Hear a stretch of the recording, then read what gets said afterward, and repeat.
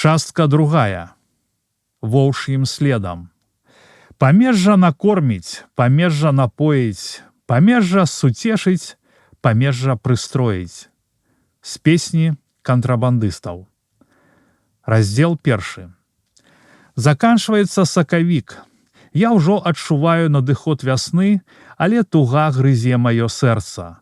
Ужо 6-й тыдзень я сяджу ў першым падвале менскай надзвычайкі. Камера, у якую мяне кінулі, цёмная і вільготная. Па сценах цурком ліецца вада. Маленькае закратаванае акенца пад самай столлю скупа прапускае дзённае святло праз брудныя цьмяныя шыбы. У акне відаць боты салдатаў і чэкістаў, якія пахаджаюць па двары. Паўсюль жудасны бруд. Усё ліпне да ўсяго. Спачатку я баяўся дакранацца да сцен, дзвярэй і нараў. А цяпер прызвычаюся. Паветра ў камеры набрыняла вільгаццю і смуродам брудных целаў. Бялізну тут ніхто не мяняе, і мы ніколі не мыемся. Найбольш атручвае паветра параша. Вялікі драўляны цэбар, які кепска зачыняецца і ўвесь час працякае. Мача выцякае з яго на падлогу, утвараючы лужыну, якую вязні нагамі разносяць па камеры. Нас тут 11. Мы ледзь змяшчаемся ў маленькай камеры. На нарах спяць 7, а 4 кладуцца на падлозе. Часам да нас падкідваюць новенькіх, але іх хутка выпускаюць або пераводзяць у іншыя месцы. Акрамя мяне тут сядзіць яшчэ 2 кантрабандыстаў, якія пастаянна жывуць за мяжой, пад стоўбцамі. Гэта браты Ян і Мікалай Сплондзіны. Яны маладыя, аднаму 20, а другому 23 гады. Браты трапіліся на маліне ля Койданова. Іхні маліншчык, уменьскі, мажны плячысты мужык, сядзіць разам з імі. Спачатку яны сядзелі асобна, а потым іх аб'ядналі. З гэтага я зрабіў выснову, што справа іхняя не надта сур'ёзная. Ёсць яшчэ адзін самагоншчык, Каспер Беня, вялізны касцісты мужык. Ён жыў у смалярні пад Заслаўем і гнаў там жытны самагон. Яго схапілі на гарачым, акурат ля апарата. Апрануты ён заўжды ў вялікі кажух, ад якога на ўсю камеру смярдзіць дзёгцем. Ля акна стаіць жаба, злодзей-рэцыдывіст. Ён засунуў рукі ў кішэні і свішша. Ягоны ўзрост цяжка вызначыць, яму можа быць і 40, і 50 гадоў, а мо і больш. У яго вялізная галава і вусны ад вуха да вуха. Вочы цьмяныя, невыразныя, на фоне брудна-зялёнага твару яны выглядаюць як згусткі флегмы. Ён увесь час горбіцца. І хоць цела ягонае слабае, але надзеленае вялікім спрытам. Ёсць у нас адзін бандыт, Іван Лобаў. Ён сядзіць за некалькі разбойных нападаў. Лобаў прыгожы. Яму 35 гадоў. У яго чорная абаротка цыплікам. Ён заўжды усміхаецца, падобны да уладзімірскага багамаза. Гэткага даўно б пусцілі ў расход, але пра яго дбаюць заможныя сваякі. Яшчэ адзін наш сукамернік, тэхнік тэлеграфа Феліцыян Кропка, якога абвінавацілі ў сабатажы, бо токам высокага напружання ён спаліў рэастат. Кропка – ахвяра аднаго камісара, пра якога ён сам часта расказвае і які доўга яго пераследваў, пакуль не скарыстаўся магчымасцю і не ўпёк яго ў ЧК. Тэлеграфіст робіць уражанне чалавека страшна напужанага. Ён дрыжыць пры кожным адкрыцці дзвярэй. Але наогул ён камічны. Маленькі, худзенькі, увесь час пацірае ручкі, а слухаючы кагосьці, адкрывае рот. Сядзіць з намі і контррэвалюцыянер. Былы афіцэр царскай арміі Аляксандр Квалінскі, які служыў у нейкай савецкай установе і якога цяпер засадзілі ў турму. Гэта высокі зграбны мужчына 40 гадоў. Ён увесь час маўчыць, а твар у яго бледны і стомлены. Квалінскі амаль пастаянна ляжыць на нарах, але не спіць. Гадзінамі глядзіць у столь. З усіх сукамернікаў ён мне сімпатычны найбольш. Шкада, што такі інтэлігентны, выхаваны і вельмі добры чалавек мыкаецца тут разам з намі. Маецца ў камеры і адзін габрэй. Тлустлы, мажны, яму амаль 50. Прозвішча ягонае Кобер, а імя Гірш. Да вайны ён выпускаў гульнёвыя карты, а цяпер сядзіць за спекуляцыю. Кобер уладкаваўся ў камеры найлепш, штодня атрымлівае з горада абеды, і яго часта выклікаюць на дапросы. Тады жаба гаворыць, што зараз зноў будуць даіць.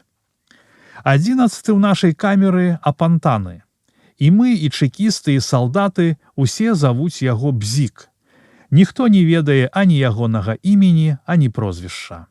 Бзіка арыштавалі ў цягніку ля Слуцка. Гэта высокі худы маладзён з вялікімі неверагодна прамяністымі вачыма. Ён увесь час ходзіць па камеры і часта заходзіцца смехам, што нас вельмі раздражняе. Яго падазравалі ў шпіянажы, але цяпер ужо не дапытваюць зусім. Відаць, забыліся, або бяруць зморам. Дні цягнуцца нудна, сумна, доўга. Нас грызе туга, морыць голад. Голад не выходзіць з нашай камеры. Мы ўвесь час марым пра ежу. Пра ежу ўсе нашыя думкі. Рухаемся мы апатычна, павольна. Голад адбяліў нашыя твары, прыпудрыў іх зялёным і жоўтым, паклаў пад вочы чорныя цені. У некаторых апухлі ногі і рукі. Я заўважыў, што ў мяне пачалі пухнуць костачкі. І другая балячка, якая вельмі даецца ў знакі, гэта вошы. Вялікія турэмныя вошы, лянівыя, заспаныя, як і мы, але не з голаду, а ад пераядання, пасвяцца на нашых целах. Яны поўзаюць нават па адзенні і нарах. Мы іх не б'ем. Гэта ўсё пустое.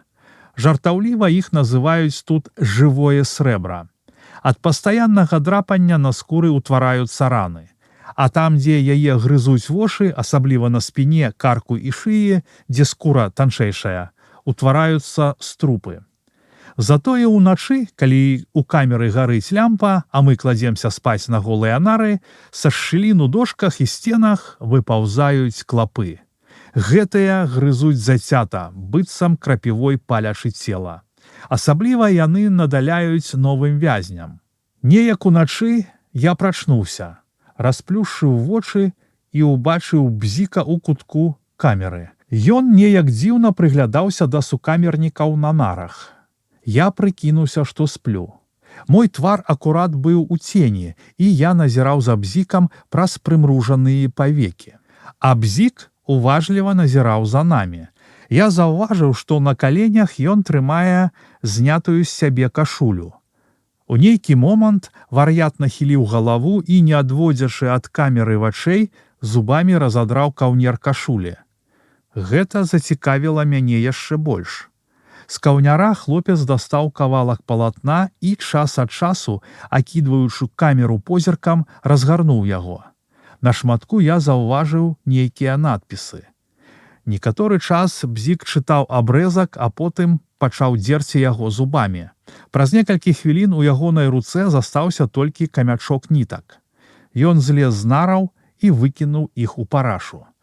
Я зразумеў, што там было штосьці вельмі важнае і што Бзік толькі прыкідваецца вар'ятам, а насамрэч ён хітрэйшы за многіх тых, хто лічыць яго апантаным. У тую ноч я не спаў да самай раніцы. Голад скручваў мне кішкі. А што будзе далей? Ці надоўга гэта зацягнецца, думаў я няспынна. У снах да мяне прыходзілі галодныя відзежы. Турэмнымі начамі мне сніліся не выкшталцоныя стравы, а вялізныя лусты жытняга хлеба, здаравенныя кавалкі сала і мяса, місы гарачага варыва, поўныя парнай бульбы, гаршкі. Я прачынаўся стомлены, пацяжэлы, і голад даймаў мяне яшчэ больш. Яшчэ больш адчувальнай была мая нядоля. Спачатку мяне абвінавацілі ў шпіянажы. Так прадставілі маю справу тыя, хто мяне арыштаваў. Справу маю вядзе следчы суддзя Стэфан Нядбальскі, паляк, родам з мястэчка Мір, што ля Столбцаў.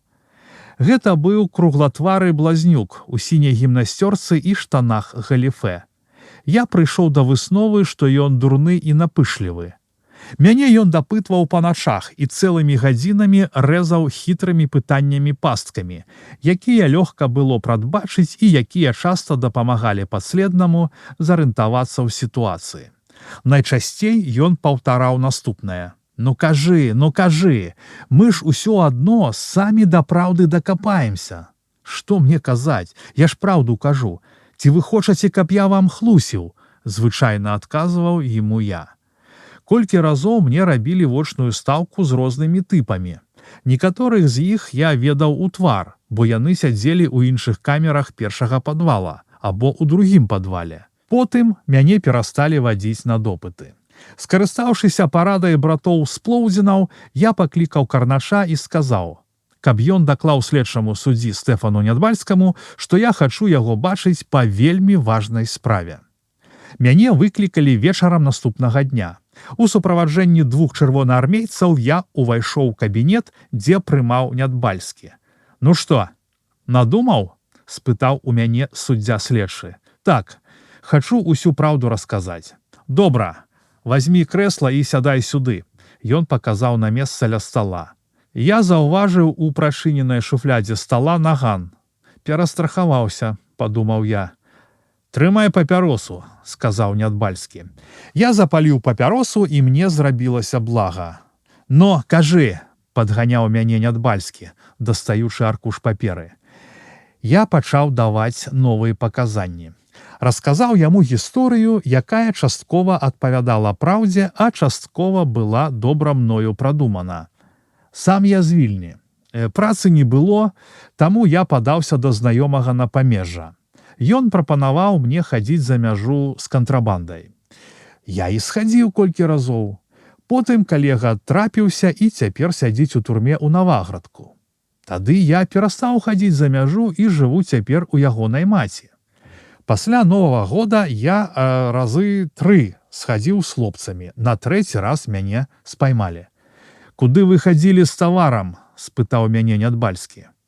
Я не ведаю, дзе маліна, бо машыніст нас заўжды вадзіў поначы, і начавалі мы заўжды ў гумне, не выходзячы адтуль удзень. Таму як выглядае хутар, дзе ён месціцца і як зваць гаспадароў, я не ведаю.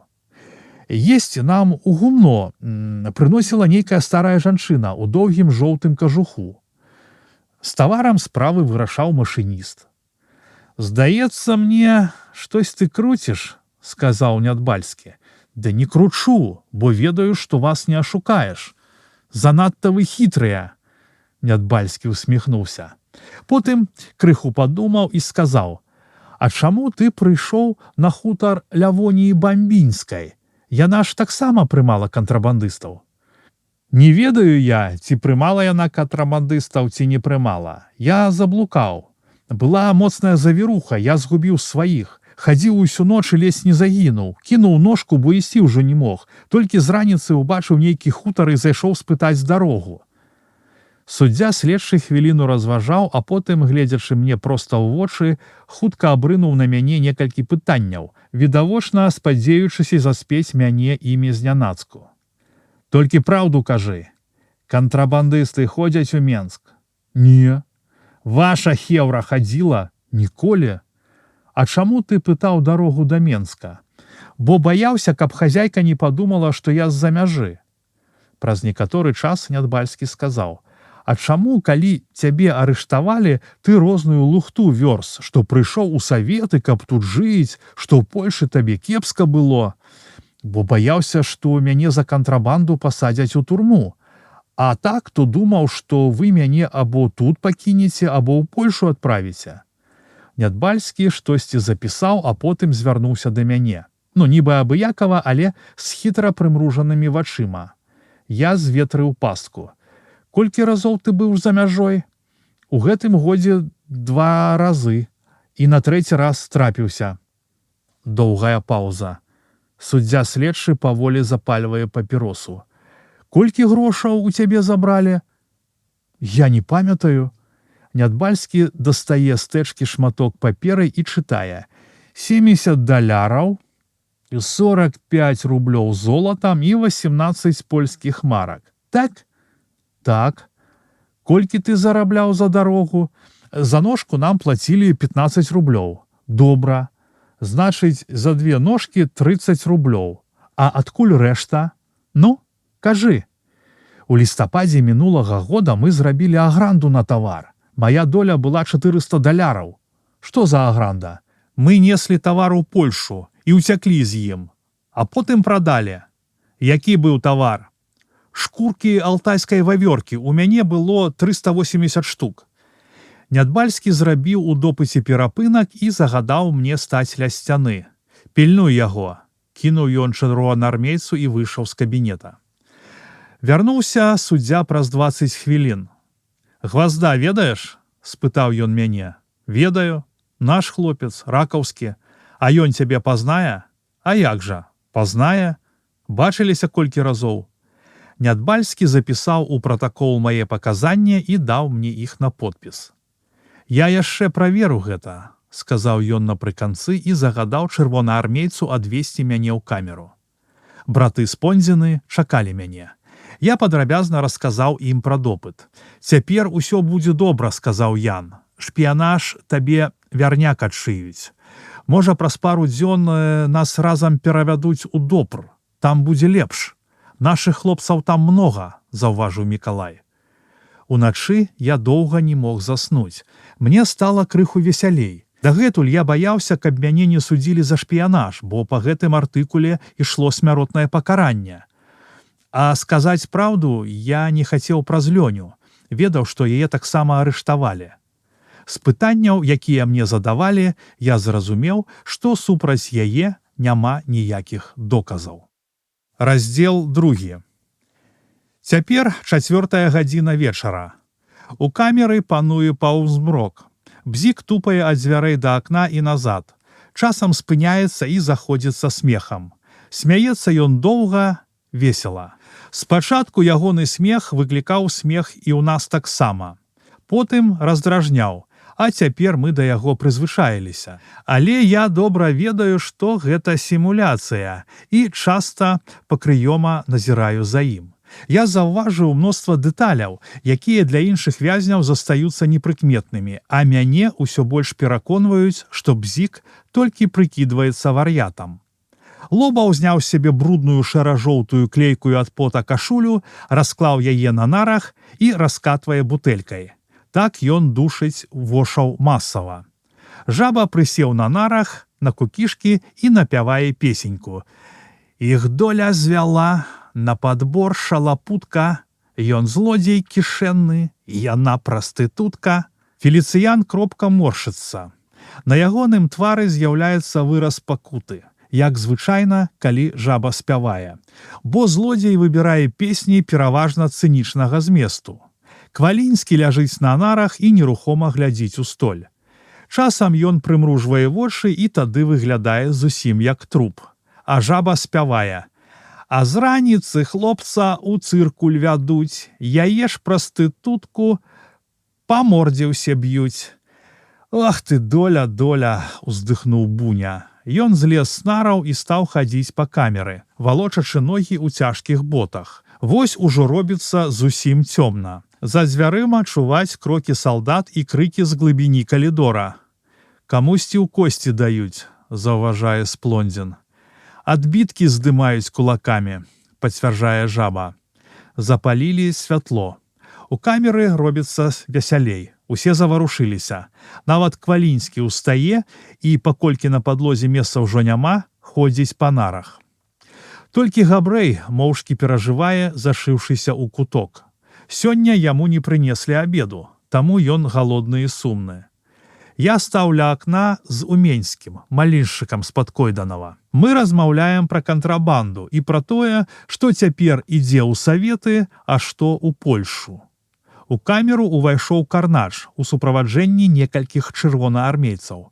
Пару хвілін ён моўчкі глядзеў на нас, а потым сказаў: «Хто хоча ехаць у горад па муку?» Лобаў выскачыў наперад. «Надта ты хуткі», – абарваў яго Карнач. Ён агледзеў усіх нас па чарзе, а потым звярнуўся да Бзіка. «Ну ты, ідзі сюды. І ты таксама», – ён тыцнуў пальцам у грудзі Буню. Папрацаваць трэба, бо вы толькі дарма хлеб жараце. Яны выйшлі з камеры. Праз 2 гадзіны мы пачулі на калідоры крокі і лаянку. Дзверы ў камеру адчыніліся і ўсярэдзіну увапхнулі Буню. Ён быў напужаны. Доўга стаяў ля парога, бязрадна раскінуўшы рукі. А потым сказаў: «Ох ты, доля, доля, і за што ж нас так прыніжаюць?» Нас здзівіла, што Бзік не вярнуўся. Мы сталі распытваць пра яго Буню і даведаліся, што Бзік, Буня і 4 салдаты на вялікай грузавой машыне паехалі на вайсковыя склады. Там пагрузілі ў кузаў некалькі дзясяткаў мяхоў мукі і рушылі ў зваротную дарогу. Побач з мостам праз Свіслач на вуліцы Вясёлай Бзік саскочыў з машыны і кінуўся наўцёкі да ракі. Грузавік спыніўся. Чырвонаармейцы адкрылі агонь па ўцекачу. 2 кінуліся за ім. Але Бзік, скарыстаўшыся цемрай, уцёк. Буню прывезлі назад і тут на калідоры збілі. Салдаты сказалі, што ён дапамог Бзіку ўцячы. Гэтая навіна вельмі нас уразіла. Пачалося гарачае абмеркаванне. Амаль усе казалі, што пра сімуляцыю Бзіка ім было вядома даўно. Хлусня.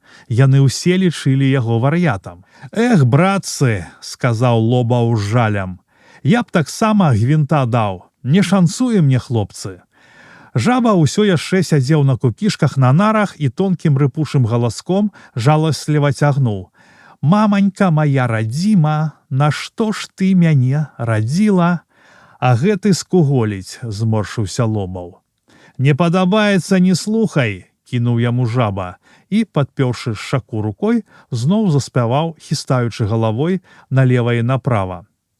Уначы я не мог спаць. Мяне жерлі вошы і клапы, мучыў голад, біла ліхаманка. У думках я чапляўся за надзею. Можа, неўзабаве мяне перавядуць у Допр. За акном у трубах булькатала вада. Вясна ідзе, нясе новае жыццё, абуджае новыя надзеі. А ў нас чорна, брудна, галодна. Мы закінутыя ў страшнай гідкай камеры і паволі тут канаем. Пашанцавала Бзіку. Дзе ён цяпер? Можа, на маліне сядзіць, а можа, шыбуе некуды палямі і лясамі пад аховай ночы. Я заснуў пад раніцу. Назаўтра, а першай, мяне выклікалі наверх. Пад эскортам 2 чырвонаармейцаў я ўвайшоў у кабінет Нядбальскага. Суддзя следчы загадаў мне стаць ля дзвярэй і выйшаў з пакоя. Неўзабаве ён вярнуўся, а за ім увайшло 2 чырвонаармейцаў са штыкамі на вінтоўках. Яны увялі панурага, злёгку нахіленага наперад, даўгілу. Я адразу пазнаў Гвазда. Нас паставілі адзін насупраць аднаго. Нядбальскі звярнуўся да Гвазда. «Ведаеш яго?» Ён паказаў на мяне пальцам. «Калі ён мяне ведае, то і я яго ведаю, а калі ён мяне не ведае, то і я яго не ведаю». Нядбальскі тупнуў нагой. «Но, ты мне тут не мудруй, адказвай на пытанне, а ты не крычы, я цябе не баюся. Бабу сваю пужаць будзеш», — адказаў Гвозд. «Ведаеш яго?» — спытаў мяне Нядбальскі, тыцкаючы пальцам у бок Гвазда. «Ведаю». «Адкуль ты яго ведаеш?» «Гэта наш хлопец, ракаўскі». «І я яго ведаю», — сказаў Гвозд, хоць яго і не пыталі. «Чаму ты раней гэтага не сказаў?» — спытаў Нядбальскі. «Бо я табе не накатчык. Мо ён?» — Гвозд кіўнуў галавой у мой бок. «Не хацеў, каб я яго пазнаў». Нядбальскі загадаў эскорту вывесці Гвазда. Пазней я даведаўся, што ён сядзіць у Допры, і яго прывезлі адтуль на стаўку. Праз 2 дні нам зрабілі стаўку з Лёняй. Мяне выклікалі з камеры адразу пасля абеда. Калі я ўвайшоў у кабінет Нядбальскага, Лёня ўжо сядзела там на крэсле ля стала. Чырвонаармейцы, якія эскартавалі яе, засталіся за дзвярыма. Нядбальскі штосьці казаў ёй і усміхаўся. Лёня трымалася сур'ёзна. Выглядала яна добра. На ёй было чорнае паліто з вялікім футравым каўняром. У руках яна трымала вялікі пакунак. Мы з маім экскортам спыніліся ў дзвярах. Некалькі хвілін Нядбальскі праглядаў паперы, а потым кіўнуў мне галавою. «Ідзі сюды». Я падышоў да стала. «Ведаеш гэту жанчыну?» «Так, ведаю».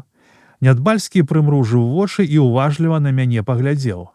Лёня, не чакаючы такога адказу, была відавочна здзіўленая. «Адкуль ты яе ведаеш?» «Я зайшоў да яе спытаць дарогу, і там мяне арыштавалі. А раней ты бываў у яе?» «Не». «Мо табе вядома нешта пра тое, што яна трымала кропку?» «Мне нічога пра гэта не вядома. Зрэшты, яна жыла пад Менскам, а там кропак няма». Я хлусіў, каб спрасціць Лёні дачу паказанняў. «Ты адкуль гэта ведаеш?» «Ад хлопцаў». Суддзя следчы звярнуўся да Лёні. «А вы, грамадзянка, ведаеце яго?» «Не ведаю, але мне яго шкада. Такі малады хлопец і сядзіць». «А вы любіце такіх маладых хлопцаў?» — іранічна спытаў яе Нядбальскі. «Я не таму. Усіх людзей шкада. Турма не мёд». Лёня на імгненне змоўкла, а потым звярнулася да суддзі следчага. «Можа, таварыш суддзя дазволіць даць падследнаму крыху ежы?» «А чаму гэта вы, грамадзяначка, так ім цікавіцеся?» «Бо ён мучыцца таму, што зайшоў да мяне дарогу спытаць. Мо крыўдуе на мяне». «Бо ён сядзіць праз вас, а вы праз яго. Вы квіты. Зрэшты, дайце яму». Лёня паспешліва разгарнула паперу і перадала мне амаль 2 кіло кілбасы і вялікую булку халу. Потым мяне зноў адвялі ў падвал. У камеры я падзяліў ежу на 11 частак і раздаў хлопцам. Габрэй нічога не ўзяў. Афіцэр таксама не хацеў браць, але заўважыў, што мне гэта непрыемна, і ўзяў сваю долю. На душы стала весялей. З'явілася надзея, што неўзабаве мяне перавядуць у добр.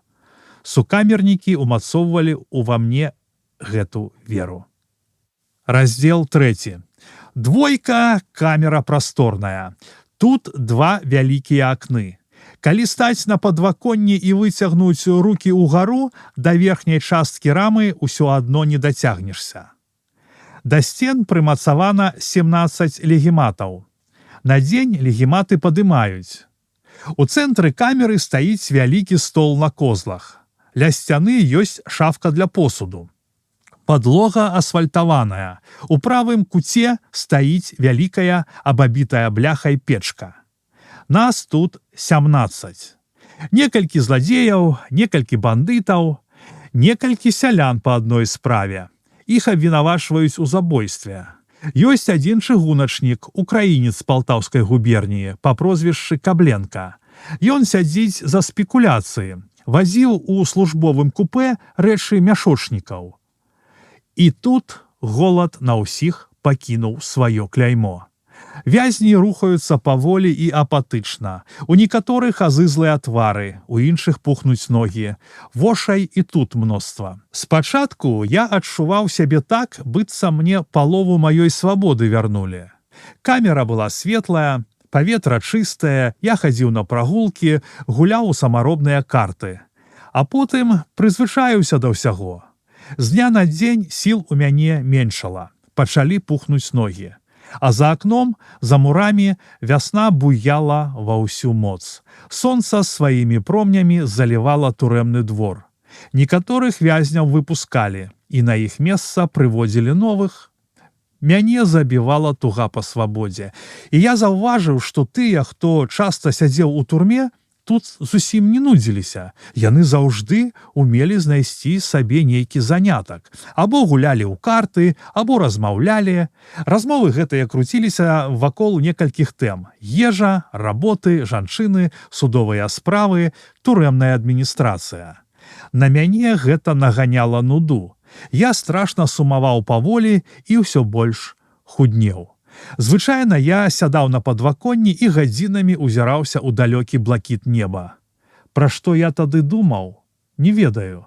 У такія моманты я забываў пра ўсё. Аднойчы да мяне падышоў Бласт, смаленскі злодзей. Ты, хлопча, так не думай, замінжуешься. І ў акно таксама не глядзі. Каб іх чэрці, і галоўнае, не думай. Што ж рабіць? Гуляю карты, спявай, што колечы ды рабі. Я калісьці гэтаксама. І нічога з гэтага. Увечары пасля праверкі мы апускалі легіматы і клаліся спаць. Ну, 3 званкі да пайкі, казаў хтосьці з вязняў. Тады ўсе глыталі слінкі, думаючы пра заўтрашнюю 200-грамовую порцыю гідотнага недапечанага хлеба. Скарынку мы дзялілі асобна, а сыры мякіш накладвалі на яе лыжкай. Гэта заўжды нагадвала мне пірожнае або марожнае на вафле. Ноч мінала для мяне найхутчэй. Я хутка забываўся цяжкім сном, поўным трывожных трызненняў і галодных відзежаў. А калі прачынаўся, то першым ураджаннем быў голад, а першай думкай – 2 званкі да пайкі. Калі мы атрымлівалі свае порцыі хлеба, ва ўсіх дрыжалі рукі. Можна было з'есці сваю частку імгненна. Але ўсе елі не спяшаючыся, паволі адкусваючы хлеб малымі кавалачкамі. Не марнавалася аніводная крошка, зрэшты і крошак і не было, бо хлеб заўжды быў непрапечаны. Пасля сняданку усіхнія думкі засяроджваліся на абедзе. Мінала многа доўгіх галодных гадзін чакання і ўрэшце у масянжовыя бачкі налівалі рэдкую смярджушую вадкасць, суп з сушанай гародніны або перамерзлай бульбы. 1 бачок на 6 вязняў. Мы елі, а дакладней пілі з лыжак вадзяністую мутную, але гарачую бурду. Апякалі сябе вусны і горла, але з'ядалі ўсё вельмі хутка. На пэўны час цела напаўняла цяпло і падманлівае адчуванне сытасці. А праз чвэрць гадзіны страўнік зводзілі яшчэ мацнейшыя, чым дагэтуль сутархі. Есці, есці, есці. Страўнік не падманеш. Вячэра была яшчэ горшая. Аднойчы, у дзень наведванняў, а 10 гадзіне мяне выклікалі на калідор. Гэта было напрыканцы красавіка. Дзяжурны правёў мяне ў пакой для сустрэч. Там сабралася многа бедна апранутых людзей. Доўгае памяшканне было перагароджана драцянымі сеткамі, за якімі знаходзіліся наведнікі. Калі дазволілі размовы, пакой напоўніўся плачам, гоманам і крыкам. Цяжка было штосьці разабраць. Я падышоў да сеткі, намагаючыся ўгледзець па тым баку кагосьці знаёмага. Думаў быў, што гэта хтосьці з ракаўскіх хлопцаў з дапамогай сваякоў або знаёмых у Менску атрымаў дазвол мяне наведаць. Але раптам я заўважыў радасную усмешку і вясёлыя вочы Лёні. Я павітаўся. Намагаючыся перакрычаць іншых, мы пачалі размову. «Што ў цябе чуваць?» – спытаў я Лёню. Я на свабодзе. Цябе зусім вызвалілі? Так, я дала распіску, што не пакіну пастаяннага месца пражывання і буду з'яўляцца па кожнай позве. Дорага абышлося? Дорага, але нічога, не збяднела. Ты добра выглядаеш. Як жа ты схуднеў? Я бездапаможна развёў рукамі. Няма на чым тлушчу нагуляць. 200 грам хлеба на дзень. Я табе перадачку прывезла. Буду прыязджаць кожны тыдзень. Дзякуй табе. Мо і цябе хутка вызваляць? Не ведаю. Магу атрымаць некалькі гадоў допра. Я чула, што на 1 мая дадуць амністыю. Неўзабаве сустрэчу спынілі.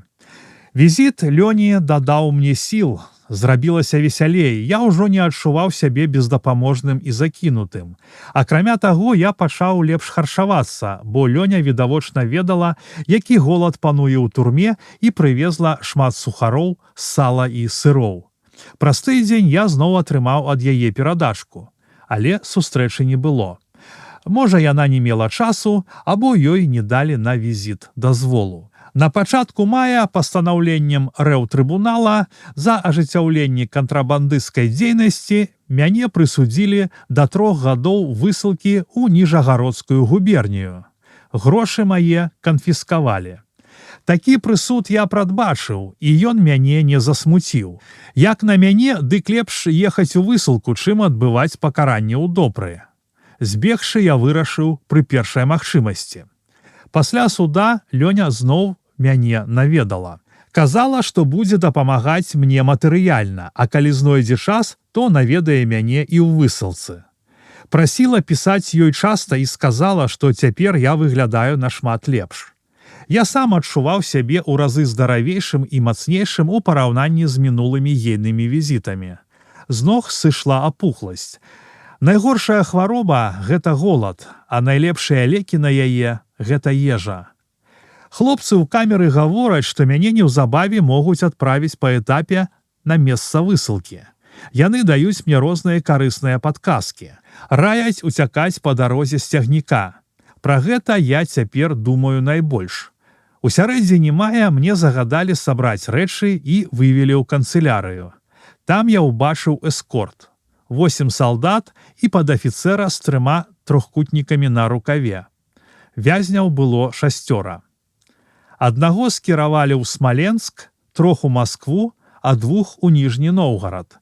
Першы этап павінен быў быць у Смаленску. Пасля вырашэння ўсіх фармальнасцей нас адвялі на вакзал. У вагоне мы занялі 2 купе. Па 4 салдаты і 3 арыштанты ў кожным. Камендант эскорту скіраваўся на вакзал, каб праштэмпеляваць падарожныя дакументы. Я меў крыху грошаў, якія Лёня пакінула мне ў турэмнай канцылярыі і папрасіў каменданта купіць мне 2 пашкі папярос, пашак запалак, а нарэшту булак і кілбасы. Падафіцэр перадаў грошы салдату і адправіў яго да латкоў на пероне. Хлопец прынёс 50 папярос, пашак запалак, некалькі булак і крыху кілбасы. «Купіў на ўсе», – сказаў чырвонаармеец. «Добра, дзякуй». Я пад'еў, падзяліўшыся са сваімі спадарожнікамі кавалкам кілбасы і булкамі. Яны раздзялілі іх між сабою. Цягнік адправіўся о 1 гадзіне. Я сядзеў на лаўцы паміж 2 чырвонаармейцамі. Насупраць нас сядзела 2 салдаты і 2 арыштанты. Наша купе было першае. Ад тамбура яго аддзяляў маленькі калідорчык. Уздоўж усяго вагона па левым баку цягнуўся доўгі, досыць шырокі праход, які злучаў усе купе. Другая частка экскорту і рэшта арыштантаў сядзелі ў наступным купе. Вагон быў перапоўнены. У праходзе згрузілі куфры, кашы і мяхі. Людзі пазалазілі на паліцы, крыкі, лаянка і брыдкаслоўе перамешваліся ў паветры. Урэшце усе размясціліся, і тут пачаліся размовы і жарты. Побач з Барысавам у вагон увайшоў чыгуначны кантроль ЧК. Яны правяралі ў пасажыраў дакументы. Калі чэкісты падышлі да нашага купе, камендант эскорту падафіцэр падаў ім падарожныя дакументы і даклаў: 9 суправаджэння разам са мною і 6 арыштантаў.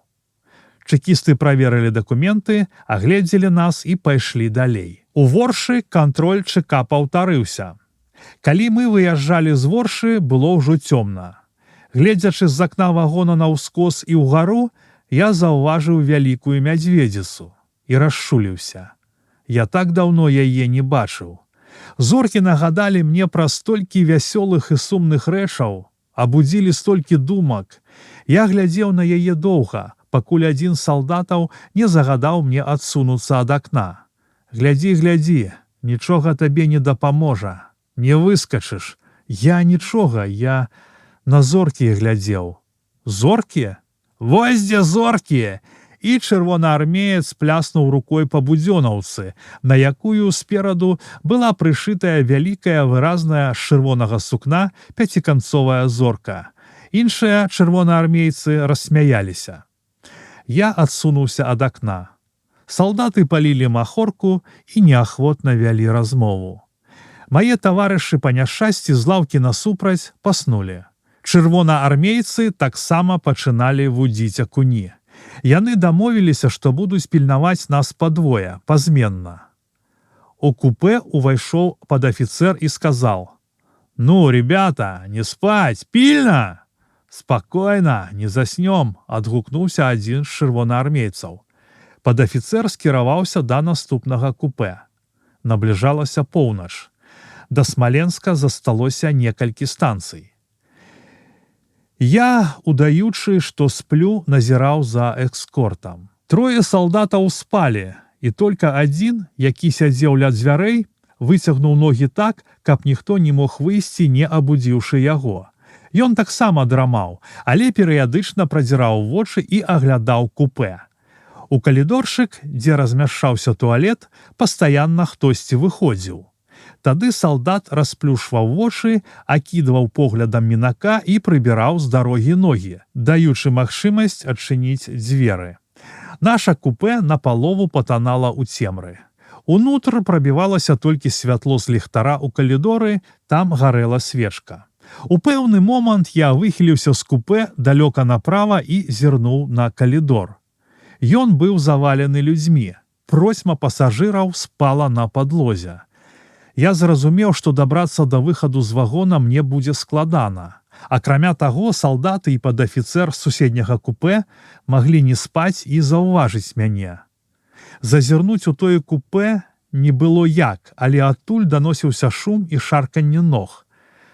«Мо акно апусціць», — падумаў я, але, разважыўшы, ад думкі гэтай адмовіўся. Адчыняючы акно, я мог абудзіць кагосьці з салдат. Я зноў вызірнуў у калідор. Па ім паволі рухалася шэрая постаць. Гэта салдат, накінуў шынель на плечы і ішоў да выхаду, асцярожна пасоўваючыся паміж соннымі на падлозе. Ён набліжаўся. Вось ён ужо ля мяне.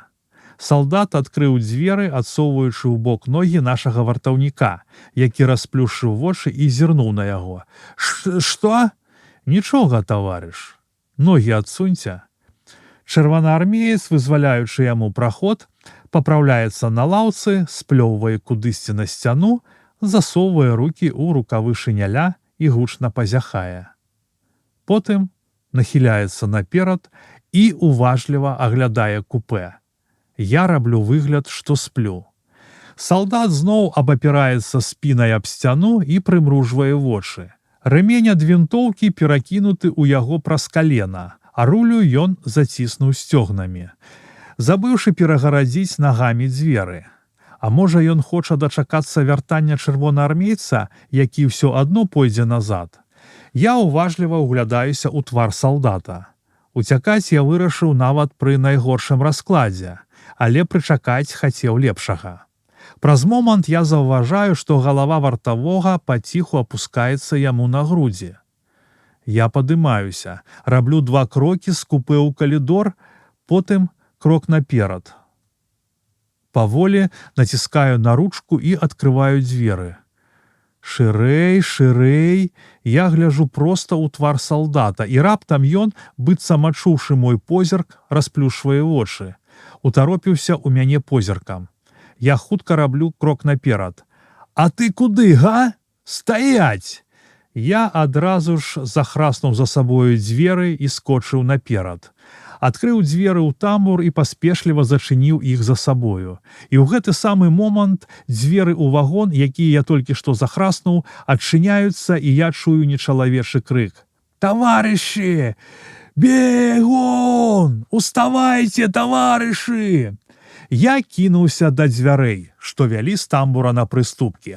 Моцна навальваюся на ручку і штурхаю з усяе сілы. Дзверы не паддаюцца. Праз імгненне я разумею, што дзверы адчыняюцца ўнутр, а я штурхаю вонкі. Я таргануў ручку на сябе. Дзверы адчыніліся, цемру ззадзі праразае шырокая стужка святла. У тамбур высыпаюць узброеныя людзі, я чую іхнія галасы. «Стой, паскуда, стой!» Перада мною цёмная ноч, засеяная залатымі кропкамі зорак. Я зрабіў моцны скачок наперад у густы таямнічы змрок. Мяне закруціў паветраны вір. Ён змёў і панёс мяне некуды ў бок. Сэрца маё замёрла ў грудзях. На момант перад вачыма бліснула яркая палоска, а потым усё патанула ў цемры і цішыні. Раздзел 4. Я не мог сцяміць, што са мною адбылося. Адчуваў, што задыхаюся, а ў рот мне цячэ ліпкая густая вадкасць. Я роспачна кінуўся направа, налева, угару, урэшце сеў на калені. Уздыхнуў. Адчуў, як у лёгкія трапляе паветра, і доўга сядзеў нерухома. Цела маё загразла ў лужыне, а галава тырчала наверсе. Я дастаў руку і выцер з твару густы клейкі бруд. У пары сотнях крокаў наверсе я ўбачыў шэраг жаўтаватых агеньчыкаў. Гэта быў цягнік, які спынілі неўзабаве пасля майго скоку. Я заўважыў, што ўздоўж рэек варушацца іншыя агеньчыкі, меншыя, але ярчэйшыя. Гэта былі ліхтары. Салдаты шукалі мяне побач з рэйкамі. Я стаў выбірацца з лужыны.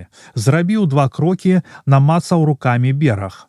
Вылез на зямлю і паволі адышоў ад рову, куды зваліўся, скаціўшыся з высокага чыгуначнага насыпу. Можа, гэта змякчыла маё падзенне, але я ледзь не захлынуўся ў твані. Я сеў на нейкім пагорку і доўга ўзіраўся ў чыгуначныя пуці. Святло ліхтароў доўга поўзала ўздоўж насыпу, а потым адступіла. Я чуў павышаныя ўзбуджаныя галасы, але слоў разабраць не мог. Раздаўся свісток лакаматыву. Агеньчыкі ля рэек забегалі хутчэй, падплыўшы ў паветры да плям святла ў вокнах вагонаў.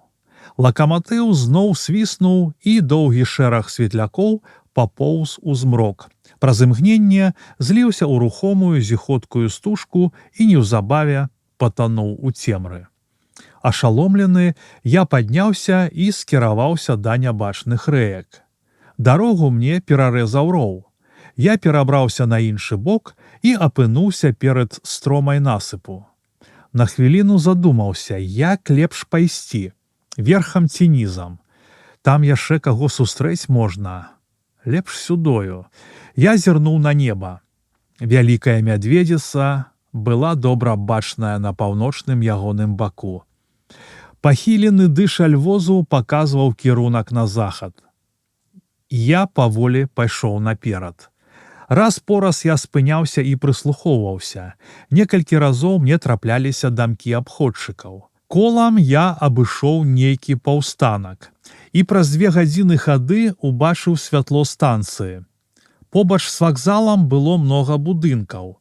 Гэта быў пасёлак. Яго я абмінуў здалёк і зноў выйшаў да чыгункі. Там я прысеў адпачыць на стос старых шпалаў. Я хацеў дачакацца якога-колечы цягніка і паехаць ім далей. Гэта была мая адзіная надзея. Бо пешкі за ноч я мог прайсці 30-40 кіламетраў, а цягніком за той самы час удалося праехаць 250-350 кіламетраў. Таму далей я вырашыў не ісці, а пачакаць, хай бы сабе і да раніцы. Але свіст лакаматыва я пачуў значна раней, чым меркаваў. На станцыю прыбыў таварны цягнік. Я падышоў да яго і пракраўся ўздоўж, схаваны ад вакзала ў цені вагонаў. Там было некалькі доўгіх платформаў, нагружаных будаўнічымі матэрыяламі.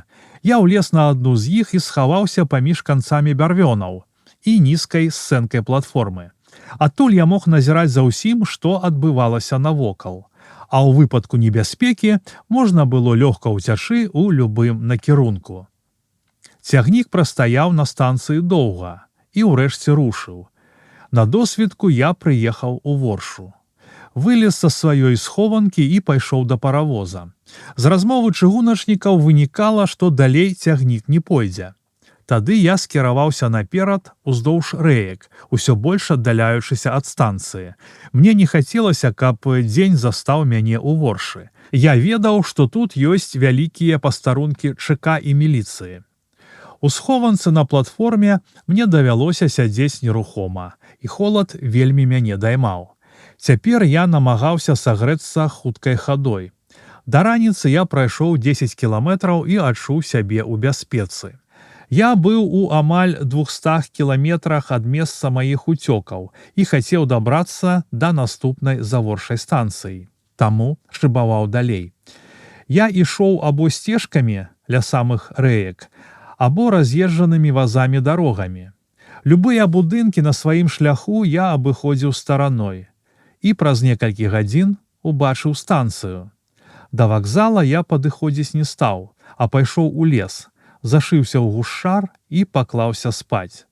Калі на зямлю зноў апусціўся змрок, я абмінуў станцыю і вярнуўся да чыгункі. Вечар быў цёплы, таму я прылёг на лужку побач з рэйкамі і стаў чакаць цягніка на Менск. У жываце круціла ад голаду, але аніякай ежы не было. І грошай не было таксама. Толькі пасля поўначы з'явіўся пасажырскі цягнік. Ён спыніўся на станцыі. Па жалезнай лесвічцы, прымацаванай задняга боку вагона, я падняўся наверх і ўладкаваўся на даху лежачы. Неўзабаве цягнік рушыў. Вецер свістаў увушшу, час ад часу на мяне сыпаліся снапы іскраў з трубы лакаматыва. Калі цягнік спыняўся на станцыях, я асцярожна пасоўваўся на супрацьлеглы бок вагона, каб мяне нельга было заўважыць з перона. Рукі здранцвелі, я калаціўся ад холаду, але з даху вагона і не думаў злазіць. З Барысава мы выехалі на досведку, а ў Смалявічах я быў вымушаны саскочыць, бо мяне заўважылі з перона. Трапіцца пасля столькіх прыкладзеных высілкаў мне не хацелася. Цягнік рушыў, а я пайшоў уздоўж насыпу. Да Менска адсюль заставалася яшчэ 40 кіламетраў. Голад мучыў мяне надзвычайна, і я адчуваў страшную слабасць. Дзесьці на сваім шляху я ўбачыў будку абходчыка. Дзверы былі прачыненыя. Унутры я заўважыў жанчыну, якая мыла ў балеі бялізну. Ля ганка гулялі двое дзяцей. Я крыху вагаўся, але ўрэшце зазірнуў усярэдзіну. «Добрый дзень!» – прывітаўся я з жанчынай. Добрый дзень. Што скажаце? «Гаспадынішка, ці не знойдзецца ў вас чаго з ежы?» А вы адкуль? «Я з Менска, быў у Смаленску на рабоце, а цяпер мушу дамой вяртацца. Купіў квіток толькі да Барысава, бо грошаў не хапіла, 2 дні нічога не еў». Будка была падзеленая перагародкай, у якой былі маленькія дзверцы. Пакуль мы размаўлялі, дзверцы адчыніліся, і з іх выйшаў мужчына гадоў 50. Твар у яго быў худы, а вочы хітра прымружаныя. Абходчык уважліва агледзеў мяне і сказаў жонцы: «Дай яму, Даша, пад'есці. Добра яго накармі. Я зараз вярнуся, а вы сядайце, адпачніце». Звярнуўся ён да мяне. Я сеў на зэдлік ля стала, але мне было неспакойна. Позірк абходчыка мне не спадабаўся, і словы ягоныя былі падазроныя. Я нахіліўся да акенца і зірнуў на двор. Абходчык шпарка ішоў у бок будынкаў, дахі якіх віднеліся з-за дрэваў. Колькі разоў ён азірнуўся і прыспешыў хаду. Жанчына нажом адрэзала ад паловы бохана вялікую лусту хлеба і паклала яе на стол. Я ўзяў хлеб і сквапна пачаў яго есці. Зараз я вам малака дам. Яна зняла з паліцы вялікі гарлач і наліла мне малака ў кубак. Я хціва яго выпіў. Жанчына наліла мне яшчэ 1 кубак. Я ўвесь час пазіраў у акно. Еў, піў малако і сачыў за абходчыкам, які акурат набліжаўся да гаёчка, за якім стаялі будынкі. Я хутка паклаў недаедзены хлеб у кішэню і сказаў: «Дзякуй вам, вялікі гаспадынішка, за хлеб, за малако. Калі хочаце, я пакіну вам гэтую куртку, што на мне, бо грошаў зусім не маю». Нічога не трэба. А куды вы? Я зараз абед прыгатую. Мне чакаць няма калі. То я яечню падсмажу. Дзякуй, яечні я не люблю, да пабачэння. Я таропка выйшаў з будкі абходчыка і скіраваўся назад у Смалявічы. Прайшоў крыху і азірнуўся. Жанчына стаяла на рэйках і глядзела мне наўздагон. Ужо за паваротам, не пакідаючы слядоў, я спусціўся з насыпу і збочыў у кусты на ўскрайку лесу. Вяртаўся я пералескам, намагаючыся не паказвацца на адкрытых месцах, і назіраў за чыгункай.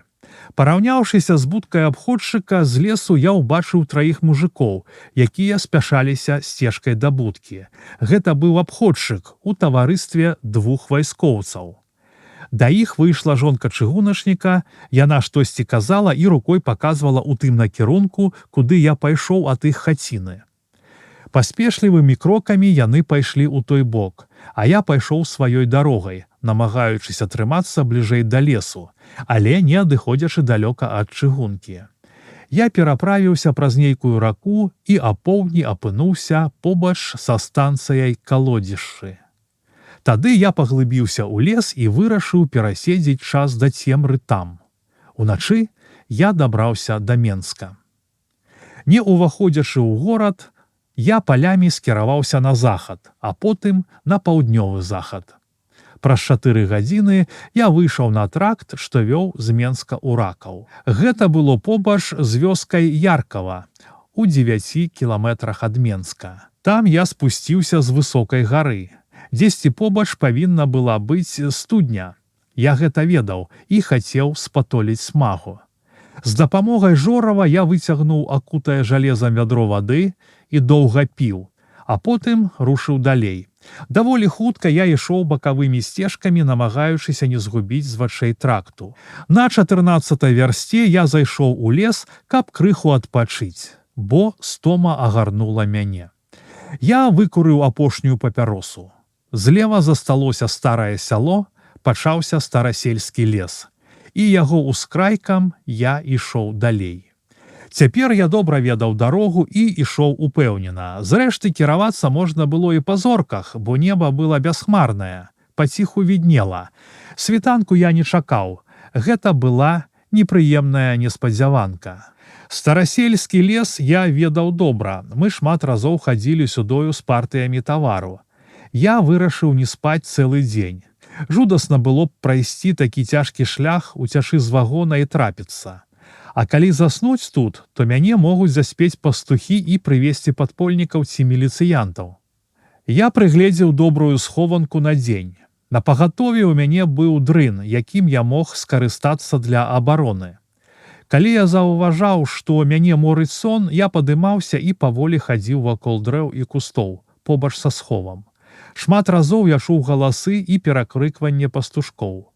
Колькі разоў зусім побач раздаваліся крокі. Пасля абеду я заўважыў 2 хлопчыкаў. Малыя швэндаліся па лесе, у аднаго ў руках быў кошык з лазы, а другі нёс кій. Яны глядзелі ўгару на дрэвы і штосьці там вызіралі. Яны вельмі блізка падышлі да маёй схованкі, і я ўжо збіраўся быў яе кінуць, але неўзабаве дзеці сышлі. Калі сонца пахілілася на захад, я рушыў лесам у далейшы шлях. Ішоў я паволі, уважліва гледзячы наперад. Было ўжо цёмна, калі я выйшаў са старасельскага лесу і пайшоў далей палямі. Праз некаторы час мяне пачало калаціць ад холаду, але я ішоў. Мне было ўсё халадней, а цела змакрэла ад поту. Лубянеючы ад марозу, я лёг у шырокую разору.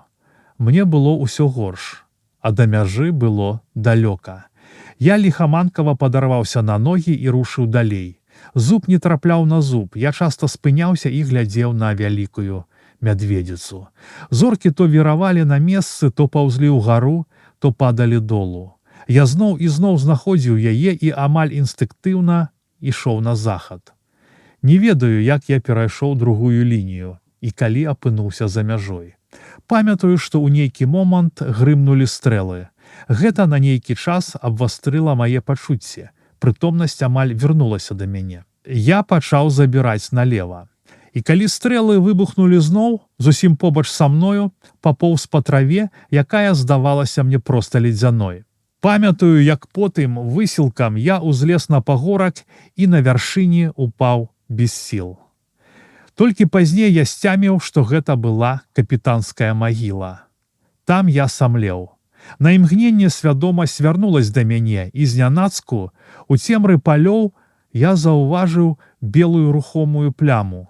Яна гайдалася ўзад і ўперад, падала, падымалася, часам знікала з поля зроку або набліжалася да мяне. Апошняе намаганне памяці падсунула мне аповеды Юзафа Трафіды і іншых кантрабандыстаў праз дань. І менавіта тут, ля гэтага пагорку, я ўпершыню сустрэўся з Сашкай Вэблінам. Калі б Ён толькі ведаў, што я тут. А прывід падбіраўся ўсё бліжэй. Яшчэ бліжэй, яшчэ. Вось нада мною схіліўся ягоны твар. І я адрозніў спакойны, суворы погляд і цёмныя бровы. Пачуў голас. Мяне пра штосьці пыталі, і я штосьці расказваў, але не памятаю што. Урэшце мяне спыталі, ці ведаю я Петрака. Я засмяяўся, ляскаючы зубамі.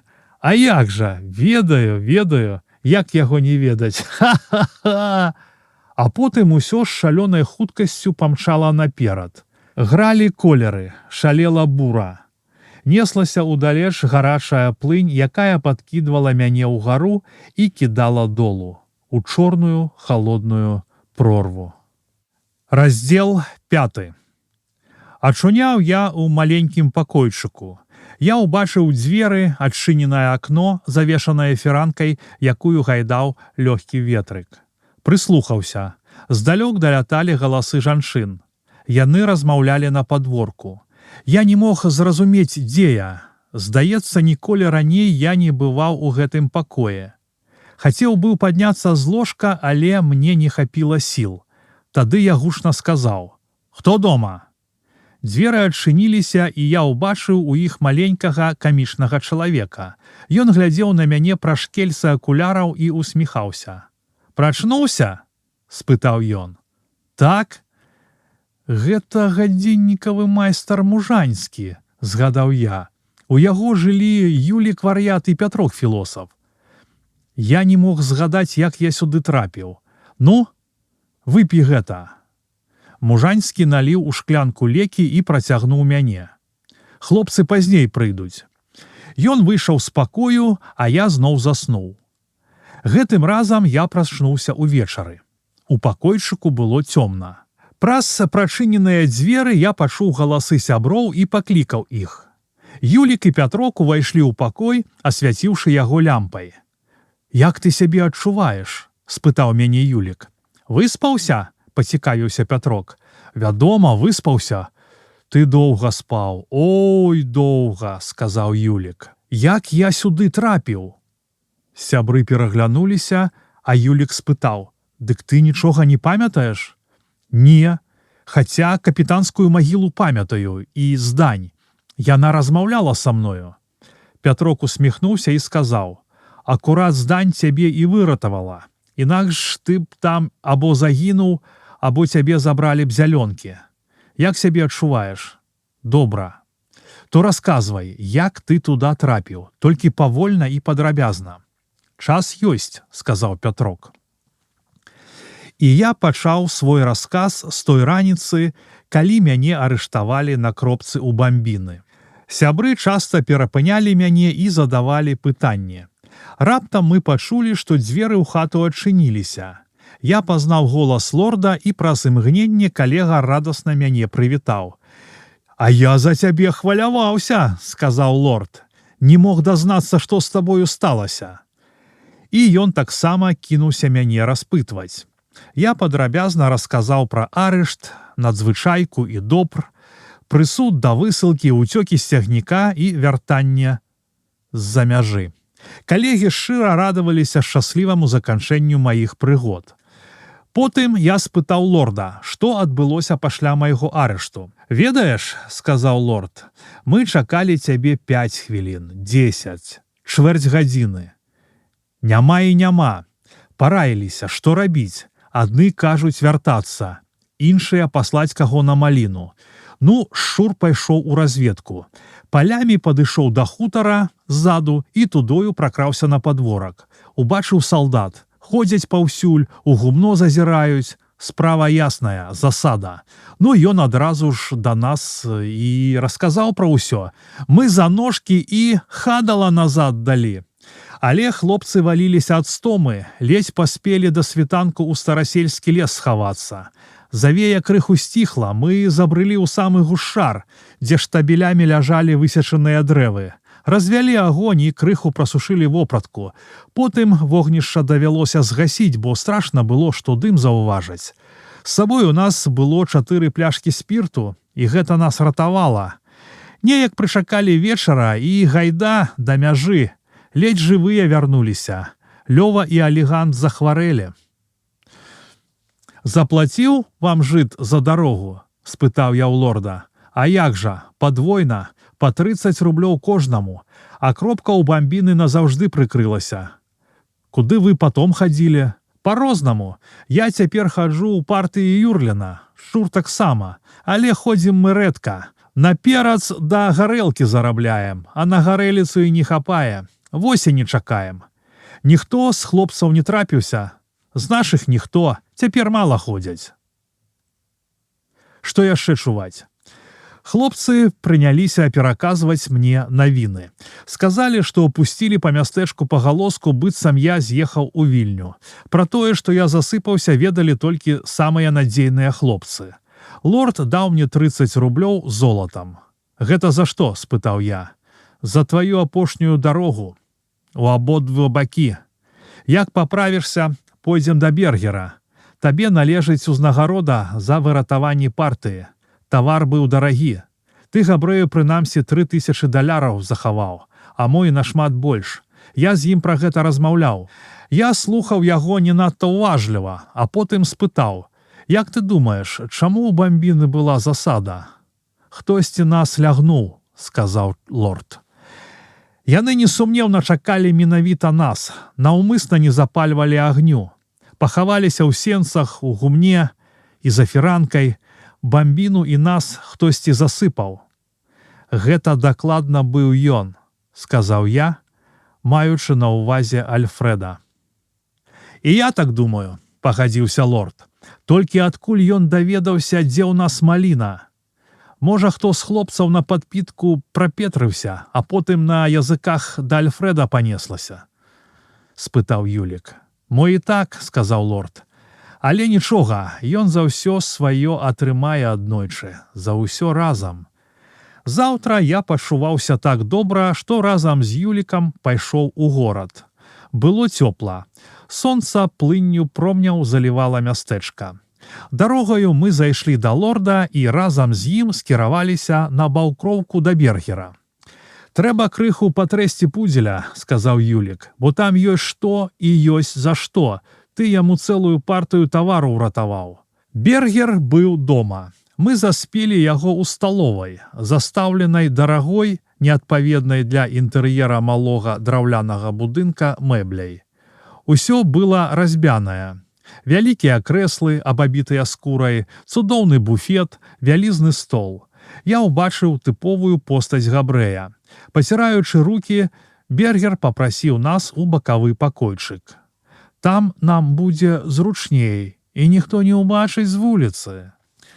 У пакоі уздоўж сцен стаяла некалькі вялікіх куфраў з навяснымі замкамі. Доўгі стол пасярэдзіне займаў амаль усю вольную прастору. З прачыненых дзвярэй суседняга пакоя далятаў сакавіты дзявочы голас, крануты усходняй меланхоліяй. «О, Баядэра, люблю я цябе, о, Баядэра, там-рам, там-там». Лорд рассмяяўся. «Ну, шлёма, колькі пасагу дасі за гэтую Баядэру?» «О, які там пасаг, на што ёй пасаг? Яна сама золата». «Ну-ну, не плявузгай. Яна на паўлімона самае меншае пацягне». Габрэй лёгка усміхнуўся, далікатна прыгладзіў бараду і спытаў: «А што пан Баляслаў мне скажа? Ёсць нейкі інтарас?» «Тут свой хлопец вярнуўся». Лорд кіўнуў у мой бок галавой. «Вы, шлёма, ведаеце, той, што ў сакавіку партыю нам уратаваў, а сам трапіўся. Сядзел у допры і ў ЧК. У яго там забралі ўсе грошы і прысудзілі да высылкі. Ён уцёк дарогай. Яму ад шлёмы належыць прэмія на расфартоўку. Гэта той уладдзя? Так. Я зараз», – сказаў шлёма і выйшаў з бакоўкі. Неўзабаве ён вярнуўся ў таварыстве маладога, апранутага з перабольшанай элегантнасцю габрэя. Я пазнаў Лёву і прывітаўся з ім. Пару хвілін мы з ім размаўлялі, а потым лорд сказаў: «Ну, шлёма, патрасі кішанёю, бо мы хочам спырснуць вяртанне калегі. За твой тавар яму добра рэбры памацалі, а потым ён яшчэ 3 месяцы вошаў карміў і забыўся ўжо, як гарэлка на смак. Габрэй дастаў з кішэні доўгі, расшыты бісерам мяшэчак, напэўна ж падарунак уласнаручна зроблены кімсьці з сям'і на імяніны, і выклаў на стол, пяшчотна дакранаючыся пальцамі да золата, 10 10-рублёвак. Падсунуў іх мне. Калі ласка, пану уладзю на ўдачу. Я ўзяў грошы, і мы развіталіся са шлёмам. «Сквапны тартар», — сказаў лорд, ідучы вуліцай. «Ты яму столькі грошай выратаваў, а ён цябе соценьку адшкадаваў». Ён крыху памаўчаў, а потым дадаў: «Таму мы гудлая магранды і робім. Такі лепш усё згубіць, чымся добра за работу заплаціць».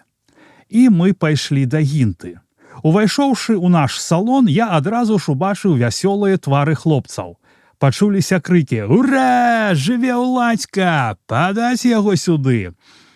За цэнтральным сталом я ўбачыў заўсёднікаў карчмы: Боліка, Камету, Феліка, Маруду, Маманта і Шчура. Быў тут і Крумкач, зусім маладзенькі кантрабандыст, які на вечарынцы ў Сашкі граў са мною разам у карты і прыклаў Альфрэда пляшкай у лоб за цынкаваныя стыркі. Поруч з Каметам сядзеў Юрлін, славуты кантрабандыст-машыніст, які вадзіў партыі вельмі даўно, нават улетку не робячы перапынкаў. Гэта быў мужчына 50 гадоў, высокі, руды, плячысты. Юрлін быў п'яны. Ён гучна смяяўся і ўвесь час паўтараў: «Абы толькі ціха». У кутку драмаў гарманіст Антоні. Калі я падышоў да стала і прывітаў прысутных, Болік Камета падняў руку і прамовіў: «Кажу і заяўляю вам, хлопцы, што з гэтай нагоды», ён меў на ўвазе мае ўцёкі, пра якія ўжо ведала некалькі хлопцаў, 3 дні і 3 ночы шклянкамі, ды што там шклянкамі, вёдрамі гарэлку глушыць трэба». «Мудра», — сказаў лорд. «Абы тока ціха», — дадаў Юрлін. Пайшла гулянка.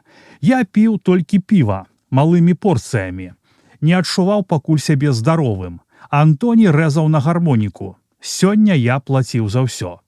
Потым, стомленыя шумам, разам з Юлікам мы скіраваліся дамоў. Я лёг спаць. У гінты я даведаўся, што Юзаф Трафіда адбыў свой тэрмін і вярнуўся ў мястэчка. Юліка я папрасіў пабудзіць мяне ўвечары а 8. Разам з ім мы пайшлі на слабодку. Там я спыніўся. «Ты, Юлік, ідзі дамоў. Я сам вярнуся. Глядзі, зноў не захварэй. Я здаровы. Зрэшты, я толькі да Юзіка». Юлік пайшоў дамоў, а я павярнуў на Трафідаў падворак. Там усё было як раней. У вокнах я заўважыў святло лямпы са сталовага пакоя. Я увайшоў. На стале стаяла лямпа з блакітным абажурам, а ў яе святле сядзела, падпёршы рукамі галаву, Янінка. Дзяўчынка праз увесь пакой доўга ўзіралася ў мой твар, а потым, кінуўшы на стол кнігу, сказала: «А я вас чакала». «Так, а адкуль ты ведала, што я прыйду?» Яна усміхнулася. «Я ведала. Мне котка сказала.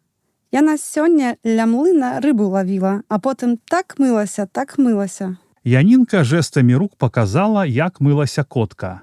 І тут я пачуў крокі, і ў пакой увайшоў Юзаф Трафіда. «А, гэта ты? Я цябе чакаў. Ведаў, што ты вернешся. Ну, клёва ж. Гарэліцы вып'ем, ці гарбаціцы? Лепш гарбаты. Вось і чумаво. Зараз мы яе прапалошчам».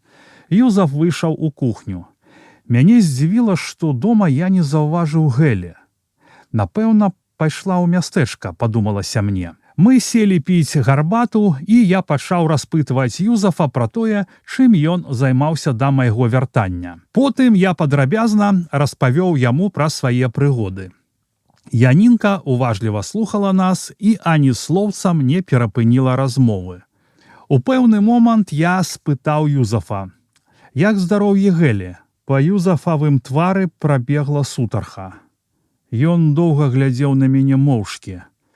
Пачуўся лёгкі ўсхліп, і я ўбачыў, што Янінка паднялася з месца і пайшла ў спальню. Я не мог зразумець, што адбылося, чаму пытанне пра Гэліна здароўе так моцна іх узрушыла. Урэшце Юзаф выціснуў з сябе: «Дык ты напраўду не ведаеш?» «Не ведаю? А што здарылася?» «Няма Гэлі», – сказаў Юзаф, пахіліўшы галаву.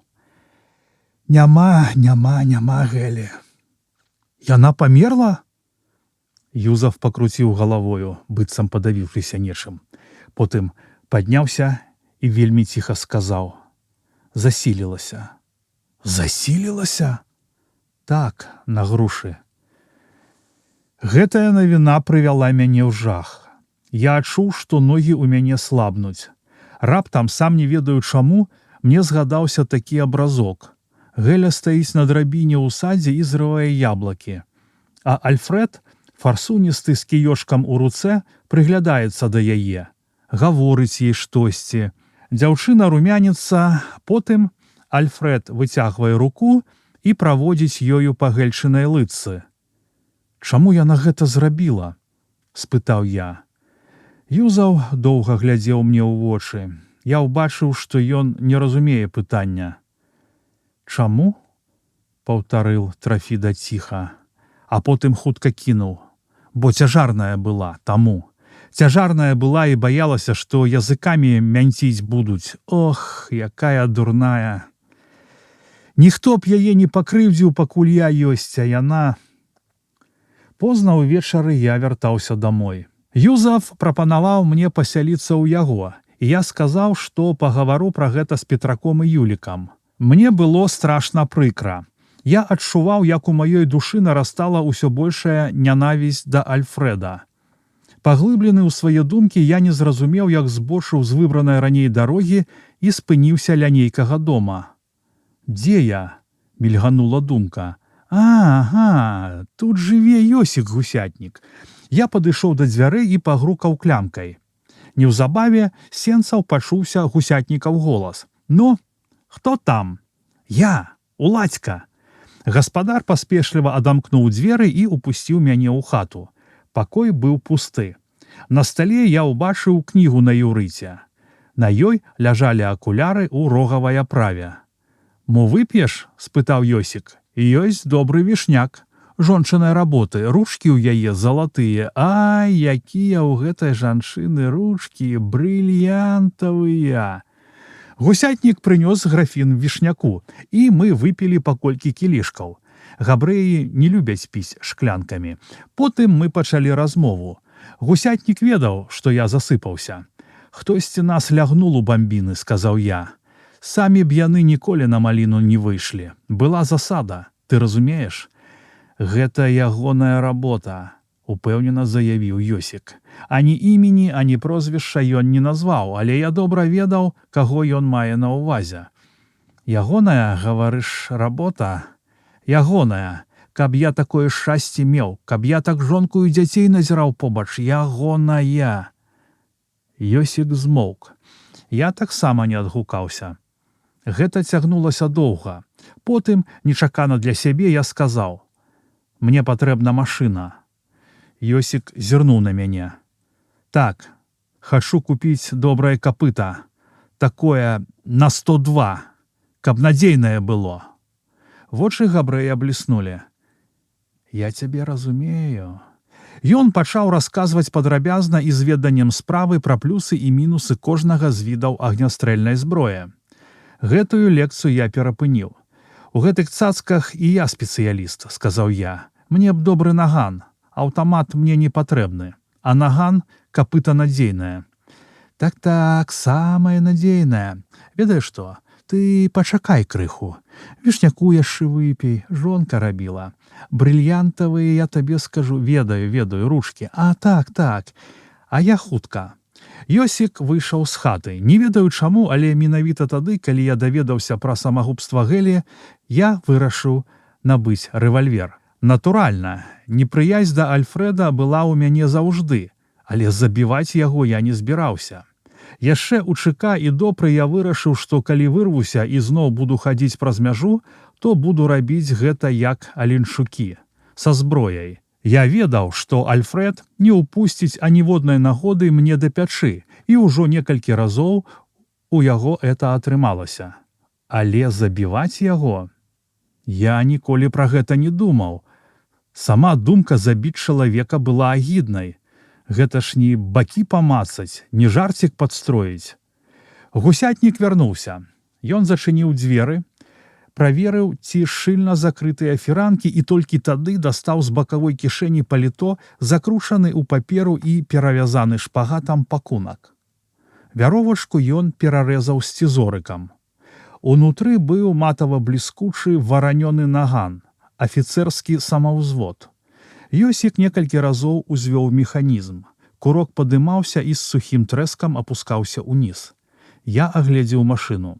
Рэвальвер быў новы і чысты. Працаваў беззаганна. Яго было прыемна трымаць у руцэ. Гусятнік, убачыўшы, што комін мне падабаецца, усміхнуўся, пацалаваў кончыкі пальцаў і сказаў: «Лыжка, што той гадзіннік працуе, 7 лабэшнікаў запар. А набоі?» Гусятнік дастаў з кішэні 2 кардонныя скрыначкі з набоямі. Тут 50. Калі больш спатрэбіцца, прыходзь да мяне, можна і 1000 купіць. Колькі? Столькі, колькі каштуе. Я не гандляр. 10 рублёў. Трымай 15. Я даў яму 15 рублёў, але гусятнік аддаў мне 5-рублёўку. Кажу табе, што не хачу на табе зарабіць. Не было б у цябе грошай, я б табе машыну задарма аддаў. Я развітаўся з Ёсікам, але ў сенцах сказаў наўздагон: «Ты не думай, што я гэта на Альфреда падрыхтаваў. Я так і не кажу зусім. Гэта каб у саветах гадам у рукі не трапіцца. Хамы любяць на нас засады рабіць, а як што такое, то і ў расход пусціць могуць». «Так, я ведаю», – адказаў гусятнік, адмыкаючы дзверы на падворак. «Дабра наш», – сказаў я. «А вішняк у цябе добры. Шчасліва», – прамовіў Ёсік. «Гэта ўсё жонка, брыльянтавыя ручкі». Я пайшоў цёмным завулкам. У галаве ў мяне шумела ад вішняку. Дзесьці пасярод вуліцы я спыніўся і зірнуў на неба. Знайшоў вялікую мядведзіцу. Дастаў з кішэні наган і зарадзіў яго. Было прыемна трымаць у руцэ сагнутую шурпатую ручку. Прымружваючы левае вока, я цэліў у асобныя зоркі. Потым рассмяяўся. Мне прыйшло ў галаву, што цяпер у мяне 2 найлепшыя сябры. Вялікая мядведзіца і 7 ейных зорак, якія неаднойчы дапамагалі мне ў дарозе, паказваючы верны кірунак, і наган, зараджаны 7 набоямі, які можа абараніць мяне, калі гэта спатрэбіцца. У допры я чуў ад злачынцаў, што 7 – шчаслівая лічба зладзеяў. Магчыма таму, што 7 формай нагадвае адмычку. Раздзел 6. Трэці тыдзень я жыву ў Мужанскага. Вяртацца да трафідаў мне не хацелася. Настрой у іхняй хаце цяпер прыгнечаны. Юзаф зусім не ходзіць за мяжу. Баіцца за маці, якая пасля смерці Гэлі ўпала ў апатыю і перастала размаўляць. Зрэшты, дома ён заўжды быў патрэбны. Я не хацеў турбаваць іх і сказаў пра гэта Юзафу, які быў вымушаны прызнаць, што я маю рацыю. Я ніколі не адчуваў сябе так добра, як тады, калі пасяліўся ў Мужанскага. Стары гадзіннікавы майстар аб'ехаў палову свету. Вечарамі за самаварам ён расказвае нам мноства цікавых гісторый. Кожную раніцу мы з Петраком і Юлікам ходзім купацца ў Іслачы, а потым пасля сняданку выпраўляемся ў навакольныя лясы. Збіраем грыбы і ягады, а пасля кладзёмся на мяккі мох і доўга ляжым нерухома, узіраючыся ў далёкую глыбіню неба, па якой ганяюцца адна за адной вясёлыя лёгкія хмаркі. Пятрок заўжды бярэ з сабой нейкую кнігу і гадзінамі чытае нам у голас. А мы слухаем. Здараецца, што я засынаю падчас такіх чытанняў, а потым пытаю Петрака, што там было далей, пасля таго месца, дзе я заснуў. «Не трэба было спаць», – гаворыць Пятро, калі ўрэшце выбачэнні прымаюцца, і ён пераказвае мне прапушчаную частку, узнаўляючы падзеі. Потым ён чытае далей. Апоўдні мы распранаемся і загараем. Дадому мы вяртаемся на абед, прыносячы з сабою пах лесу і вясёлы настрой. Бася, кірпатая служка мужанскага, накрывае на стол. Мы сядаем есці, і кожны умінае за дваіх, запіваючы ежу півам. Такі лад жыцця ўзмацніў маё здароўе, але мне зрабілася нудна. Пятрок і Юлік маюць чым заняцца. Філосаф дае ў мястэчку урокі, а Юлік дапамагае ў працы мужанскаму, які абяцаў вывучыць яго на гадзіннікавага майстра. Для мяне аніякай працы няма. Колькі разоў прыходзіў лорд і клікаў мяне ў дарогу. Ён раз-пораз выбіраецца за мяжу, але я сказаў яму, што хачу яшчэ адпачыць. Неаднойчы я пытаўся ў сяброў, як я тады трапіў з мяжы ў іх дом. Дзіўна, але яны не хацелі мне гэтага тлумачыць. Юлік сказаў, прывіт нам сказаў, а Пятрок аднойчы даведаешся. Яны штосьці ўтойваюць ад мяне, але што? Я не хацеў распытваць занадта настойліва. Можа, потым самі мне раскажуць. Неяк, калі Юлік з мужанскім супольна працавалі за станком, а Пятрок пайшоў у горад, я выйшаў з дома, намерваючыся завітаць да Вэбліна. Ад хлопцаў я ведаў, што Сашкі дома няма, бо яны з жывіцам паехалі ў Радашкавічы. Але мне хацелася ўбачыць Фэлю. Я думаў пра яе ўвесь час і цэлы тыдзень збіраўся зайсці. Мяне бянтэжыла толькі наша апошняе халоднае развітанне тады ў студзені, калі яна не захацела са мною танцаваць. Фэлю я застаў дома. Выглядала яна цудоўна. На ёй была прыгожая крэмавая сукенка. Мяне здзіўляла, што Сашкава сястра заўжды была рознай. Кожная новая сукенка надавала ёй новага хараства. Але чароўнай яна была заўжды. Цяпер я ўбачыў яе ў таварыстве Людкі Зубік. Людка была ўбраная ў яркую жоўтую сукенку, якая шчыльна абцягвала ейнае каржакаватае мясістае цела, што трэслася на кожным кроку.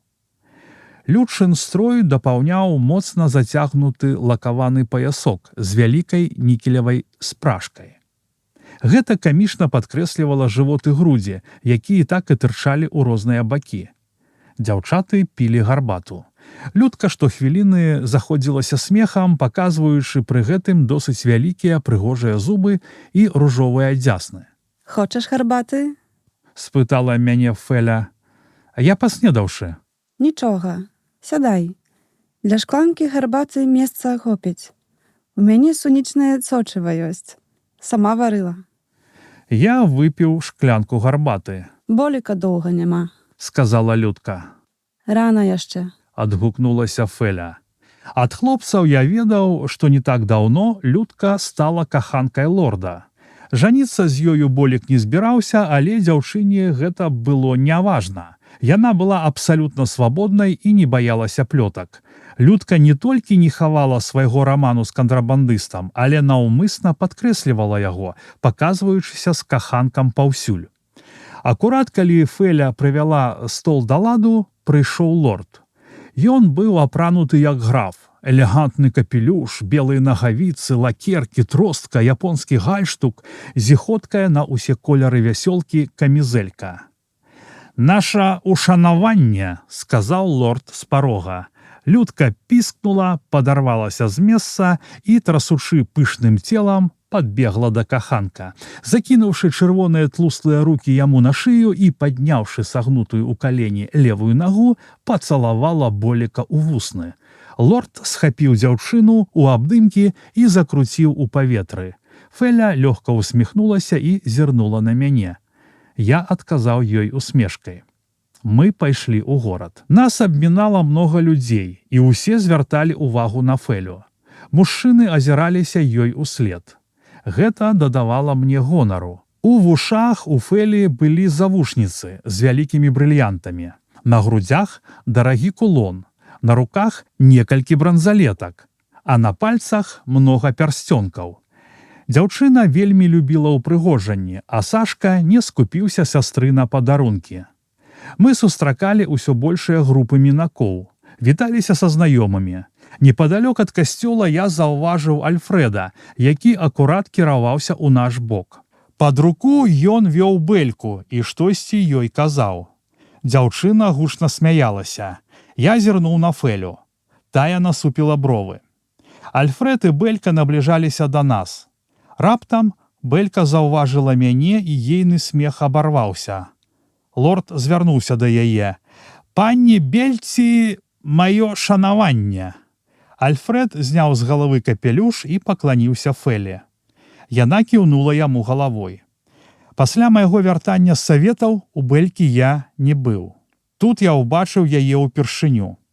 Мне хацелася завітаць да яе адразу пасля вяртання за мяжы, але ад Шура я даведаўся, што цяпер Бэлла ходзіць з Альфрэдам, і закінуў гэту ідэю. І вось я ўбачыў іх на ўласныя вочы. Гэтая акалічнасць узмацніла маё зацікаўленне Феляй. Я ведаў, што Альфрэд 2 гады заляцаўся да яе і нічога не дабіўся. Замуж яна за яго ісці не хацела, хоць ён і прапанаваў ёй шмат разоў. Дзеўка яна разумная і спрытная, думаў я. Такую гладкай пысай і чорнымі вусікамі не возьмеш. Феля і Людка пайшлі ў касцёл, а мы з лордам пахаджалі сярод святочна убраных хлопцаў, якія шпацыравалі групкамі, быццам напышлівыя індыкі, зыркаючы пакрыёмна на касцельныя прыступкі, падобныя да аздобленай кветкамі клумбы. Прыступкі занялі дзяўчаты ў яркіх каляровых сукенках. Яны стаялі, шапталіся, хіхікалі і з ацэнкай акідвалі хлопцаў позіркамі. І гэтыя іх позіркі даводзілі хлопцаў да экстазу. Маладзёны хадзілі як скакавыя коні, стрыманыя рукой жакея, і наўскос зыркалі на дзяўчат. Да нас падышоў Юрлін. Ён павітаўся і сплюнуў на бок, наўмысна трапіўшы на лакерку старэйшага Альфрэдавага брата, Альбіна Аленчука. Той пачырванеў і не ведаў, што рабіць. «Прашу прабачэння», – спакойна сказаў Юрлін. «Прыгожае ж у вас прабачэнне», – буркнул Альбін, выціраючы кавалкам паперы запляваную лакерку. «Ну, калі не падабаецца маё прашу прабачэнне, то я не прабачаюся». Збоку вынырнуў Шур. «Яму не падабаецца, што ты на нос лакеркі трапіў. Аленчукі любяць, калі ім у пысы плююць». Да Альбіна падышлі браты, а Шур гнуў сваё. «Ты навошта паперай выціраешся? Зліжы языком, блішаць будзе як сонейка. Людзі падумаюць, сам пан кароль, а не крамнікаў сын». «За гэтакім каралём можна уцерці носы каўняром», – адгукнуўся лорд. «Пан, гаўном напхан», – дадаў Шур. Аленчукі пайшлі далей. Юрлін звярнуўся да лорда. «Мне трэба яшчэ 2 хлопцаў. Тавару да халеры, а няма каму хадзіць». «Хлопцаў у мястэчку мала ці што? Мне абы хто не патрэбны». «А можа, ты пойдзеш?» – спытаў мяне лорд. Нейкі час я думаў. Грошаў мне ўжо не хапала. Трэба было брацца за працу. Доўгая бяздзейнасць таксама мне вельмі надакучыла. «Ты калі ідзеш?» – спытаў я у Юрліна. «У аўторак». «Добра, і я з вамі». «Мудра!» – пацвердзіў лорд. «Я алеганта спытаю. Галеі ён, можа, таксама пойдзе». «Выдатна», – сказаў Юрлін, – «то мы 10 ношак падрыхтуем». «Гэты дакладна», – заявіў лорд, – «а алегант таксама пайсці павінен». Юрлін скіраваўся да гінты, а мы засталіся чакаць дзяўчат з касцёла. Урэшце мы ўбачылі Фелю і Людку. Іншыя дзяўчаты на ганку расступаліся, каб даць ім дарогу. Мы падышлі да іх і ўжо усе разам пакінулі касцельны двор. На нас былі скіраваныя позіркі ўсяго натоўпу. Людка захапляла хлопцаў сваёй жарснай фігурай, Феля сваім хараством. Лорд быў славутым кантрабандыстам і выпівакам, а я і дагэтуль заставаўся цікавым прыблудам, але сама прысутнасць поруч з Феляй выклікала яшчэ большую ўвагу да маёй персоны. Мы паволі дэфілявалі гарадскімі вуліцамі. Лорд зазірнуў у лаўку і набыў цукерак, шакаладу і арэхаў. Мы вярнуліся дамоў. Феля падала абед, які яны прыгатавалі з Людкай. На стале апынуліся графін гарэлкі і пляшка вішняку. Лорд пачаў піць. Здароўе дам, потым іх сваякоў па мячы і кудзелі, потым мяжы і кантрабандыстаў. Ён піў за шчасце, піў за ўдачу і чорт ведае за што яшчэ. Усё адно за што, абы толькі была нагода замахнуць. Людка піла амаль у поравень з намі. Фэля была больш сціплая, але таксама выпіла нямала. Твар ейны збялеў, вочы блішчалі, а вусны былі пунцовыя. Я амаль не зводзіў з яе вачэй і рэгулярна паднаўляў напой у ейным кілішку. Потым мы адставілі стол у бок, і лорд запусціў кружэлку на грамафоне. Гэта быў нейкі стары вальсок. Болек прыхапіў сваю даму за талію і, моцна прыціснуўшы яе да сябе, закружыў па пакоі. Людка смяялася, адкідваючы галаву назад. Вой, задушыш! І сама ж прыціскалася да яго ўсім целам. Я запрасіў на танец Фэлю. Яна паднялася з-за стала, і мы закружыліся па пакоі. Я ўсё мацней прыцягваў дзяўчыну да сябе. Яна не супраціўлялася. У пэўны момант я пачуў ейны голас, але гучаў ён так, быццам далятаў аднекуль здалёк. Можа, хопіць, бо згарыш. Увечары мы з лордам праводзілі Людку дамоў. Перад гэтым, калі я развітваўся з Фэляй, яна моцна сціснула маю руку і сказала: Прыходзь як-небудзь. Калі? Калі захочаш. Добра, я прыйду. Мне было радасна, і не шкада было ані Бэлькі, ані Лёні. Я з галавою трапіў пад фэльчыны чары. Аднак, калі лорд, ужо правёўшы Людку дамой, спытаў у мяне, крыху саромеючыся: а можа таго? Да кілішанак пойдзем. Я пагадзіўся, хаваючы галоўную мэту. Добра, выпіць трэба было б. Менавіта, вельмі мудра, пацвердзіў Болек. У тую ноч упершыню з часоў майго вяртання з-за мяжы я начаваў не дома. Раздзел 7. Нас 11. Звычайная вялікая партыя кантрабандыстаў. Мы ідзём лесам, у зялёным паўзмроку ступаючы па мягкім моху, як па марскім дне. Крадземся між дрэвамі, як здані, а ўверсе, гэтаксама ціха, крадуцца хмары. Запусцілі наперад, як прынаду, маленькую лёгкую аблачынку і плывуць за ёю усім статкам. Першым ідзе Юрлін. Ён крочыць паволі, злёгку хістаючыся. Рысінымі вачыма аглядае прастору наперадзе. За ім шыбуе лорд, гладка, як па паркеце. Кідае позіркі направа і налева. За імі, двумя славутымі машыністамі, іду я. За мной дыбае, гайдаючы сцёгнамі, Шур. Ён увесь час усміхаецца. Штосьці згадаў. Гранду нейкую старую або новую гранду прыдумляе. Далей клыпае камета, распусціў чорнае вусішча па паветры і замашыста чэша наперад. За ім перабірае нагамі Соня, Юрлінава жонка. Мы наўмысна ставім яе ў сярэдзіну партыі, бо там найбольш бяспечна. Жанчына ідзе дробным, але упэўненым крокам. Да такіх вандровак яна прызвычаілася, бо ходзіць разам з мужам ужо другі год. За Соняй, утаропіўшыся ў ейныя лыткі, цягнецца Ванька-бальшавік. Назірае, як задзірліва ківаюцца Соніны сцёгны. Віруюць у ягонай галаве эратычныя вобразы, і часта з няўважлівасці ён наступае на сухое галлё. Тады Шур паварочваецца, робіць сур'ёзную міну і паказвае бальшавіку кулак. А Ванька бурчыць, азіраецца, як на ваўка кабыла. За Ванькам тупае Соска. Мянушку гэтую ён атрымаў наступным чынам. Выправіўся аднойчы ў дарогу саматугам. Тавар набыў незвычайны, некалькі тысяч дзіцячых сосак. Зрабіў сабе бандаж, панадзяваў соскі на вяровачкі і закруціў пад курткай.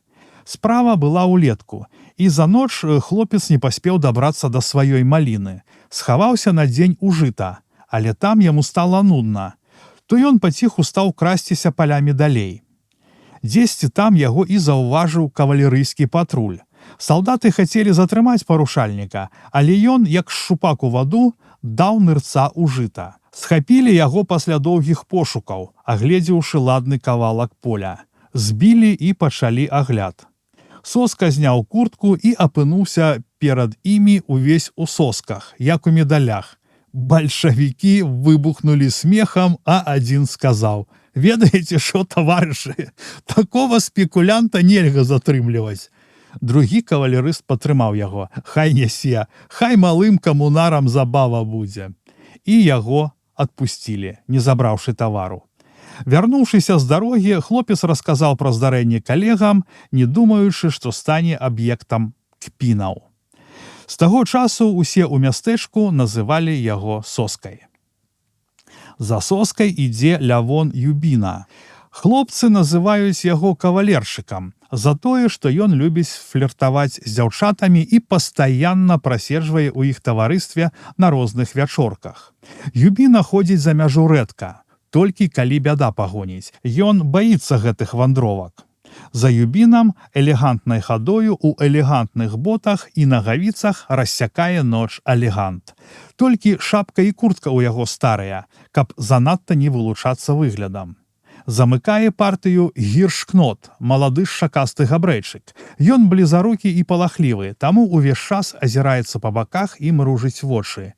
Яму цяжка паспяваць за хлопцамі і страшна адстаць далёка. Раптам штосьці з кустоў выскачыць. Лес жа наўкола. Таму, калі кнот заўважае, што адстаў на некалькі крокаў, то кідаецца наўздагон, камічна перабіраючы кароткімі ножкамі і выціраючы хусткай змакрэлы твар. Аднойчы лорд азірнуўся і заўважыў, як гірш выцірае насоўкай лоб, і адразу ж падышоў да яго. «Па пысе атрымаць хочаш?» «Ну ты ж, што? Зараз жа схавай хустку. Белую хустку ў лесе на кіламетр відаць. Калі трэба, то бяры жоўтую або зялёную. Ножкі ў нас па 45 фунтаў. Толькі ў Соні 30-фунтавая. Тавар мы нясем танны, але ў саветах хадавы. Люстэркі, нажніцы, пацеркі, іголкі, грабеньчыкі, напарсткі, брытвы, пэнзлікі для галення. Зарабляем мы гэтаксама, як і на дарагім тавары, па 15 рублёў за ножку. Тавар належыць Рыве Глянц і Фэйзе Ядвабнай, якія трымаюць краму на плошчы.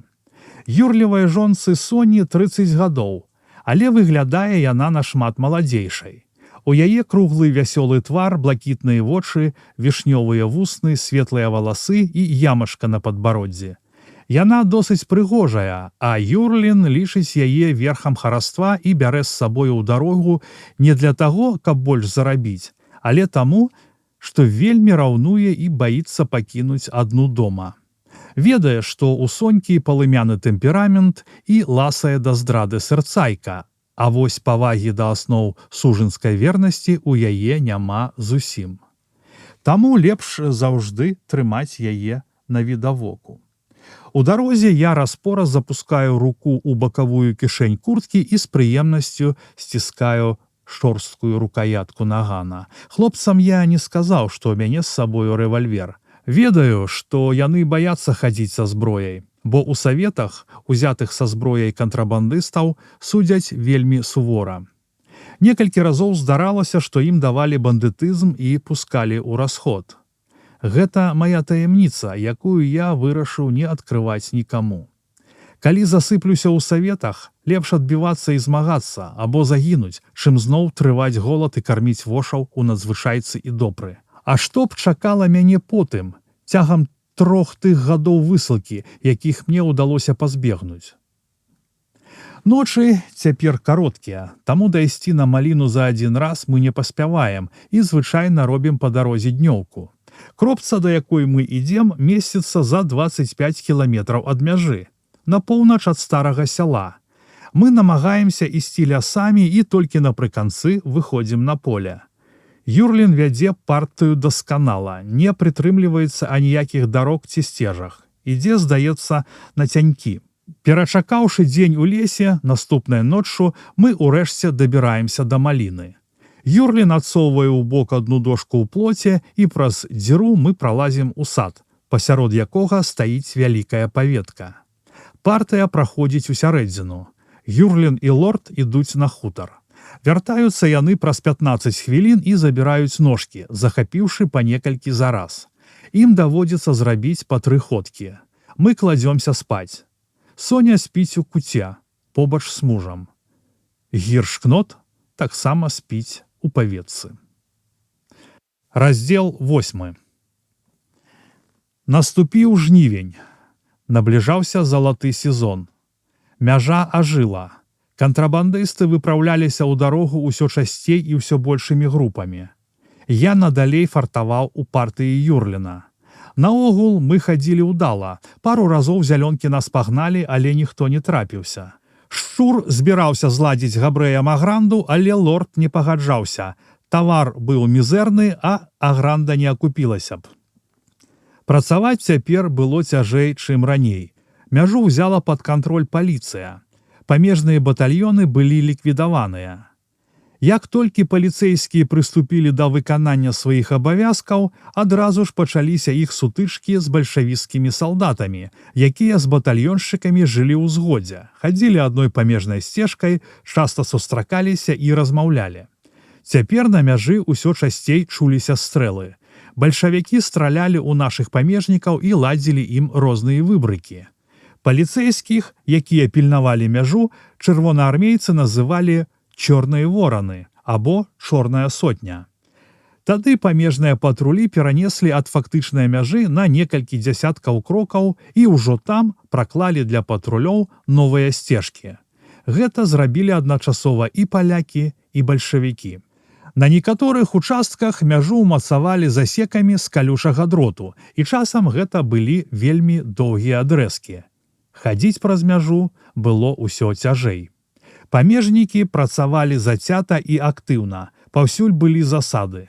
У зручных для пераходу кропках нам перашкаджаў калючы дрот, і каб перабрацца праз яго, мы вымушаныя былі хадзіць з сыноўкамі або тычынамі.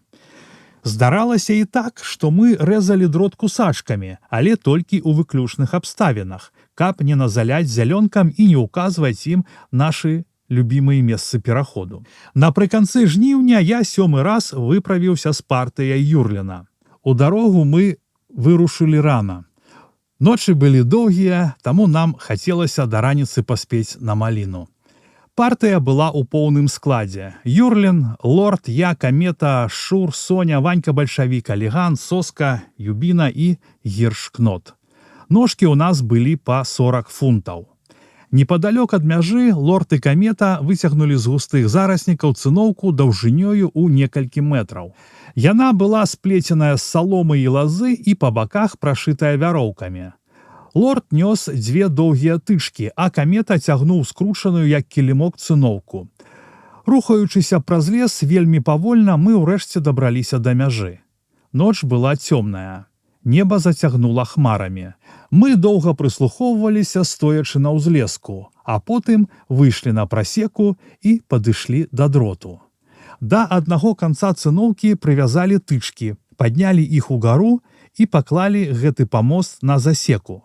Тады пачалася пераправа. Кантрабандысты па адным падымаліся ўгару і, трымаючыся рукамі за тычкі, на каленях пералазілі на іншы бок дроту. Усё адбывалася хутка і бясшумна. Калі партыя перабралася, цыноўку паднялі ўгару і зацягнулі на савецкі бок. Потым ад яе адвязалі тычкі, асцярожна скруцілі і схавалі ў густых лясных зарасніках на вялікай адлегласці ад мяжы. На зваротнай дарозе мы збіраліся забраць цыноўку адтуль. Мы паспяхова прайшлі праз лес ля мяжы і пераправіліся цераз раку на другой лініі. У адным месцы, каб скараціць адлегласць, Юрлін вузкай сцежкай скіраваўся скрозь лес. Ноч была цёплая і ціхая. Машыніст ішоў хутка, а паколькі ў лесе панаваў непраглядны змрок, мы ўвесь час натыркаліся на спіны тых, хто крочыў наперадзе. Лес радзеў. Неўзабаве мы выйшлі на луг, які клінам убіваўся ў 2 крылы лесу, а пасярэдзіне яго пераразаў ручай. Юрлін павёў нас уздоўж берага.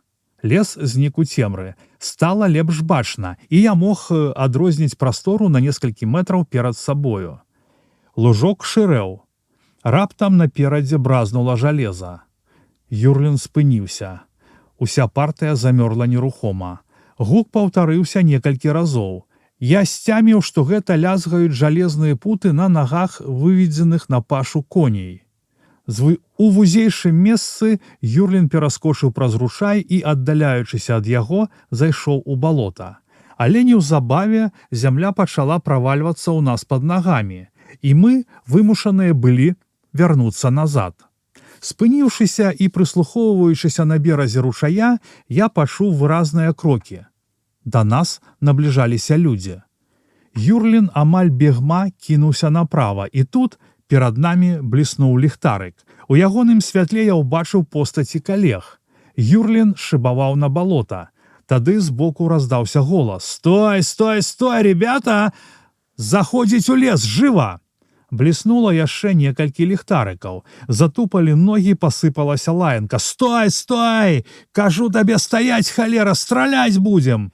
У іх, напэўна, з сабою вінтовак няма, бо даўно б стралялі, падумаў я. Мы сыходзілі ўсё далей у балоты. Ногі глыбока правальваліся ў твань, а пераследнікі былі ўсё бліжэй. Шур бег поруч і лаяўся: «Жлабы, хамы, поскудзь!» Я ведаў, што ўцячы мы не зможам. У нейкі момант я адскочыў з нашай дарогі ў бок. Шур крыкнуў: «Куда ты?»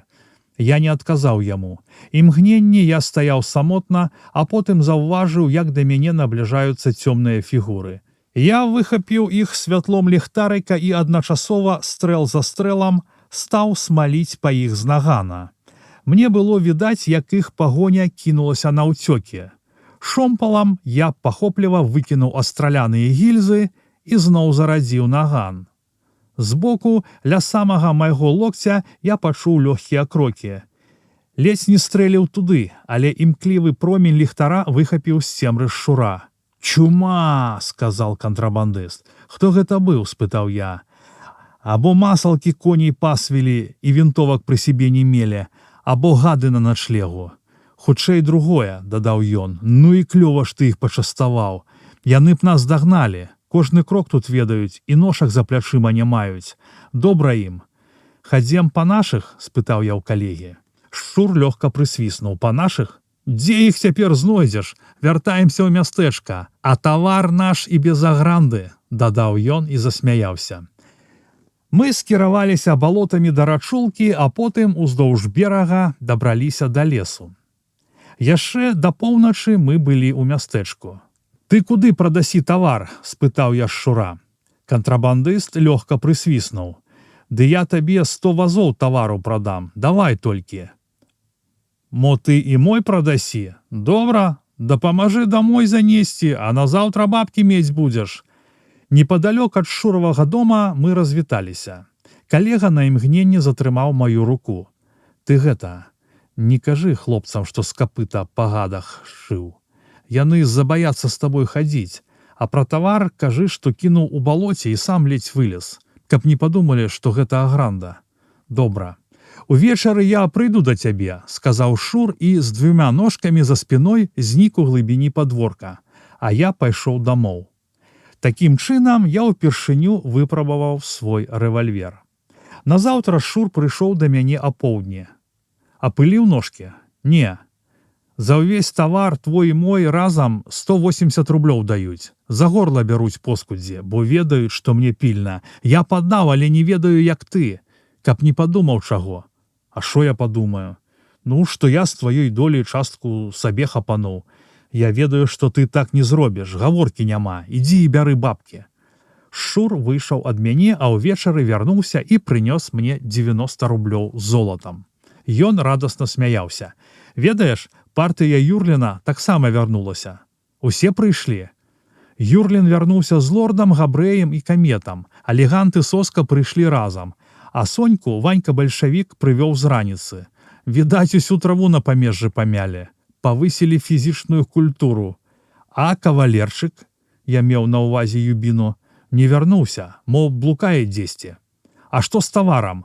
Юрлін, лорд і Камета аддалі, бо ішлі разам з Габрэем, а рэшта... Фють! Шур працягла свіснуў. «Няма дурняў». Потым мы пайшлі да Гінты. У салоне было поўна кантрабандыстаў. Наша біржа працавала поўным ходам. Тут рабілі розныя інтарэсы. Збіралі партыі, прагульвалі заробленае, гулялі ў карты. Тут граў гармонік, лілася гарэлка, а часамі і кроў. Калі мы ўвайшлі ў запоўненую хмарай тытунёвага дыма хату, я ўбачыў, што за цэнтральным сталом сядзяць усе нашы разам з Юрліным, які з'яўляўся тут рэдка. Для нас зрабілі месца за сталом. «Но, выпіце, а потым пагаворым», – сказаў лорд шматзначна.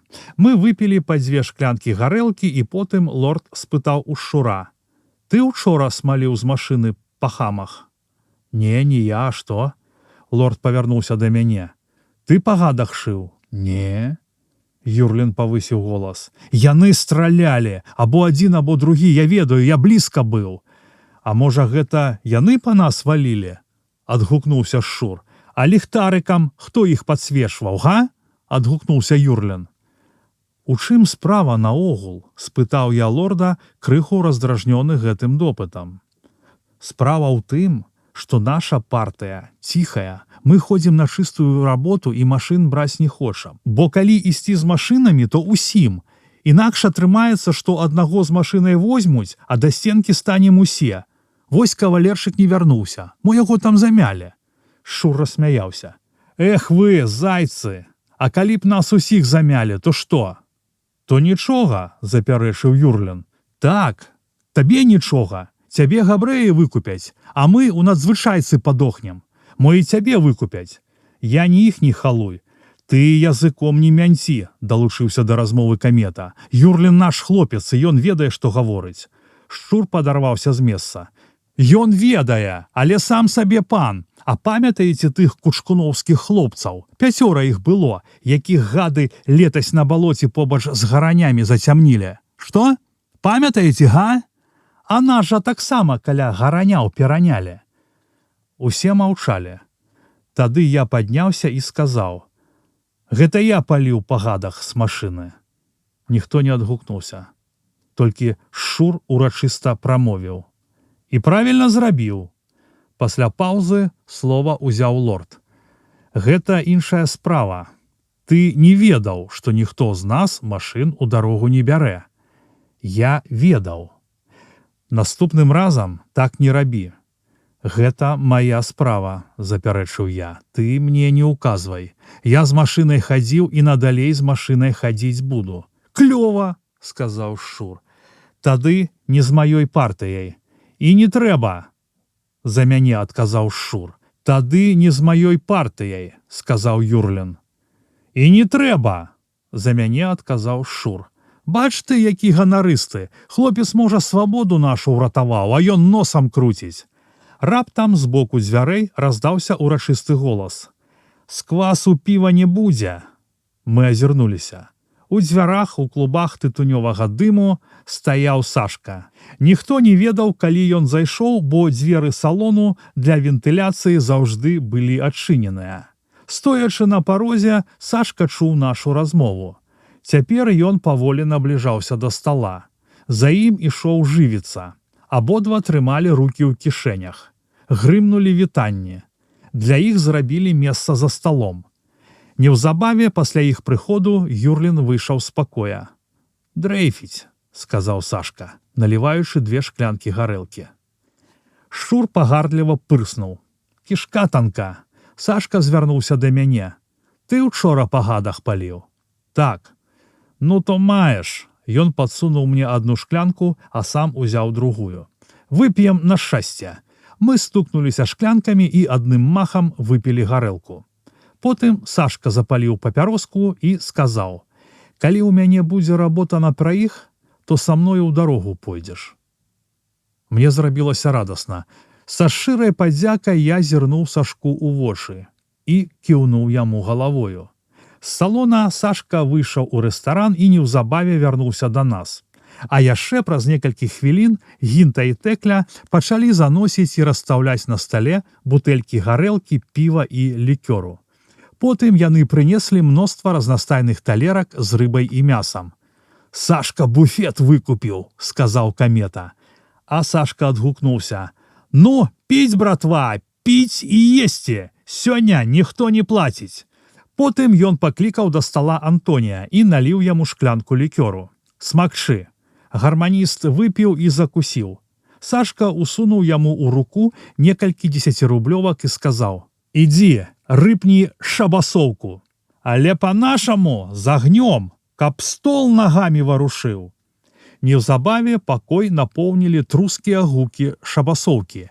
Так і карцела падарвацца з месца. Кантрабандысты пілі на змор. Гарэлку закусвалі грушамі і цукеркамі. Лікёры селядцом, кілбасой і агуркамі. «Піць, братва, піць, каб нічога не засталося», падахвочваў нас Сашка. І хлопцы не прастойвалі, а гарэлка не марнавалася. Лорд спяваў на матыў «Хто смяецца з нашай веры». «Геля, глянь на мае справы, як вяртаюся з забавы, збіты з ног да галавы, голы босы ледзь жывы». Позна ўначы мы са Шуром выйшлі з салона. У галаве ў мяне гуло. Шур таксама быў абсалютна п'яны. Пасярод плошчы мы спыніліся. Я спытаў калегу: «То з Юрліным канец?» Канец.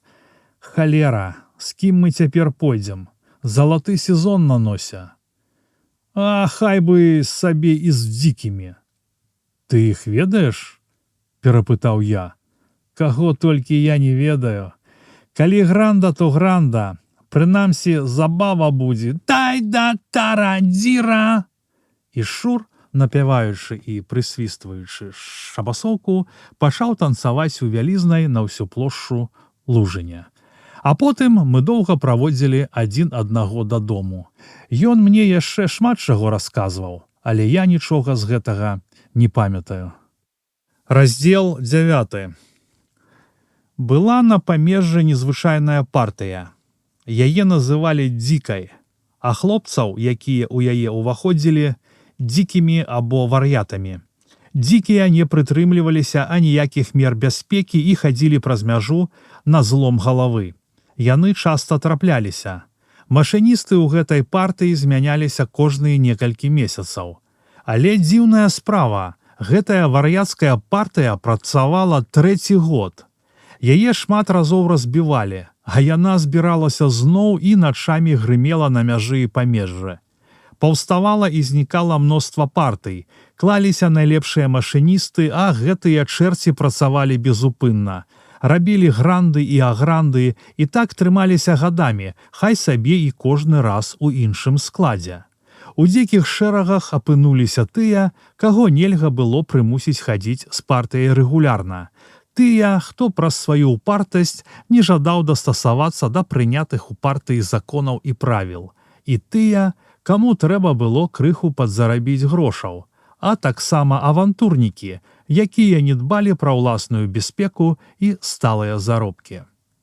На наступны дзень пасля нашай сваркі з Юрліным Шур пазнаёміў мяне з машыністам дзікіх, Войцехам Анёлам. Мы не хацелі губляць ані тыдня залатога сезона і ведалі, што дзікія не будуць пытаць, ходзім мы са зброяй ці без. Анёла мы засталі дома.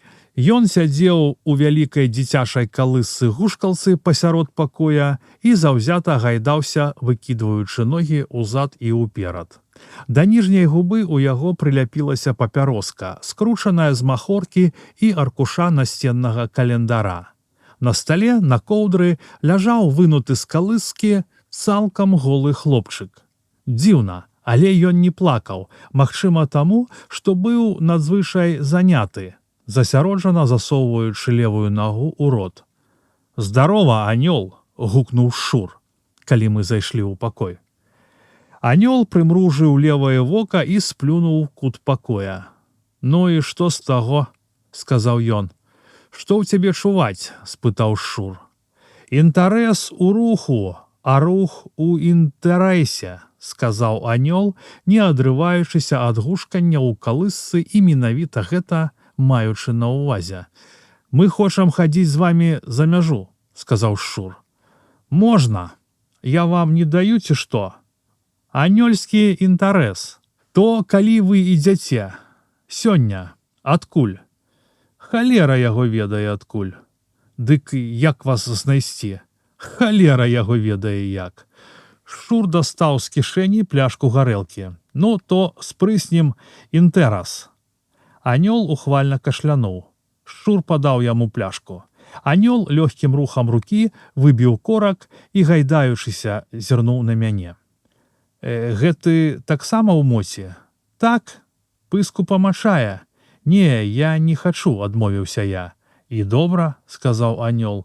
Потым ён пазногцем пазначыў на пляшцы палову, закінуў галаву і, працягваючы гушкацца, прыклаўся да рыльца. Гарэлка булькатала ў ягоным горле, гарляк хадзіў ходырам. Анёл, не гледзячы на бутэльку, спыніўся. Зірнуў на шкло, выпіў ён дакладна столькі, колькі адмераў пальцам, па край пазногця. Ён перадаў пляшку шчуру, які выжлукціў сваю частку і спытаў гаспадара. Ды дзе сустракаемся? Пад вечар ля кентаўра. Як анёлы. Клёва, бывай з Богам. Ідзіце з шортам. Калі мы выйшлі ад анёла, я сказаў шчуру. Гэта ж вар'ят. Мудры вар'ят, запярэчыў калега. Над вячоркам мы скіраваліся ў бок дома гандляра кентаўра, якога ў мястэчку таксама лічылі вар'ятам.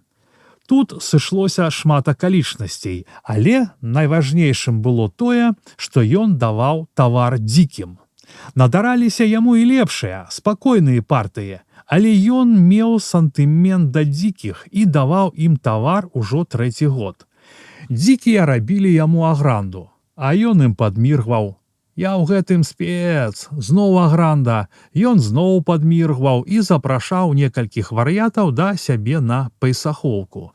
А потым казаў ім: «Ну, хлопцы, калі гэтым разам барада выйдзе, то наступным салому за мяжу панясеце, і я з вамі». Дзікіх гэта брала за сэрца, і яны начыста перакідвалі 5-8 партый. Кентаўр адбіваўся і засноўваў мыльную фабрыку ў Вільні, фабрыку атраманту ў Лідзе, шакаладную фабрыку ў Гародні. Фабрыкі былі ягонай маніяй. Акрамя кентаўра, фірмовага знаку шматлікіх ягоных прадпрыемстваў, была ў яго яшчэ адна мянушка – фабрыкант. І фабрыкі ягоныя звычайна прагаралі. Дзікія, убачыўшы, што гандляр адбіў выдаткі, бо засноўвае прадпрыемствы, пачыналі рабіць яму агранды. І кентаўр банкрутаваў. Ён зноў запрашаў вар'ятаў на пейсаховку, зноў прапанаваў ім насіць за мяжу салому і зноў адбіваўся. І так паколе 3-й год. Пад вечар ля дома кентаўра прагульваліся групы хлопцаў, па двое, па трое. З некаторымі кантрабандыстамі шчур вітаўся. «Дзе анёл?» – спытаў ён аднаго з іх. «Разам з сомам у кентаўра сядзіць». «Пейсахоўку п'юць», – дадаў хтосьці збоку. Мы далей шпацыравалі ўздоўж шэрагу крам і дамкоў. Неўзабаве з крамы кентаўравага дома выехаў вялікі воз. На ім сядзелі анёл, сом і габрэй-праваднік, бэрэк-хаўтурнік. На козлах сядзеў Косцік Кульгавы, парабак кентаўра. Анёл падазваў аднаго з хлопцаў і сказаў яму колькі слоў. Той кіўнуў галавою. Воз крануўся з месца і неўзабаве знік за паваротам. Хлопцы групкамі па некалькі чалавек скіраваліся на Слабодку, а адкуль рушылі ў бок Душкава. Непадалёк за выганічамі з лесу на пярэймы першай групе выйшаў анёл. Разам яны пачакалі рэшту хлопцаў, а потым скіраваліся ў глыб лесу. Побач з вялізнай кучай ламачча, ля якой ужо стаялі сом і бэрэк-хаўтурнік, анёл спыніўся і стаў даставаць з-пад галля ножкі. Ён нядбала кідаў іх на зямлю, гучна пералічваючы. 1, 2, 3. Налічыўшы 17, ён спыніўся і звярнуўся да нас. «Узяць ножкі, па-анёльску». Ісці ў дарогу было зарана. Хлопцы разышліся па лесе і нажамі выразалі сабе па тоўстым кіі. Дзікія заўжды так рабілі, ішлі ў дарогу з кіямі, якімі неаднойчы гналі і білі ласых на лёгкую здабычу сялян, што заступалі ім дарогу. Мы са шчуром таксама выразалі сабе тоўстыя кіі. Потым хлопцы сабраліся поруч з ламаччамі і, разваліўшыся на моху, палілі папяросы. Нас было 19. Змрок у лесе згушаўся. Анёл падышоў да ламачча і асцярожна дастаў з-пад яго вялікі мех. З мяшка ён даставаў і кідаў на мох у розныя бакі пляшкі спірту. Налічыў іх 9 і сказаў: «Па адной на дваіх, як анёлкі». Хлопцы адразу ж прыняліся выпіваць, а анёл старанна завязаў мех і перадаў яго Сому, як дадатковую ножку. «Ты панесеш, толькі не пабі і не выжлукці». Сом штосьці буркнуў і пераняў мяшок. Хлопцы пілі. Некаторыя заліваліся спіртам, кашлялі, раздаваліся вясёлыя галасы і рогат. Апусціўся змрок. «Ну, вар'яты, ножкі ўзяць!» — крыкнуў анёл. Усе пачалі нацягваць шлейкі на плешы. Ножкі былі цяжкія. Скура на падэшвы. Тавар танны, але даваў ад 150 до 300% прыбытку. «Ну, шусь, а не гугу!» — сказал анёл, вырушаючы ў дарогу. У адказ хтосьці гучна зарагатаў, а хтосьці свіснуў. Партыя рушыла наперад. Хлопцы не захоўвалі цішыні і не трымалі дыстанцыі, ламалі кусты, кашлялі, лаяліся, смяяліся і расцягнуліся на чвэрць кіламетра. Анёл некалькі разоў спыняўся і пагражаў кулаком, але гэта нічога не мяняла. Тады ён ламануў наперад так хутка, быццам хацеў ад нас уцячы. Мы вымушаны былі амаль бегма кіравацца за ім следам. Мы са шчуром ішлі ў сярэдзіне партыі. Спачатку я дзівіўся такім паводзінам кантрабандыстаў, зусім побач з мяжой, а потым мне таксама зрабілася весела. Спірт грэў, а свавольная хада хлопцаў адключала думкі аб небяспецы. У некалькіх дзясятках крокаў ад мяне хтосьці зацягнуў песню на матыў яблычка. «Што я чую, што я бачу, Лёва Троцкі ў лес на кляшу, і як выгукне народу: хрэну вам, а не свабоду! Здорава! Рэж далей!» — раздаваліся галасы кантрабандыстаў. І Валюсь шымпанзе прапітым тэнарам цягнуў наступныя строфы яблычка. Раптам партыя спынілася. Да шымпанзе падбег анёл. «Завалі зяпу, жлабіна! А то што? А то ўсё! А то да бальшавікоў у лапы вас завяду, як анёлкаў! Чаго ты равеш, халера, на цябе? Мяжа зараз! Масалкі дарогу заступяць!» Анёл рушыў наперад. Мы крочым хутка. Цяпер ужо ніхто не спявае, але і без гэтага мы ўздымаем шмат шуму. Праз некаторы час мы выходзім на памежную прасеку. І гэтаксама хутка, зусім не прыслухоўваючыся, кіруемся далей. Відно ўжо досыць добра. Можна адрозніць прастору на некалькі дзясяткаў крокаў. Перад намі узвышаецца высокая і шырокая засека з калючага дроту. Анёл паварочвае налева. Мы мінаем памежныя слупы. Хлопцы пляскаюць па іх рукамі або стукаюць канцамі кіёў аб насып. Анёл паварочвае направа і спыняецца ля самай засекі. Мы падыходзім да яго. «Міндаль! Нажніцы!» — гаворыць анёл.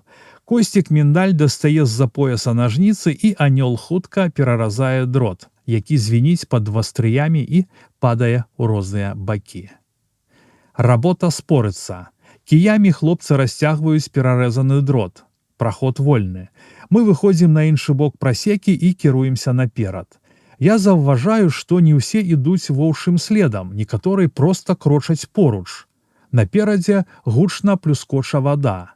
Гэта хлопцы пераходзяць рашулку без аніякай асцярожнасці, галопам. Я правальваюся ў ваду па самыя грудзі і пахопліва кідаюся за шчуром, які ідзе наперадзе. Выбраўшыся на бераг, я амаль бягу за ім. Так мы дабраліся да пералеску. І тут збоку я пачуў спалоханы крык. «Кто идёт? Свой!» «Кто свой?» — перапытваюсь здалёк. «Ідзі вушы прамой!» — зароў Сом. Я пачуў рогат, а за некалькі дзясяткаў крокаў ад нас з цёмнай купкі кустоўя грымнуў стрэл вінтоўкі. З нашага боку адразу ж бліснула некалькі ліхтарыкаў, асвятліўшы зараснікі. Я ўбачыў невыразныя постаці салдатаў у доўгіх шэрых шынелях. Некалькі кіёў паляцела ў іх бок. Хтосьці з нашых крыкнуў: «Ура! На іх!» Салдаты імкліва схаваліся ў кустах.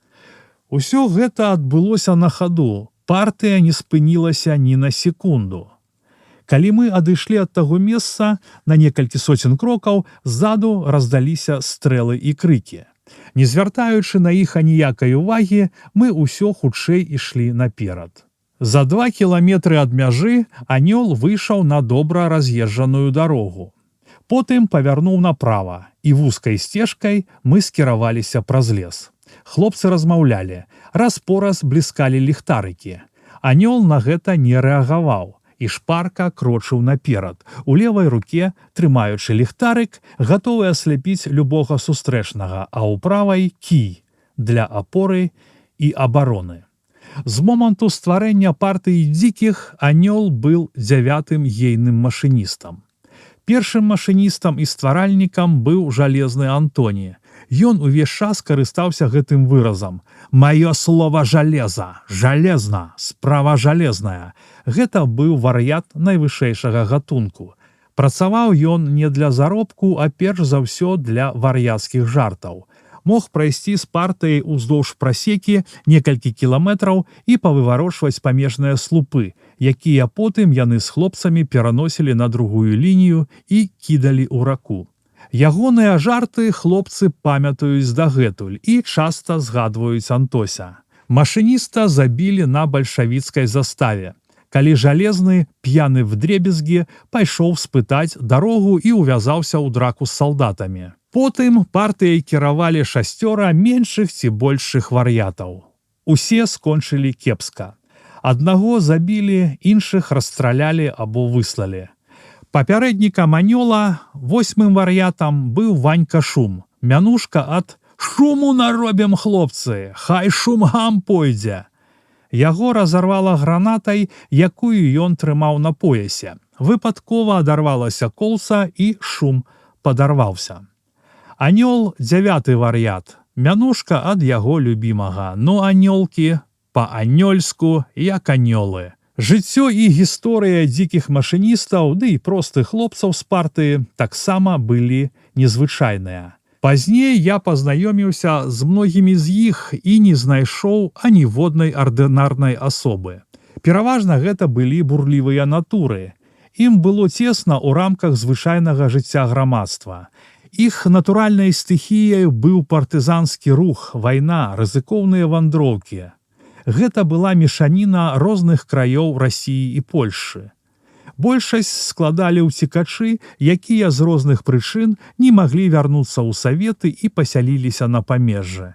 Некаторыя з іх раней уваходзілі ў войска Балаховіча і служылі ў атрадах зялёных. Мяжа прыцягвала іх да сябе, як магніт жалеза. Тут яны жылі дзень пры дні, тут працавалі, тут гінулі. Жыццё кожнага з іх магло стаць сюжэтам захапляльнага рамана. Літаратар знайшоў бы тут невычэрпную крыніцу сюжэтаў і тыпаў. Мы гэтага зусім не разумелі і не думалі пра гэта. Мала хто з нас умеў пісаць, ніхто нічога не чытаў, палітыкай мы не цікавіліся зусім. Часам, назіраючы за калегамі і прыкмячаючы унікальнасць іхніх характараў, іхнюю неймаверную энергію, я думаў пра тое, колькі карысці маглі б прынесці гэтыя людзі, калі б іх сілы, здольнасці, фантазію скіраваць на грамадска важную справу. А тут часам яны бясследна марнавалі сапраўдную моц. А другой уначы мы прыйшлі на Маліну. Гэта быў адасоблены хутар, акружаны лесам. Тут некалі была смалакурня. Ужо на падыходзе нас прывітаў зацяты сабачы брэх. Мы спыніліся. Анёл тройчы працягла свіснуў.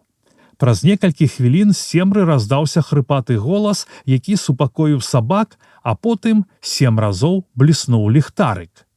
Мы рушылі наперад. Ля брамы хутара нас чакала невыразная постаць. Пачуліся вясёлыя галасы хлопцаў. «Здарова, глыба! Жывы яшчэ! Не бяруць цябе чэрці!» Нізкі голас прахрыпеў. «Горшых за вас чарцей і не бывае!» Насуперак кантрабандысцкім і маліншыцкім завядзёнкам мы пайшлі не ў гумно, а ў хату.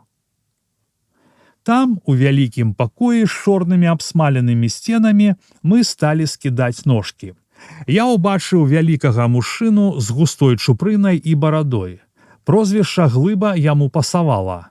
Анёл і Глыба паклалі ножкі на лаву. Потым гаспадар падкінуў у агонь смалістых трэсак і стала лепш бачна. У суседнім пакоі заплакала дзіця і пачуўся супакойлівы голас жанчыны. Кантрабандысты расставілі лавы вакол стала і пачалі піць спірт. Глыба паклаў у цэнтр вялізнае мо 20-кілаграмовае кола жытняга хлеба і прынёс вэнджанай грудзінкі. Хлопцы пілі свой спірт, бо акрамя таго запасу, які нёс сом, амаль кожны ўзяў з сабой яшчэ па 2 пляшкі. Некаторыя далівалі ў спірт вады.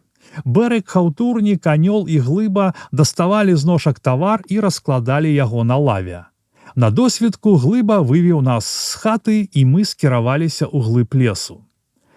Па бездарожжы мы прадзіраліся амаль гадзіну. Калі ўжо развіднела, наша партыя выйшла на маленькую паляну, у цэнтры якой стаяў вялікі будан. Большую яго частку займалі зваленыя кучай смалістыя карчы. Мы размясціліся хто дзе мог і паклаліся спаць. Як толькі сцямнела, мы пакідаем паляну і зноў кіруемся ў лес. Некалькі разоў я азіраюся і бачу святло вогнішча. Гэта ахвяра шматлікім капрызным башкам лясоў, палёў, ночы і мяжы. Спачатку мне здаецца, што ў лесе ўжо цёмна, але неўзабаве вочы прывыкаюць, і я заўважаю, што вечар яшчэ не надышоў. Мы выходзім з лесу, удалечыні віднеюць цёмныя абрысы будынкаў. Мільгаціць святло ў вокнах хутара. «Тут чакаць меце, анёлкі», — гаворыць Анёл і ідзе ў бок хутара. Праз 15 хвілін ён вяртаецца з бэркам-хаўтурнікам. Яны прынеслі 10 пляшак самагону. Адну бутэльку Анёл бярэ сабе, другую дае сому, арыстакратыя партыі, а рэшту раздае нам, па пляшцы на 2 зяпы. Мы п'ем прасмярдзелы рыбай самагон. Ён даволі моцны і значна ўздымае нам настрой.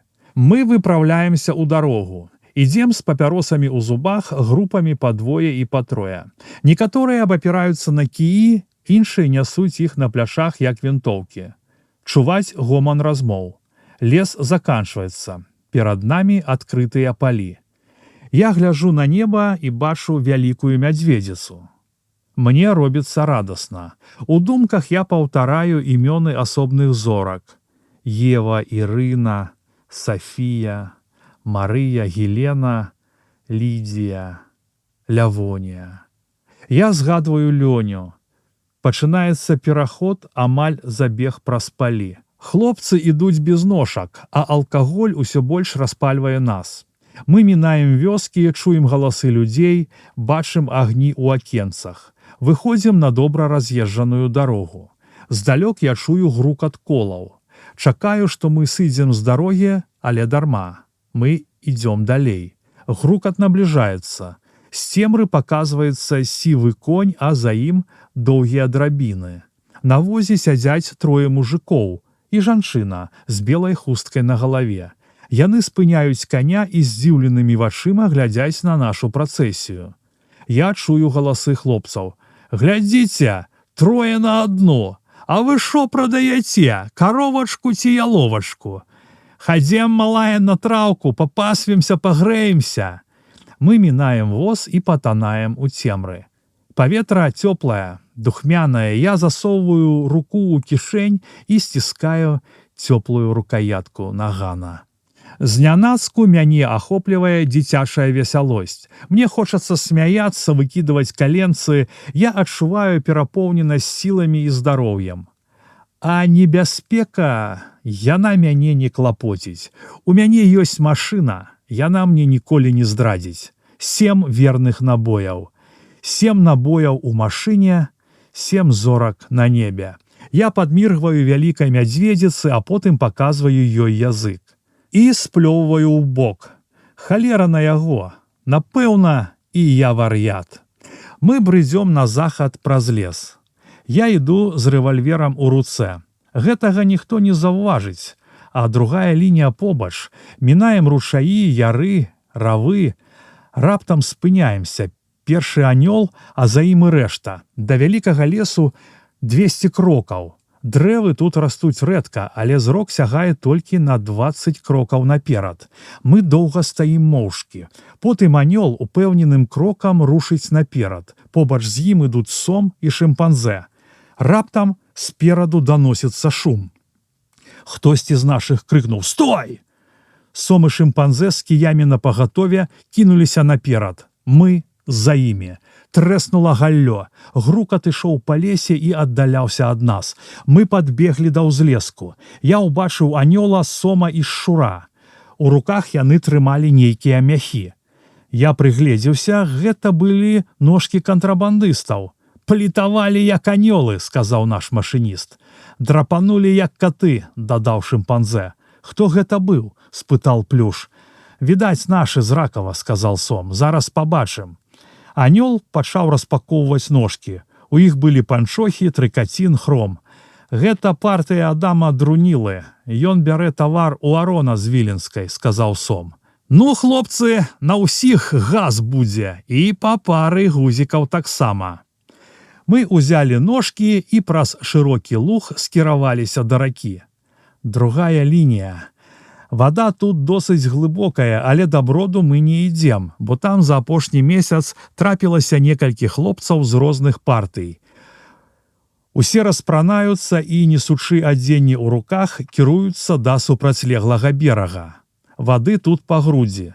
Я хутка дабіраюся да берага і кідаю туды адзенне, а сам вяртаюся і некалькі разоў ныраю з галавой. Толькі потым выбягаю і шпарка апранаюся. Мы зноў ідзём наперад да мяжы. Крочым хутка, але кожны з нас намагаецца не рабіць шуму. Амаль усе трымаюць у руках ліхтарыкі. У мяне ў руцэ пад рукавом курткі хаваецца наган. Вось-вось будзе мяжа. На прасеку мы вывальваемся амаль бегма і шыбуем уздоўж засекаў. Зноў бразгаюць нажніцы, падае долу перарэзаны дрот. Шлях свабодны, наперад. А другой ночы мы дабраліся да могілак на ўскрайку мястэчка. Адсюль хлопцы разыходзяцца ў розныя бакі. Я іду спаць да шчура. Мы не грукаем у дзверы, а адразу кіруемся да гумна і кладзёмся на мяккім духмяным сене. Мне сняцца дзікія, мяжа, пагоні, уцёкі і Лёня. Я часта бачу яе ў снах. Можа, і яна думае пра мяне. Мне вельмі хацелася б яе ўбачыць. Дагэтуль ад яе не было ані вестачкі. Я хацеў напісаць ёй ліст і аддаць хлопцам, якія бываюць у Менску, але баяўся, што іх перахопяць па дарозе. Тады ў Лёні зноў могуць быць непрыемнасці. Назаўтра з раніцы я пайшоў да Петрака і Юліка, але дома іх не застаў. Падчас маёй адсутнасці яны рушылі ў дарогу з партыяй Юрліна. Пасля нашага са Шурам сыходу філосаф і вар'ят пачалі хадзіць з ім.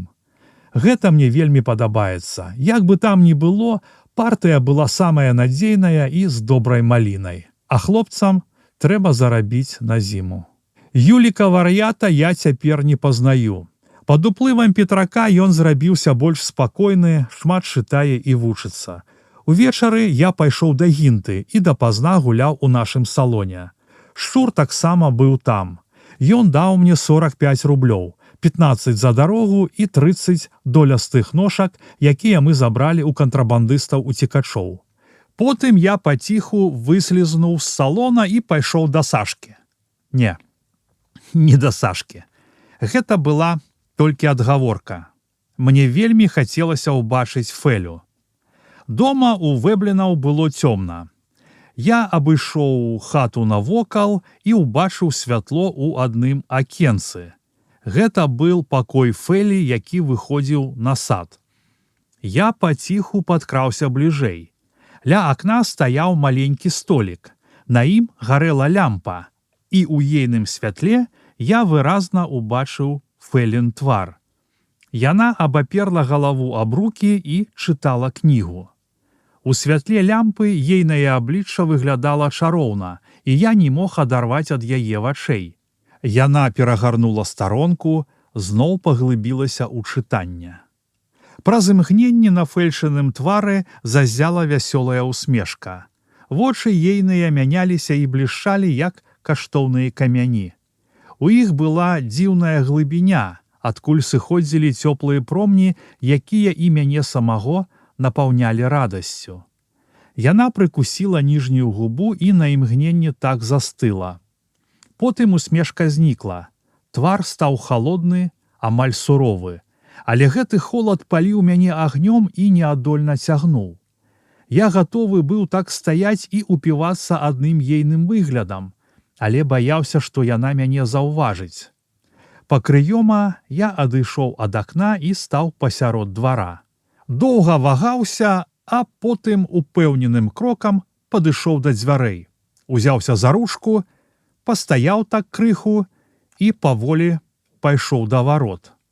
На вуліцы я доўга стаяў нерухома. Вузкі серп месяца плыў па небе. Зоркі свяцілі ясна. Ноч поўнілася водарамі, вялікая мядзведзіца была асабліва прыгожай. Я адчуваў, што не магу адсюль сысці, што мушу ўбачыць Фелю, пачуць ейны голас, сказаць ёй штосьці вельмі важнае. І зноў пайшоў да дзвярэй. Пацягнуў за ручку, зачынена. Раптоўная спакуса, яшчэ можна сысці. Ну што я ёй скажу? Але насуперак гэтаму жаданню я падыходжу да акна, да таго, у якое я грукаў мінулай восенню, калі прынёс сюды Сашку Вэбліна. Грукаю ў шыбу.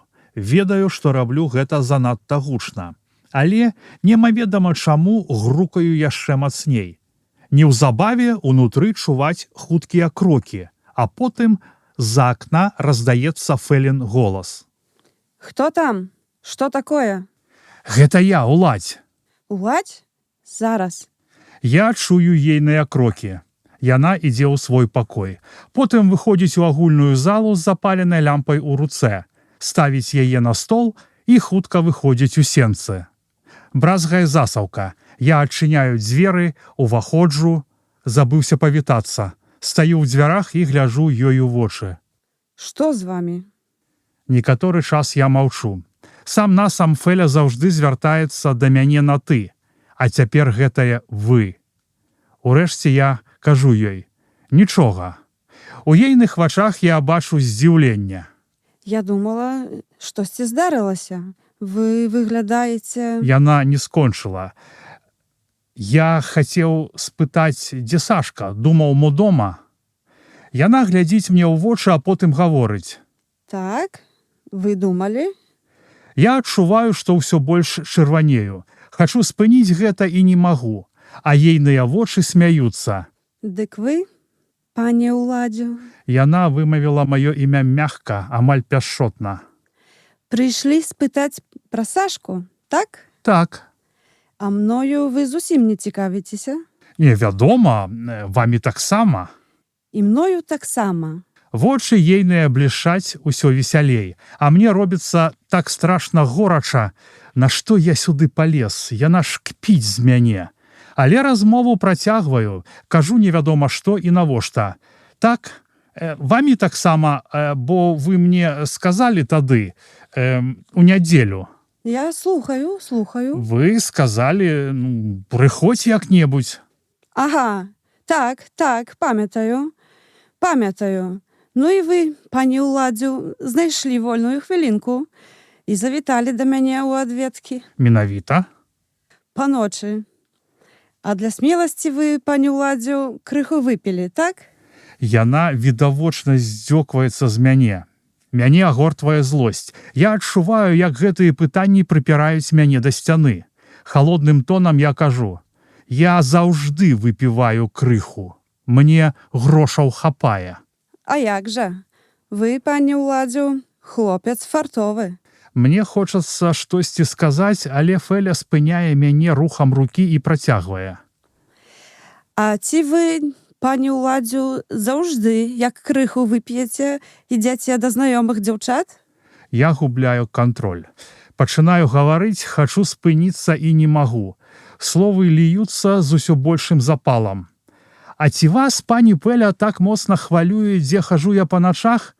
Я не пільную, куда вы, панна Феля, на подпитку ходите, и хлопчиков ваших не лечу. Ды ну, Одну руку Феля абаперла аб клуб. а гэта вельмі хораша, вельмі. Дзякуй за прызнанне. А што тычыцца таго, што я патурбаваў вас, панна Феліцыя, то я з усяго сэрца перапрашаю. Калі ласка, Вы мяне перапынілі. перапрашаю. Калі ласка. Дык вось, я перапрашаю і наогул магу больш вас ніколі, панна Феліцыя, не турбаваць сваім таварыствам. Як палічыце патрэбным? Я гляджу ёй у твар, халодны, спакойны, амаль мёртвы. І такі цудоўны. Раптам заўважаю на лобе доўгую вертыкальную зморшчыну. Секунду таму гэтай зморшчыны не было. Што яна мне нагадвае? Ага, такая ж ёсць у Сашкі. Дабранач, пані. Добрай ночы. Я разварочваюся на месцы і упэўненым хуткім крокам выходжу з дома. На падворку я спыняюся і адчуваю, як хваля горычы залівае мне душу. Навошта я ўсё гэта казаў? Яна ж спачатку была ў такім добрым настроі. Ніколі раней я не бачыў у яе такіх вясёлых зіхоткіх вачэй. Яна жартавала, а я абразіўся. Навошта? Чаму? Ну, што цяпер рабіць? Ісці і прасіць прабачэння? Не, я не магу. Ды ніколі ў жыцці. Я гляджу ў асветленыя вокны. Бачу, як перамяшаецца па пакоі постаць. На вокны падае рухомы цень. Потым чую, як адчыняюцца дзверы ў сенцы. Потым па сэрцы драпае бразгат засаўкі. Неўзабаве у пакоі робіцца цёмна. Сэрца шалёна б'ецца ў грудзях. Я паволі абыходжу двор навокал і падкрадаюся пад тое акно. Зноў гляжу ў шчыліну паміж ніжнімі краёчкамі фіранкі і падваконнем. Феля сядзіць за столікам. Левай рукой яна прыціскае кнігу, а правай, сціснутай у кулак, б'е па стале. Твар у яе халодны, вочы панурыя. Так яна сядзіць некаторы час. Потым нахіляецца над кнігай і пачынае чытаць.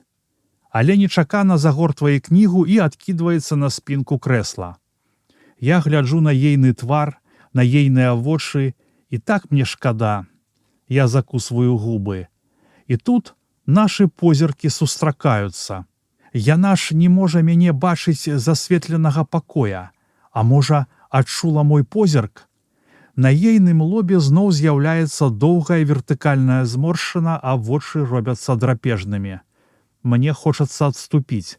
І раптам яна імклівым рухам адсоўвае фіранку ў бок. Я раблю некалькі скачкоў у глыб сада, а потым падыходжу да плота і сядаю ля яго ў нейкім пустазеллі. Акно адкрываецца. У асветленым прамавугольніку я бачу фігуру дзяўчыны. Яна нахіляецца наперад і углядаецца ў цемру. Прыслухоўваецца. Доўга стаіць нерухома. Потым акно зачыняецца, а яшчэ праз імгненне гасне святло. Я падняўся. Доўга стаяў на месцы. Месяц узыходзіў на небе, шпарка занырваючы ў хмары. Зоркі пазіралі выразна і спакойна. Вялікі воз няспынна каціўся на захад. Я пералез праз паркан і пайшоў вузкім завулкам. Было даволі светла. Я не сустрэў ані душы. І толькі на падыходзе да Менскай вуліцы заўважыў групу людзей. Яны ішлі насустрач, гучна размаўлялі і смяяліся. П'яныя. Набліжаючыся да іх, я пазнаў Альфрэдаў голас. Хацеў быў адступіць, але ведаў, што мяне ўжо заўважылі. Таму пайшоў наперад. З бліжэйшай адлегласці я пазнаў братоў Альфрэда, Альфонса і Альбіна Аленчукоў. Для камплекту не ставала Адольфа і Амброзія. Я быў за некалькі дзясяткаў крокаў ад іх і ўжо думаў збочыць, каб іх абмінуць. Яны таксама пайшлі ў бок, каб заступіць мне дарогу. Тады я пайшоў направа. Альфрэд круціўся і смяяўся, выкрыкваючы: «Ага, а вось і фраер, фельчын!» сказаў ён некалькі брыдкіх словаў. Кроў кінулася мне ў твар. Але я не адказаў нічога і хацеў з ім разысціся. Тады Альфонс падставіў нагу, а Альфред заскочыў спераду. «Чаго табе?» – звярнуўся я да яго. «Морду табе акласці, жлабіна!» – сказаў Альфред. «Што ты з ім лясы точыш? Валі яго!» – крыкнуў Альфонс і замахнуўся ў мой бок кулаком. Тады я моцна ударыў яго ў жывот. Альфонс застагнаў і скуршаны асеў на зямлю.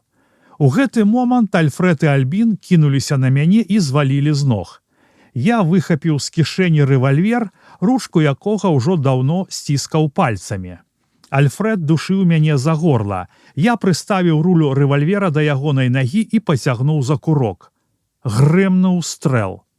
Альфред падскочыў угару, але адразу ж паваліўся. Я падарваўся з месца і пачаў біць яго нагамі. Тут Альбін адбег у бок і загарлаў. «Паліцыя! Паліцыя! Забіваюць!» Я кінуў Альфреда і Альфонса на зямлі і скіраваўся назад. Альбін ішоў за мною на адлегласці. Я развярнуўся, зрабіў яму насустрач некалькі крокаў і смальнуў з нагана ў паветра. Потым, без перашкод, аддаліўся вуліцай у бок габрэйскіх могілак. Ззаду я чуў крыкі: «Паліцыя! Забіваюць! Паліцыя! Трымай яго!» Здалёк адгукнуўся свісток. Я пайшоў не дамоў, а скіраваўся ў поле. Потым, абышоўшы мястэчка вакол, выйшаў да дома Шчура. Яго я знайшоў у гумне. Ён спаў.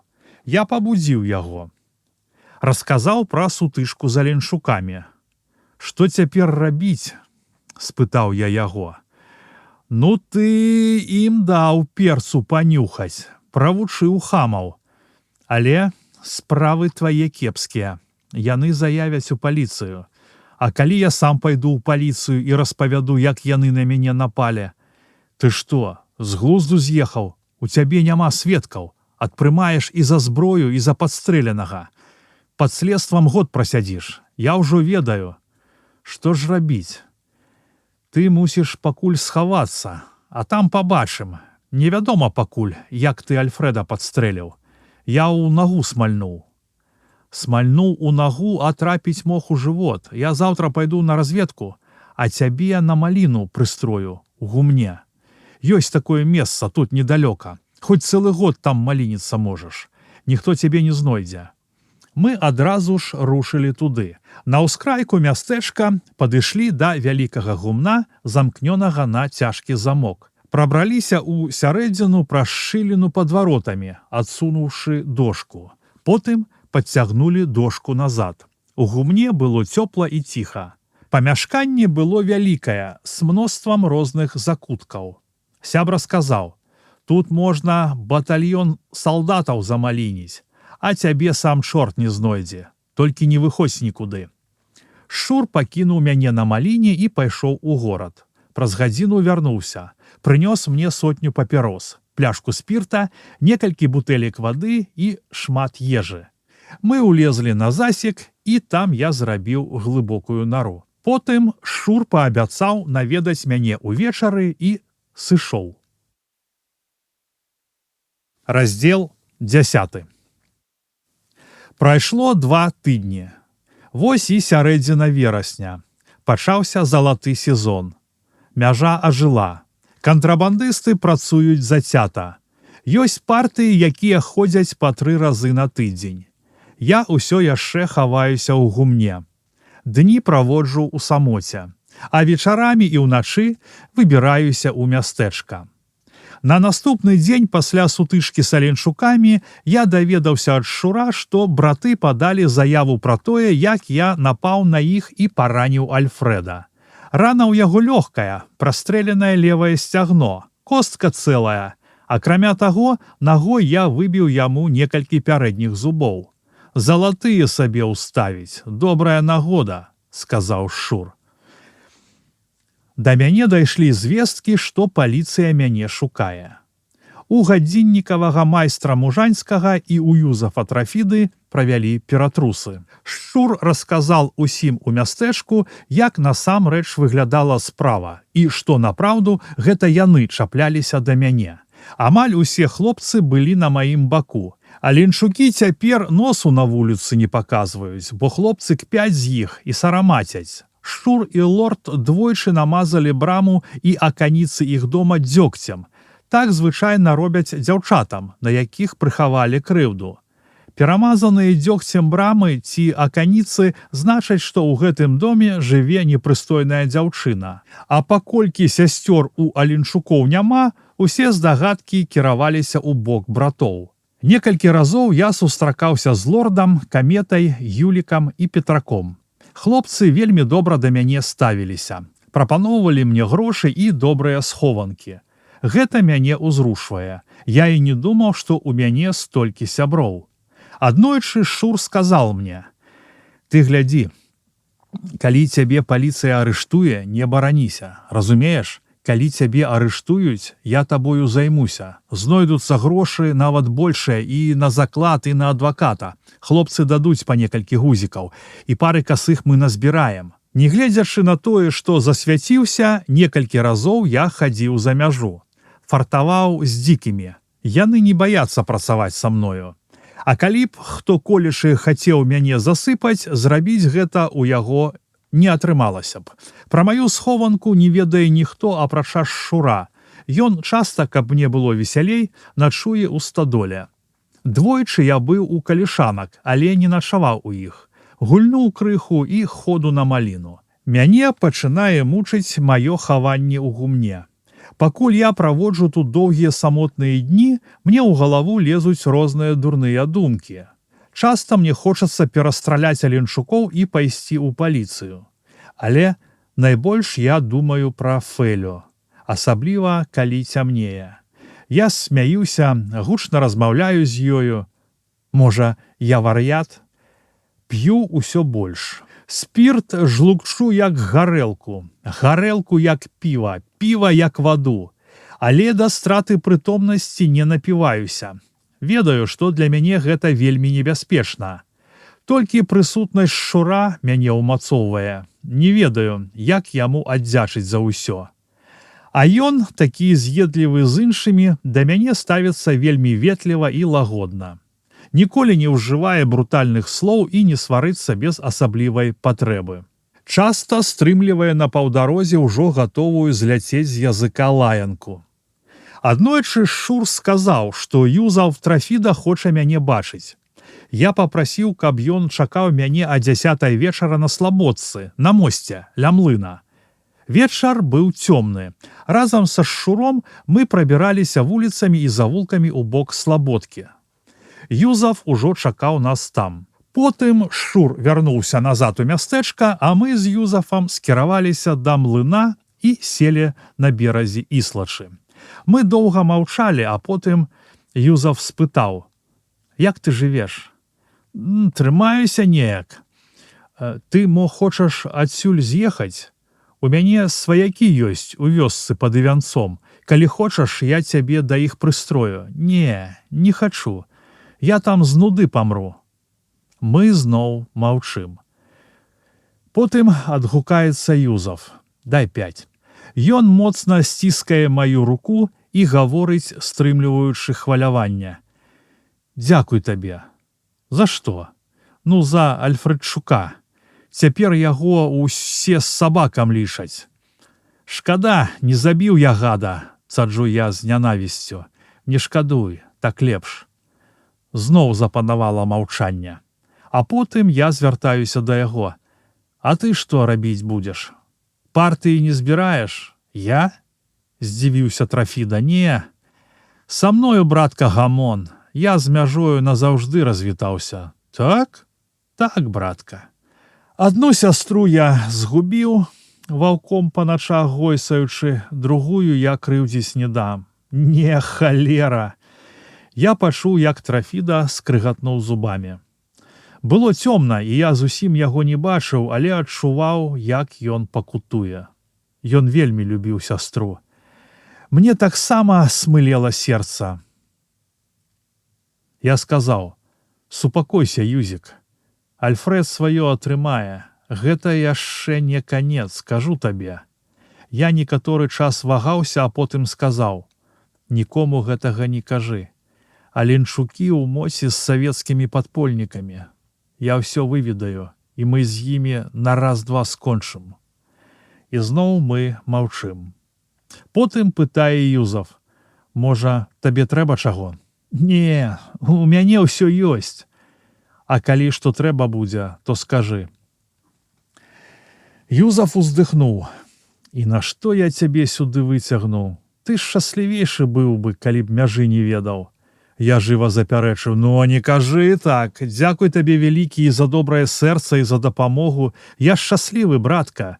Часам мне сумна, але тут ужо нічога не паробіш. І не думай пра такое, і мне такога не кажы». Мы доўга размаўляем, седзячы ў цемры на беразе ракі. Потым развітваемся, і ўзрушаны я доўга блукаю завулкамі. Ноч цёмная. Твараў рэдкіх мінакоў не разабраць. У сваю схованку вяртаюся позна. Выпіваю палову пляшкі гарэлкі і закопваюся ў сена. Назаўтра я сустрэўся з лордам. Шчур сказаў, што лорд мае да мяне пільную справу. Ён чакаў нас на могілках. З сабой у яго было 3 пляшкі гарэлкі і крыху закускі. Седзячы на траве побач з нізкай каменнай агароджай, мы пілі гарэлку. А потым я спытаў яго: «Ты што хацеў сказаць?» «Фэля пра цябе пыталася». На імгненне мне заняло мову. Добра, што яны не бачылі майго твару. Быццам бы абыякава я спытаў: «А чаго ёй трэба?» Яна чула, што ў цябе калісьці праз яе была сутычка з Альфрэдам ля касцёла. А потым яшчэ тады, калі ты яго падстрэліў, што ён пра яе штосьці зняважлівае сказаў. Некаторы час я маўчаў, а потым адказаў: «Пра першы інцыдэнт ты і сам добра ведаеш. А калі аленчукі дачапіліся да мяне ўначы, то Альфрэд зняважліва сказаў пра нас з Фэляй разам. Але я нікому пра гэта не казаў. Зразумець не магу, адкуль яна ведае. Фэля акурат прасіла мяне ў цябе даведацца, што пра яе сказаў Альфрэд».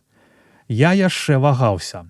Тады лорд сказаў: «Ты кажы, Фэля такая баба, што ёй усё сказаць можна.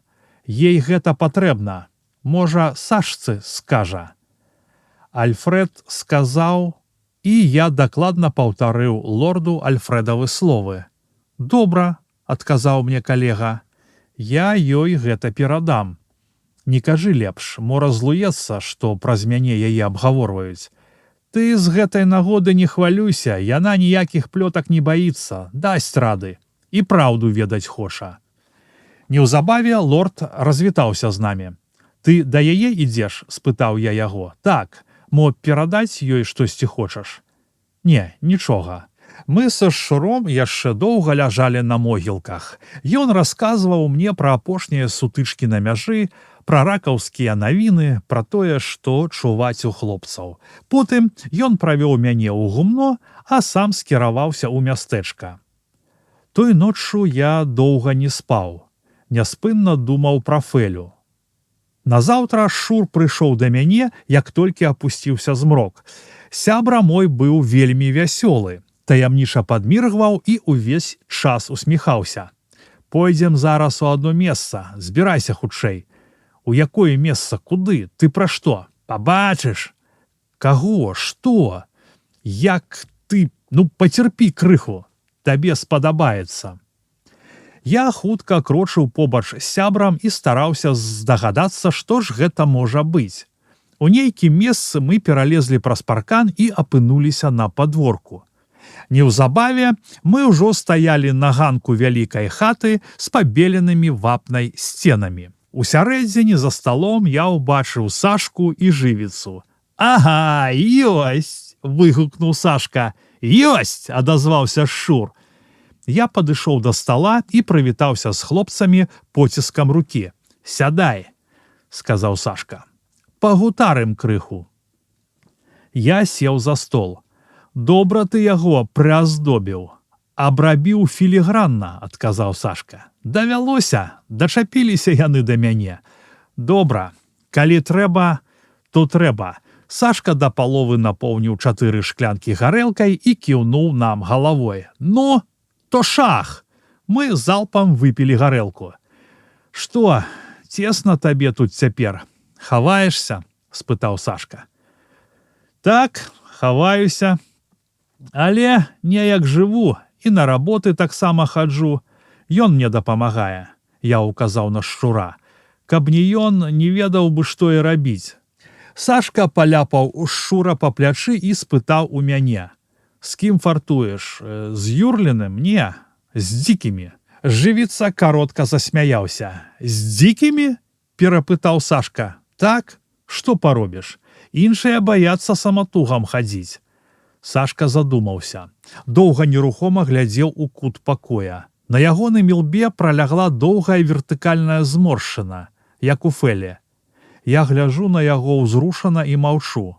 Мы усе маўчым. Шчур закусіў ніжнюю губу і глядзіць то на мяне, то на Сашку, то на жывіцу, які мне пальцамі хлебны шарык.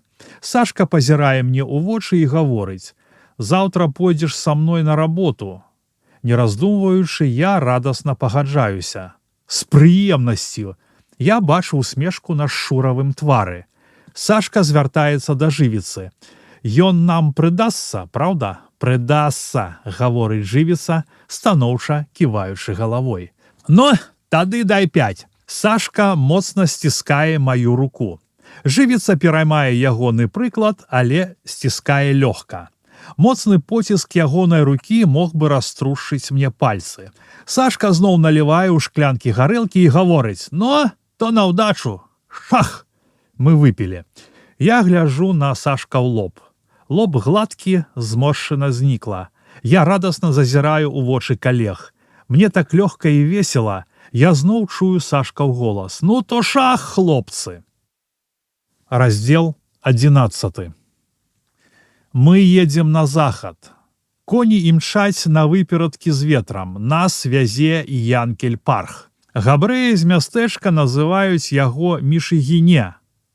Янкель-Парх любіць хуткасць, любіць рызыкоўныя эскапады, а больш за ўсё Парх любіць Сашку, якога багоміць за смеласць, шчырасць і шырокія жэсты.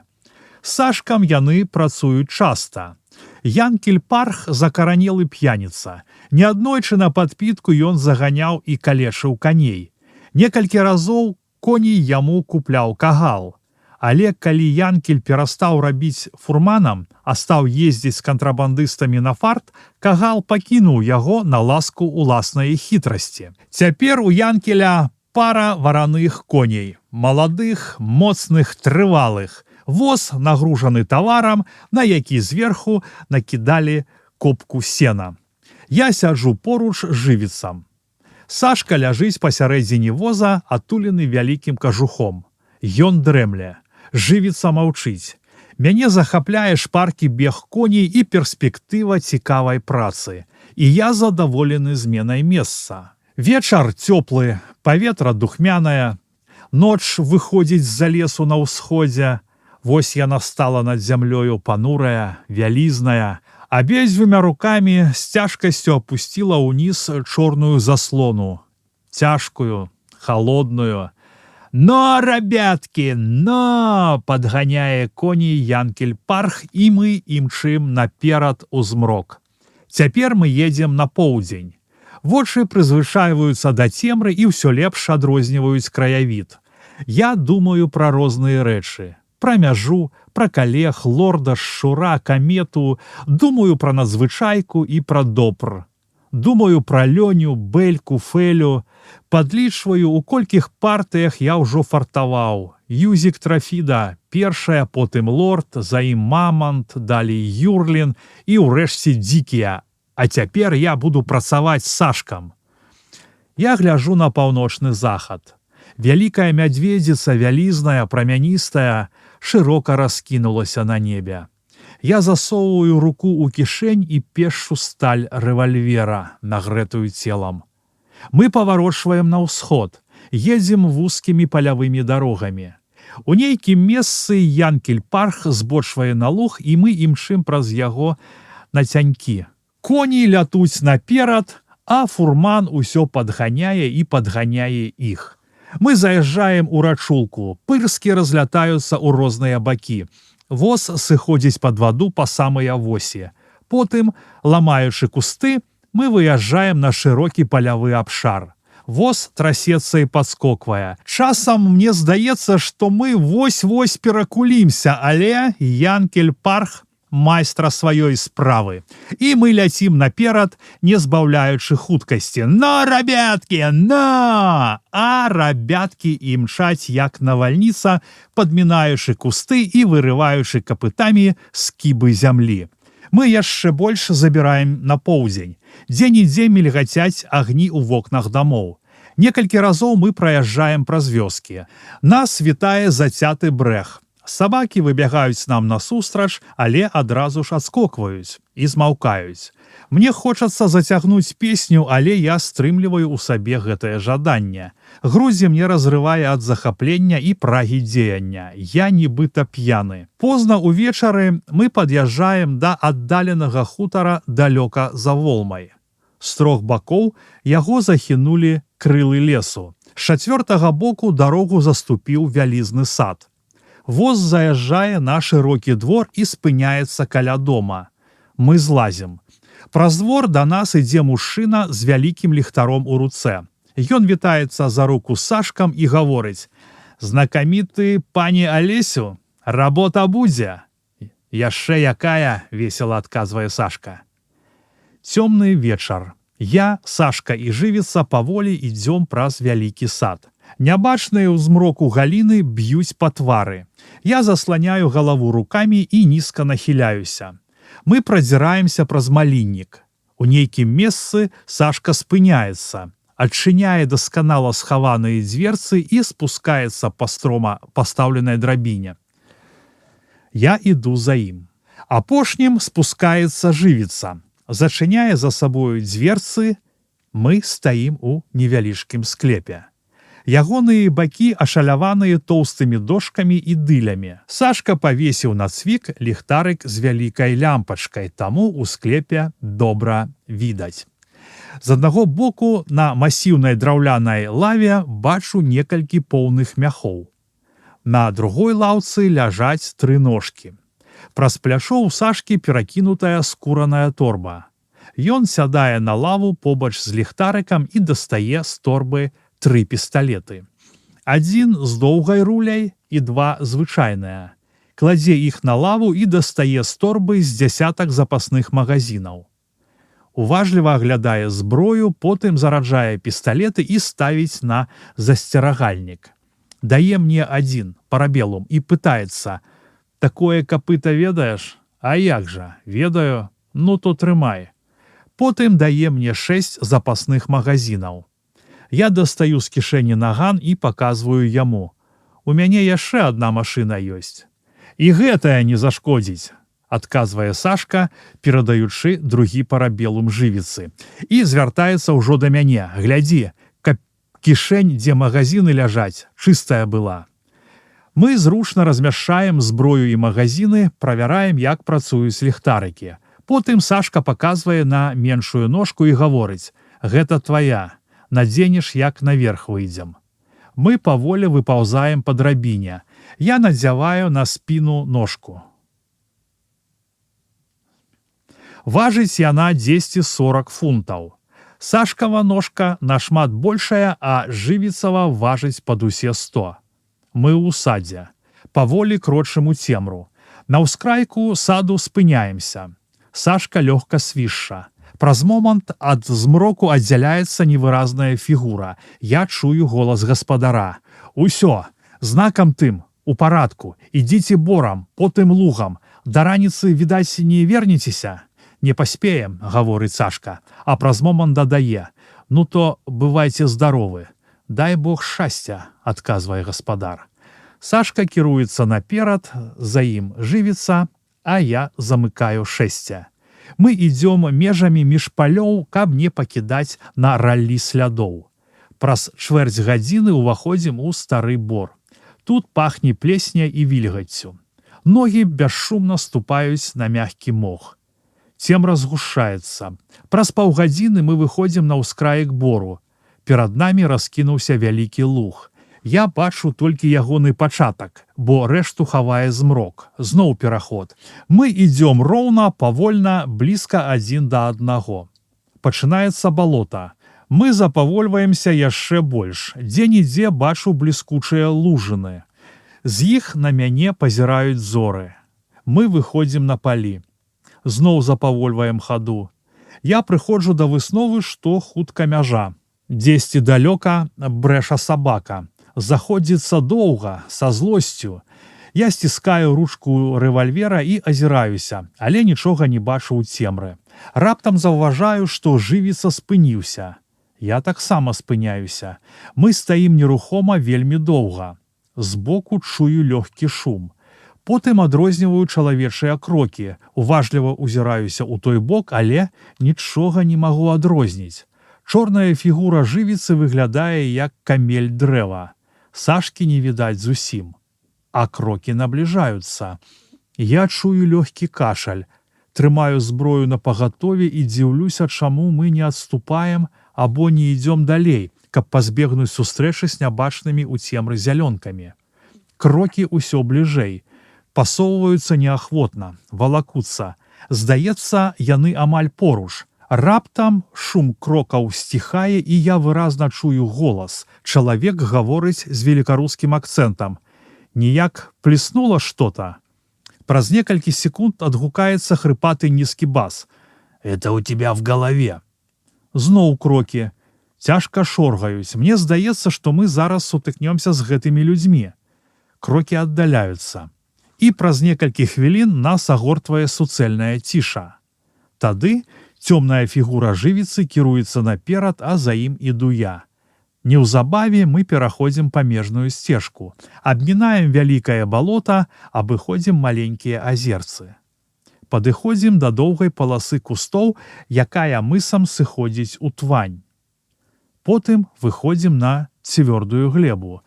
Доўга ідзём па адхоне ўзгорка, і вось мы наверсе. Праваруч я бачу доўгі шэраг агеньчыкаў. Там вёска. Наперадзе чуваць грукат колаў, даносяцца ўзбуджаныя галасы. Потым раздаецца гучны рогат. «На!» лунае ў паветры працяглы вокліч. І з вёскі ляціць песня. «Ночка цёмна, я баюся, правядзі мяне, Маруся». Мы кіруемся ўніз па адхіле. Ідзём не спяшаючыся, абмінаем ямы. Праходзім побач з вялікім валуном і крочым далей. Па пяску між ядлоўцамі. Песня ўсё шырэй лунае ў паветры. «Праважала да вакзала, жалка стала, зарыдала».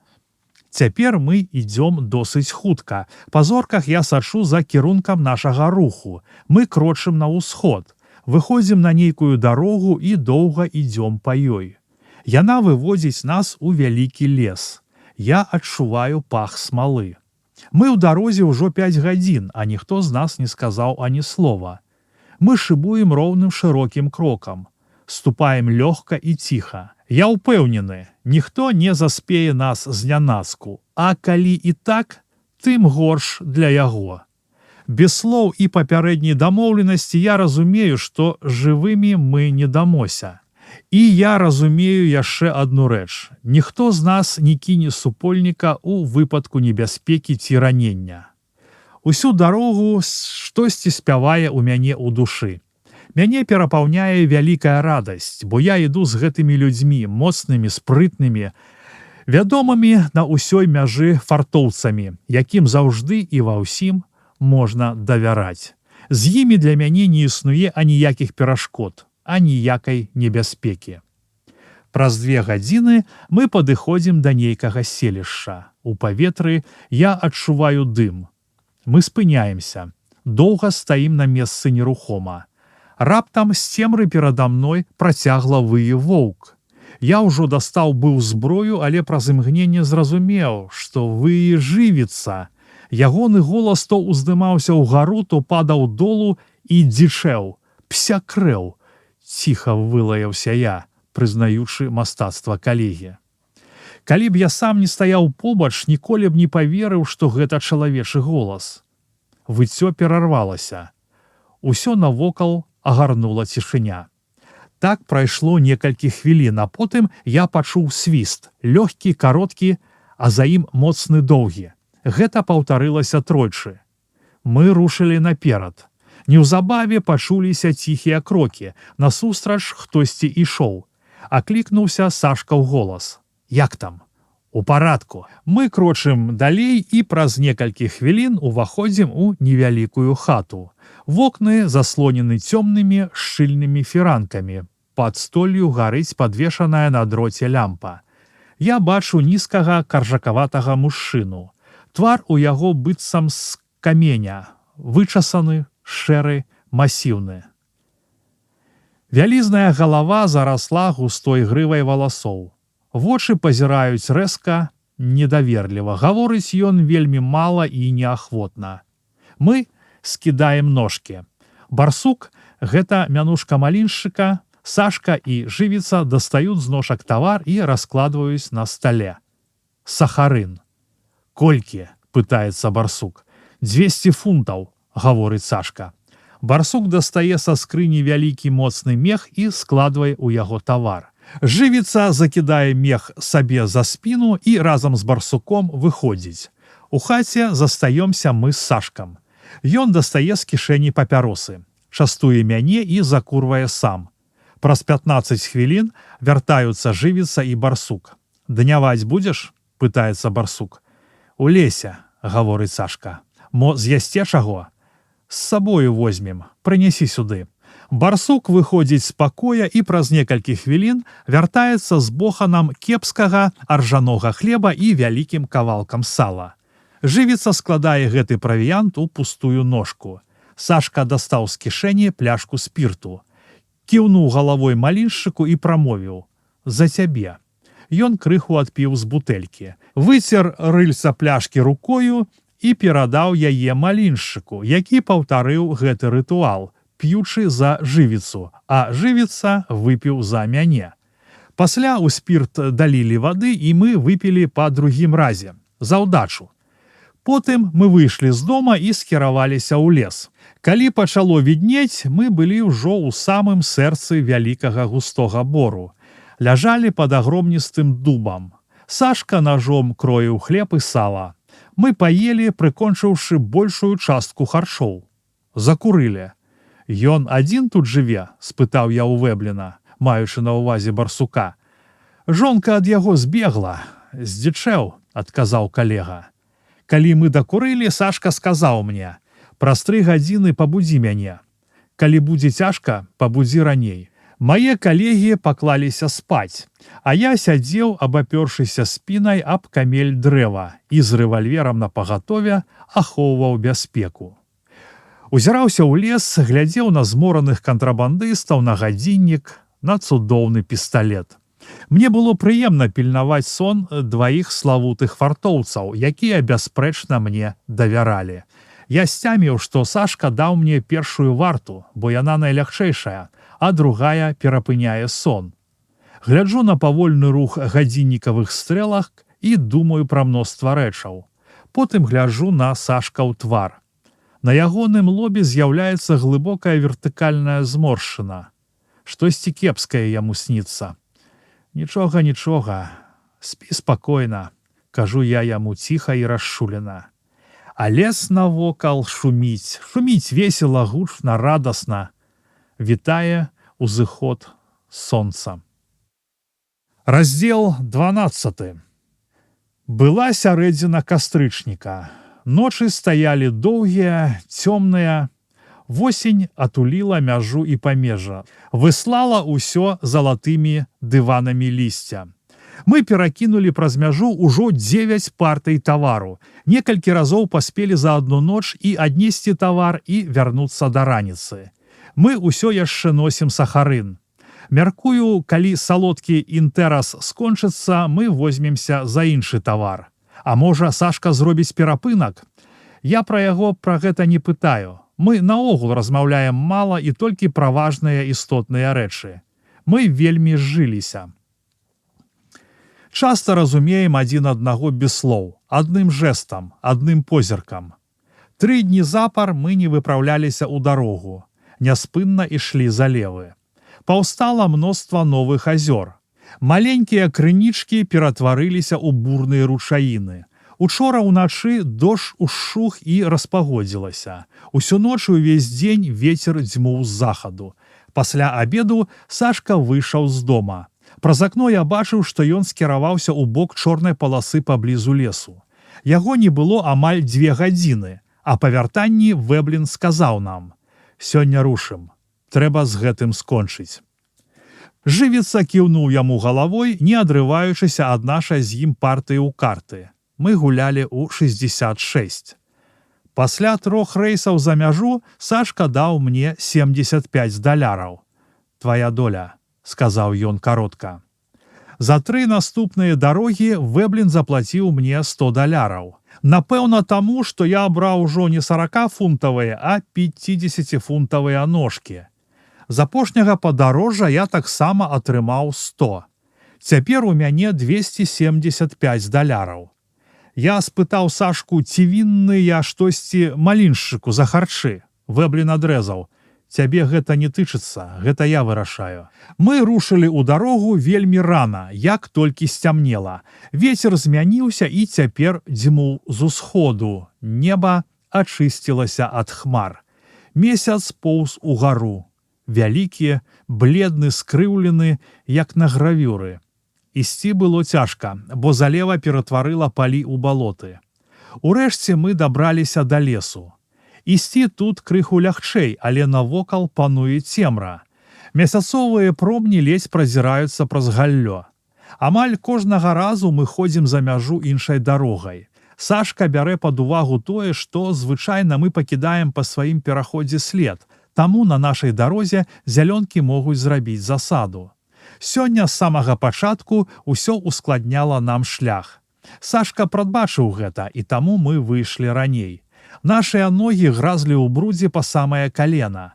Там, дзе колькі дзён таму былі лужыны, сёння раскінуліся азёры. Дзе беглі ручайкі, сёння віруюць рэкі. Востры халодны вецер рэжа вочы і займае дыханне. Але найгоршы цяпер лысы. Ён свеціць яскрава, моцна, быццам уступіў у змову з зялёнкамі, залівае як з пражэктара, струменем промняў. І нас відаць здалёк. Мы доўга стаім на ўскрайку леса. Перад намі вялізная адкрытая прастора, пасярод якой праходзіць мяжа. Мы ступаем на твань. Скочам з купіны на купіну і паволі прасоўваемся наперад. Я мокры і брудны амаль да пояса, але мне горача, рух грэе. Урэшце мы пераходзім мяжу і кіруемся далей. Раптам Сашка прыспешвае крок. Мяне гэта дзівіць, але я крочу за жывіцам, не азіраючыся. І тут ззаду грыміць стрэл вінтоўкі. Мне здаецца, што да маіх вушэй ён далятае здалёк, бо моцны вецер адносіць гук назад. Можа там крычаць, як звычайна «Стой, стой, стой», але я не чую галасоў. Вакол пачынаюць свістаць кулі. Я азіраюся і бачу, як за 200 крокаў ад нас бягуць салдаты. Іх каля 2 дзясяткаў. Яны расцягнуліся ланцугом.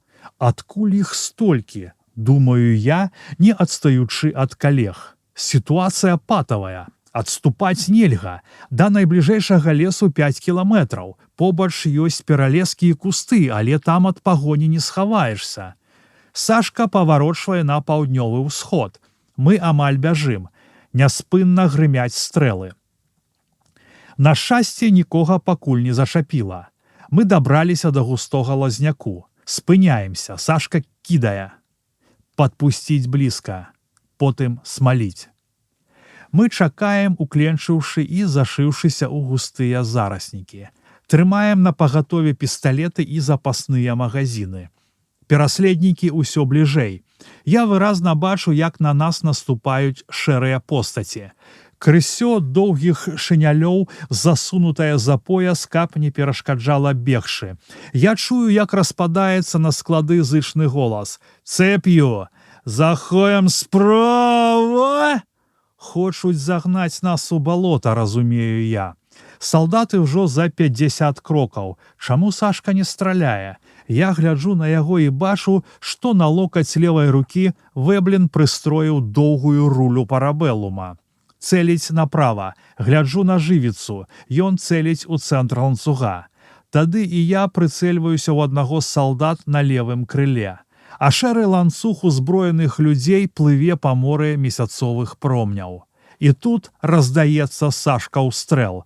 Уважліва цэлячы па людзях з ланцуга, я пачынаю страляць. Я адстраляў 10 набояў і усадзіў у ручку парабеллума новы магазин. Сашка і жывіца страляюць без упынку. Ланцуг ірвецца і спыняецца. Здалёк далятае загад. «Ложись!»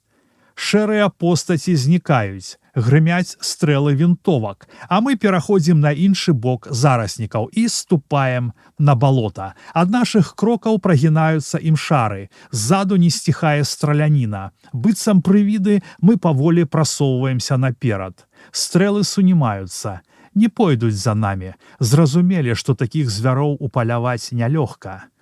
Брыдзём далей. З-пад ног падымаецца вада. Мы павялічваем адлегласць між сабою, каб не парушыць эластычную паверхню моху і водарасцяў, што закрывае твань. Праз 2 гадзіны мы выходзім на цвёрдую глебу. Наўпоблізь чарнее сцяна лесу. Сашка указвае рукой на балоты. «Ну, хай паспрабуюць. Не дадуць рады», — гаворыць жывіца. Мы кранаемся з месца і паглыбляемся ў таямнічы змрок лесу. Тут нас сам чорт не спыніць. Мы перакінулі праз мяжу ўжо 12 партый тавару. Учора Сашка даў мне за апошнія 3 ходкі $150. Гэта вельмі шмат, але ножкі ў мяне былі па 70 фунтаў. Цяпер у мяне $425. Капітал зароблены без агранды. Я заўважыў, што за год і 3 месяцы памежнага жыцця вельмі развіўся фізічна. Цяпер цягаць 70-фунтавую ножку мне лягчэй, чым калісьці 30-фунтавую. А найцяжэйшыя дарогі я праходжу так лёгка, быццам выпраўляюся на звычайны шпацыр. Падчас працы мы мелі мноства сутычак на мяжы і памежжы. Але пра ўсе я не расказваю, каб не зацягваць аповеду. Апошнім разам, калі мы вярталіся з-за мяжы, Сашка павёў нас зусім новай акружной дарогай. Гэтым разам мы здалёк абыходзім той атрэзак, на якім у нас здарыўся шухер з зялёнкамі. Абмінаем за некалькі кіламетраў, але мясцовасць тут зручнейшая. Балот няма і навокал вялікія лясы. Дык вось, на зваротнай дарозе мы заўважылі побач з мяжой у лесе караульнае памяшчэнне. Сашка пачаў падкрадацца да яго, а мы скіраваліся за ім, трымаючы зброю напагатове. Пад асветленым акном ён спыніўся. Я адразу ж замёр побач і убачыў вялікі пакой. У глыбіні стаялі нары, а на іх ляжала некалькі чырвонаармейцаў. Відаць, спалі. Ля акна стаяў стол, на якім ляжалі нейкія паперы і гарэла вялікая лямпа. Пасярод пакоя стаяў высокі чырвонаармеец і, звяртаючыся да некалькіх салдат на лаўках, штось ім расказваў. Твары ў слухачоў вясёлыя. Раптам раздаецца агульны гучны рогат. І тут я бачу, што Сашка падымае ўгару парабеллум. Спачатку я думаю, што ён збіраецца страляць праз акно па салдатах, але заўважаю, што цэліць ён у лямпу. Чырвонаармеец расказвае далей, крывіць твар, падымае брові ўгару і разводзіць рукамі. Потым робіць крок і гаворыць штосьці так гучна, што да мяне далятаюць асобныя словы. Раздаецца новы, яшчэ мацнейшы выбух рогату. І ў гэты ж самы момант Сашка страляе. Грыміць стрэл, штосьці трашыць, звініць шкло і хата патанае ў цемры. Некаторы час усярэдзіне пануе поўная ціша, а потым чуваць перапужаныя галасы і крыкі. «Што за чорт? Какой мерзавец разбіл лампу?» Чуваць шорганне ног. Урэшце блеснуў ліхтарык. «Это кто-то выстрелил снаружи», — кричат у хаціне. Мы паволі адступаем у глыб лесу. Сашка ціха смяецца. На маліну мы вярнуліся шчасліва. Гэта была наша апошняя дарога з сахарынам. Мы перакінулі ўвесь прывезены з мястэчка запас. Пасля апошняй вандроўкі за мяжу Сашка сказаў: «Ну, братва, заўтра у Рубяжэвічы шуруем. Трэба крыху пагуляць, а потым абрабіць яшчэ адзін інтэрас. Зіма блізка». Мы ўжо трэці дзень у Рубяжэвічах. Спыніліся ў Сашкавага сябра на ўскрайку мястэчка. Сашка цэлымі днямі хадзіў па інтарэсах. Некалькі разоў я бачыў яго ў мястэчку з нейкімі габрэямі. Мы з жывіцам сядзім дома, спім, п'ем гарэлку або гуляем у карты. Учора мы балявалі ўсю ноч. Стасік Удрэнь, Сашкаў прыяцель, у якога мы пасяліліся, выправіў 2 малых братоў на ноч да суседкі. Ведаў, якая будзе вечарынка. Неспадзяваным для мяне быў прыезд зракава гарманіста Антонія. Яго прывёз Янкель Парх. Удзень Стасік і Сашка ў некалькі заходаў прынеслі мноства пакункаў розных памераў. Дом у Стасіка быў вялікі, але вельмі занядбаны. Мы з жывіцам крыху прывялі яго да ладу. На чорнай палове хаты ў кухні паразгортвалі прынесеныя пакункі. Там было незлічона прадуктаў. Каньяк, лікёры і гарэлку мы размясцілі ў шафцы. Ад аднаго позірку на гэта багацце мне так і карцела паправіць сабе настрой, але жывіца сказаў пачакаць і паберагчы месца на потым. Гарманіст Антоні сядзеў у чыстай палове хаты і паціху граў розныя мелодыі. А 7:00 увечары прыйшоў Стасік у суправаджэнні 3 дзяўчат, з якімі адразу ж нас пазнаёміў. Юля, Казя, Ядзя. Дзяўчаты называлі свае імёны, вітаючыся з намі. Спачатку яны трымаліся вельмі прыстойна, але неўзабаве іх разагрэлі жарты Стасіка, музыка Антонія і перспектыва вясёлай забавы. Мы пасадзілі госцяў за стол і сталі частаваць гарбатай і пірожнымі. Я паспрабаваў даліць у гарбату каньяку. Дзяўчаты не пратэставалі. Юля – пульхная блондзінка. У яе мілая усмешка, і яна часта і весела смяецца, адкідаючы галаву назад. Казя – брунетка, прыгожыя цёмныя вочы і выцягнуты твар. Трымаецца сур'ёзна і смяецца толькі куточкамі вуснаў. У Ядзі густыя рудыя валасы і снежная скура. Вельмі вясёлая усмешка дэманструе цудоўныя зубы. Яшчэ у Ядзі прыгожыя ногі, і убраная яна менавіта з гэтай прычыны ў вельмі кароткую сукенку. Усе яны маладыя, а ніводнай, напэўна, яшчэ няма 20. За сталом дзяўчаты ўтвараюць 3 яскравыя плямы. У Юлі крэмавая сукенка, у Казі цёмна-зялёная, а ў Ядзі жоўтая. Дзесьці праз гадзіну прыходзіць Сашка. Весела вітаецца з дзяўчатамі і Антоніем. Размова ажыўляецца. Стасік няспынна жартуе. Дзяўчаты штохвілінна заходзяцца смехам. Мы намагаемся іх спаіць, але п'юць яны неахвотна. Даводзіцца намаўляць іх на кожны кілішак. Потым настрой папраўляецца. У дзяўчат блішчаць вочы і гараць шокі. Мы таксама на падпітку. Антоні рэжа на гармоніку. Дзяўчаты сядзяць за сталом радком, а мы спрабуем іх разлучыць. Сашка падымаецца са свайго месца і падыходзіць да Казі, найцверазвейшай з усіх. Хутка падхоплівае яе на рукі і перш чым дзяўчына паспявае запратэставаць, пераносіць і саджае яе поруч з сабою на іншым баку стала. Юля пляцкае ў далоні і гаворыць: Так прыгожа. Як прыгожа, то прыгожа, гаворыць жывіца, ён падыходзіць да Юлькі і падымае яе разам з крэслам. Дзяўчына пішыць і спрабуе ухапіцца за спінку. Жывіца пераносіць Юльку па ўсім пакоі і разам з крэслам ставіць побач з сабою, а потым саджае дзяўчыну сабе на калені. Юлька хоча вырвацца, а кантрабандыст лёгка, але ўпэўнена яе стрымлівае. Я сядаю каля Ядзі, прыгожыя ногі, снежная скура і палымяныя валасы, якой даўно мяне вабяць.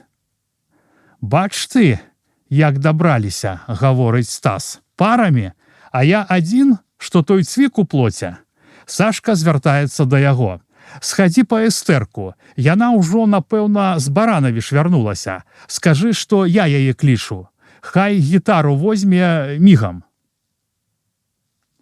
Гарыць, крычыць Стась і без шапкі вывальваецца з дома. Мы працягваем з прымусам частаваць дзяўчат лікёрам і вішняком. Яны ўжо ладна на падпітку. Жвава жестыкулююць, часта і залівіста смяюцца. Пераймаючы прыклад жывіцы, я пасадзіў сабе на калені ядзю. Яна не пратэстуе, абдымае мяне рукой за шыю. Мы калышамся ў такт вальсіка. Праз чвэрць гадзіны вяртаецца Стась. «Ёсць!» – крычыць ён з парога. «Найцудоўнейшая, найпрыгажэйшая Эстэрка уласнай персонай!» У пакой хуткім крокам уваходзіць хударлявая дзяўчына сярэдняга росту габрэйка. З-пад палітона яна дастае гітару, кладзе яе на крэсла і гучна заяўляе. Вясёлай забавы. «Просім!» – адгукаецца Сашка. «Сядай сюды!» Эстэрка убраная ў вельмі кароткую чырвоную сукенку. Твар у яе непрыгожы, але фігура вельмі зграбная. Чорныя, каротка пастрыжаныя валасы, вялікія жарсныя вусны і прыгожыя вочы. Стась кідаецца паспешліва паіць яе вішняком. Дзяўчына есць і п'е, зусім не манернічаючы, і сама весела жартуе. А ў эстэрачкі ручкі як цукерачкі. У мяне і ножкі, як цукерачкі. Адказвае Эстэрка і закідвае на стол нагу, выцягваючы ступню. Гэта вітаецца агульным выбухам смеху. Стась не здаецца і таксама кладзе нагу на стол. «Паглядзім, чые прыгажэйшыя. Хай паненкі рассудзяць». А паненкі весела смяюцца. Потым Эстэрка выбягае на сярэдзіну пакоя. У руках яе гітара. Некаторы час яна пальцамі кранае струны, спрабуючы розныя акорды, а потым спявае. Паглядзіце, коцікі, што на мне за боцікі, файныя, а тое, ножкі ззаду зграбныя, вусны і грудкі звабныя, сэрца ж залатое. Спявачка падымаецца на мысках чаравічак, качаецца ўзад уперад і зграбна круціцца на месцы.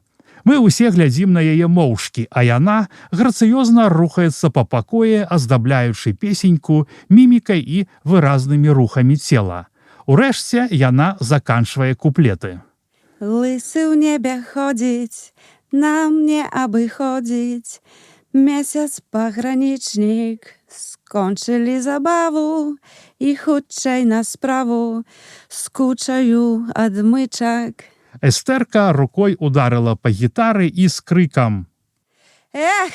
крутанулася так хутка, што падол спадніцы ўзняўся ўгару. Дзяўчаты засмяяліся. Мы пляскаем і п'ём далей. Ніхто не бянтэжыцца.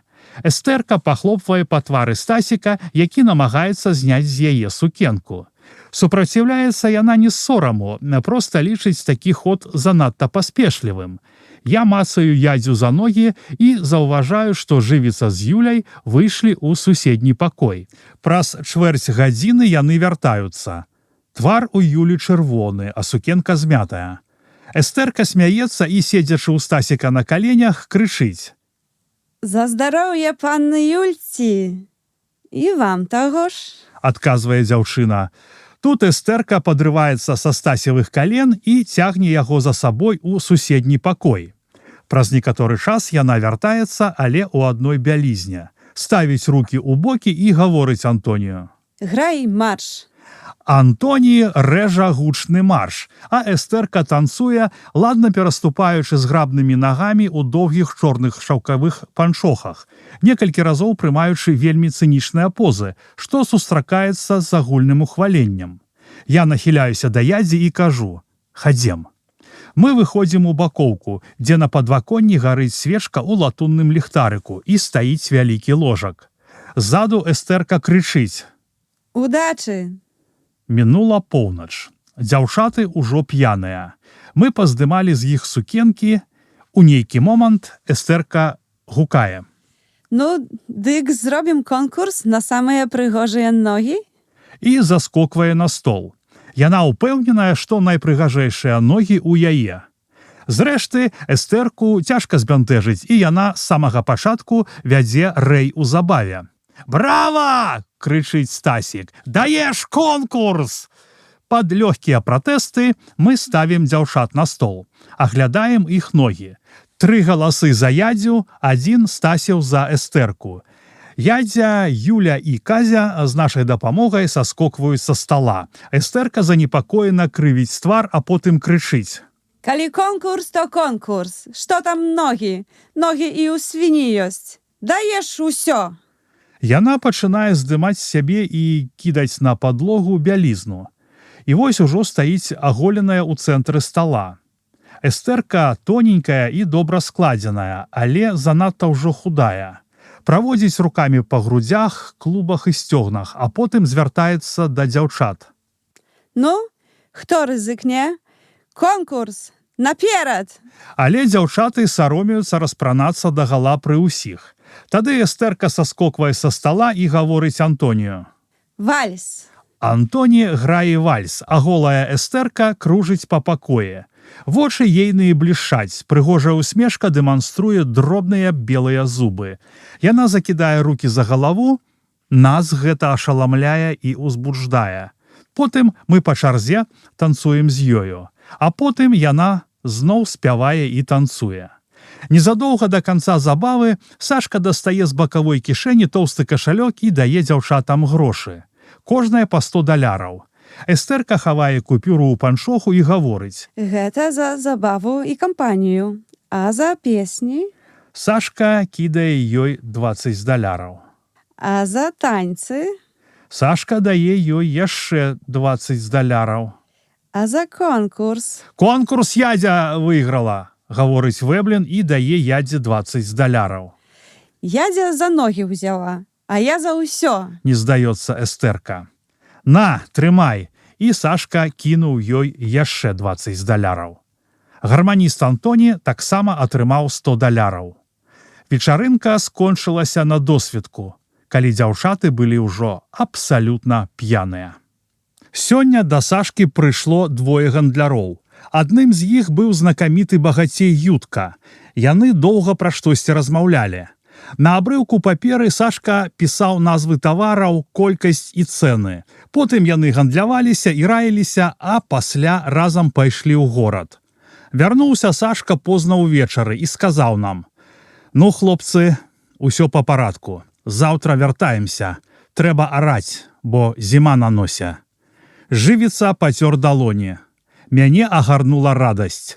Пойдзе работка. Раздзел 13. Дождж імжыць, ці рушыць і ліецца. Ноч чорная быццам смала. Воз загружаны па самыя краі фарбай і скурай на падэшвы. Пад 100 пудоў тавару. Мы накрылі ўсё брызентам і абвязалі тоўстымі вяроўкамі. Нават калі воз перакуліцца, нічога не выпадзе. Колы мы моцна абкруцілі тонкімі прасмаленымі шнурамі. Гэта добра з некалькіх прычын. Мы ўздымаем менш шуму, калі едзем, а яшчэ колы не так глыбока ўваходзяць у мяккую глебу, не слізгаюць па ўзгорках і мокрай траве. Усё гатова. Вялікі моцны чорны конь ірвецца наперад. Мы выязджаем на дарогу. Гаспадар развітваецца з намі ля брамы. Дай Бог шчасця. Мы патанаем у цемры. Жывіца, трымаючы ў руках рамяні лейцаў, кіруе канём. Сашка сядзіць з ім поруч. Я размясціўся ззаду. Мы едзем паволі. У змроку я не бачу нічога. Праз гадзіну жывіца спыняе каня. Мы з Сашкам злазім з возу. Сашка гаворыць мне пачакаць, а сам кіруецца наперад. Праз чвэрць гадзіны вяртаецца. Ну, пайшлі, толькі памалу. Цяпер мы з Сашкам ідзём наперад, а воз ціха коціцца за намі. У нас напагатове пісталеты і ліхтарыкі. Я адчуваю, што мяжа блізка, але дакладна не ведаю, калі мы яе мінаем. Рухаемся мы амаль бесшумна. Можа, дзесьці побач і ёсць зялёнкі, але яны не могуць нас ані заўважыць, ані пачуць. Я іду і думаю пра тое, што сёння ў дзень сказаў мне Сашка. Ну, братка, пачалася работка. Пакуль сцежка белай стане, пару тысяч даляраў заробіш. Тады паедзеш у Вільню, там уладкуешся, бо тут ты рана ці позна згінеш. Дождж узмацняецца. Мы доўга круцімся ў цемры, здалёк абмінаючы перашкоды. Урэшце выязджаем на нейкую дарогу. Цяпер хутка наперад. Воз ціха едзе за намі. Часам конь пысай тыцкаецца мне ў шыю, і я адчуваю на карку ягонае цёплае дыханне. Потым Сашка спыняе коня. Мы сядаем на воз і шпарка коцімся далей. Паабапал дарогі узвышаецца нябачны ў цемры лес. Раз-пораз воз скача па карэнні дрэваў. Па твары мяне пляскае мокрае лісце і востры іголкі елак. Ліхтарык і парабелум я ўвесь час трымаю на пагатове. Раптам хтосьці заступіць дарогу. У пэўным месцы мы паварочваем у лес. Тут мы здымаем з колаў шнуры. Нельга пакідаць за сабою такі след ад мяжы да маліны. Цяпер мы пятляем рознымі дарогамі. З'язджаем у бок, губляем след. А трэцяй уначы прыбываем на месца. Заносім тавар у стайню. Удзень барсук адвязе яго на наступную кропку, побач з Менскам. Каня і воз заводзяць у стайню, жывіцца і барсук, а мы з Сашкам ідзём у дом. У печы зырка гарыць агонь. Мы здымаем мокрае адзенне і развешваем яго на вяроўках побач з печшу. Вяртаецца жывіца і таксама развешвае адзенне. Барсук смажыць для нас сала. Мы п'ем спірт і ямо гарачыя скваркі.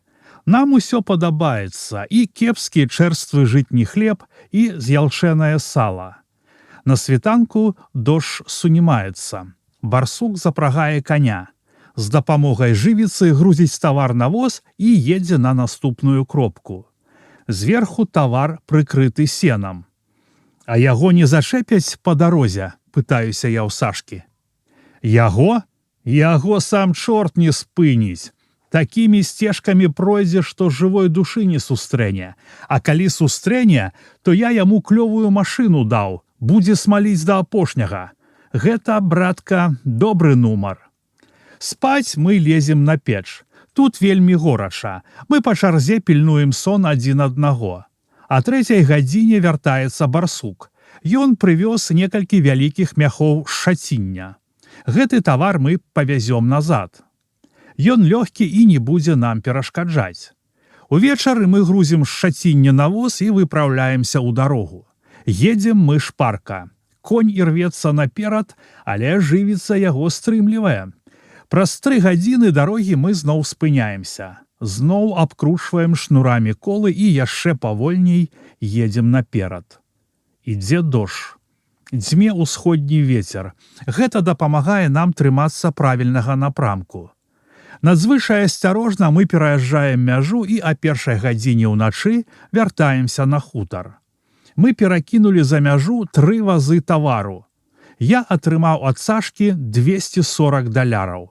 Цяпер у мяне 665 даляраў. Вэблін сказаў, што мне належыцца яшчэ, але тыя грошы ён дасць мне пазней, калі мы скончым работу зусім, бо цяпер цяжка падлічыць прыбытак.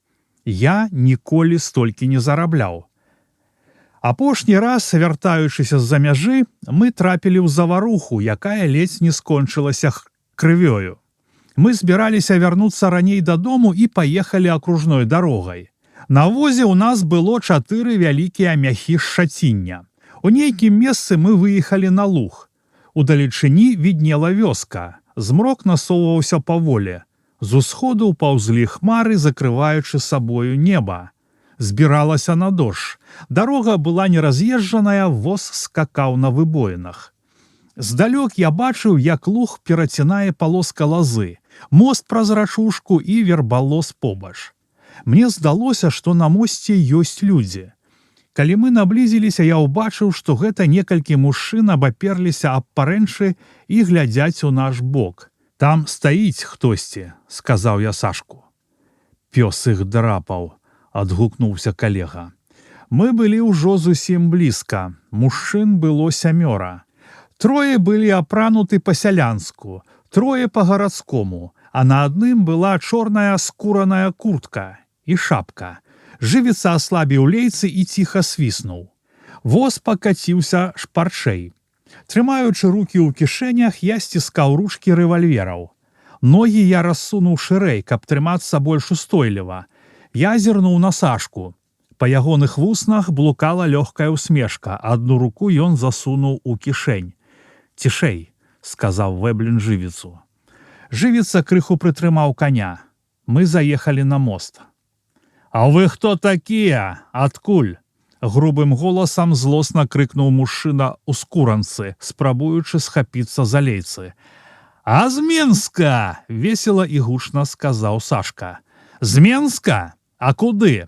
«Куды? Зараз раскажу дакументальна». Жывіца спыняе коня, а Сашка саскочыў з воза і падышоў да мужчыны ў чорнай скуранцы. Некаторы час Вэблін глядзеў яму ў твар, а потым сказаў: «Ваша пыса, таварыш, мне падаецца вельмі падазронай. Па якім праве вы затрымліваеце людзей на дарогах?» «Як гэта па якім праве?» «Так, па якім праве? Дакументы папрашу. Я сотрудник Койдановского погранотряда». Тады Сашка зрабіў крок назад і бліснуў яму ў вочы руляй парабеллума, прамаўляючы холадна і спакойна: «Лапы ўгору, ну?» Мужчына спалатнеў і падняў рукі. У гэты момант я вырваў з кішэняў 2 рэвальверы і, стоячы на возе, крыкнуў людзям на мосце: «Лапы ўгору, мігам!» Усе паднялі рукі ўгору. Жывіца ў адной руцэ сціскае лейцы, а ў другой трымае парабеллум. Ён пасміхаецца і зацікаўлена пазірае на таварыства з паднятымі рукамі. Сашка абшуквае агента. Дастае з кішэні скуранкі зараджаны наган. «Прыдасца», — гаворыць ён, хаваючы рэвальвер у сваю кішэнь. Потым дастае з бакавой кішэні сотрудніка толсты кашалёк і таксама забірае. Гэта мы пазней агледзім.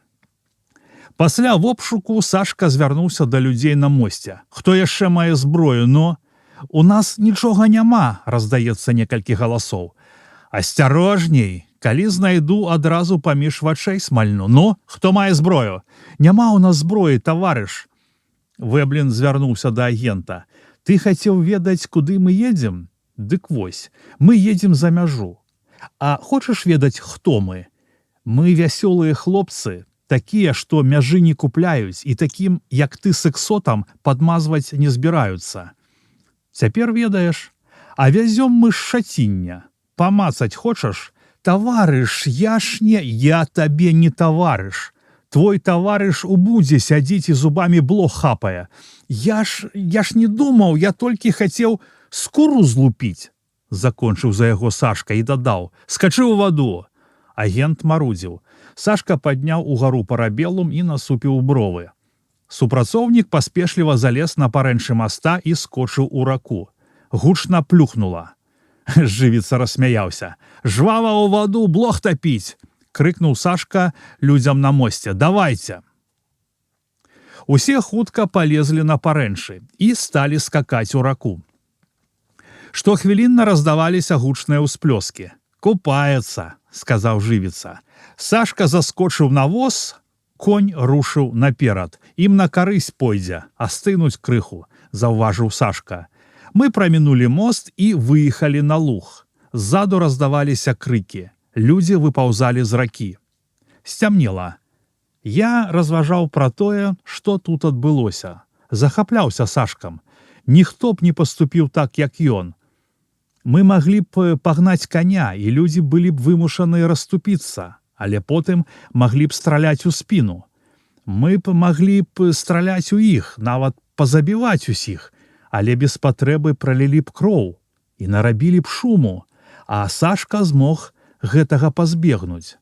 Я гляджу на ягоны спакойны, задуменны твар.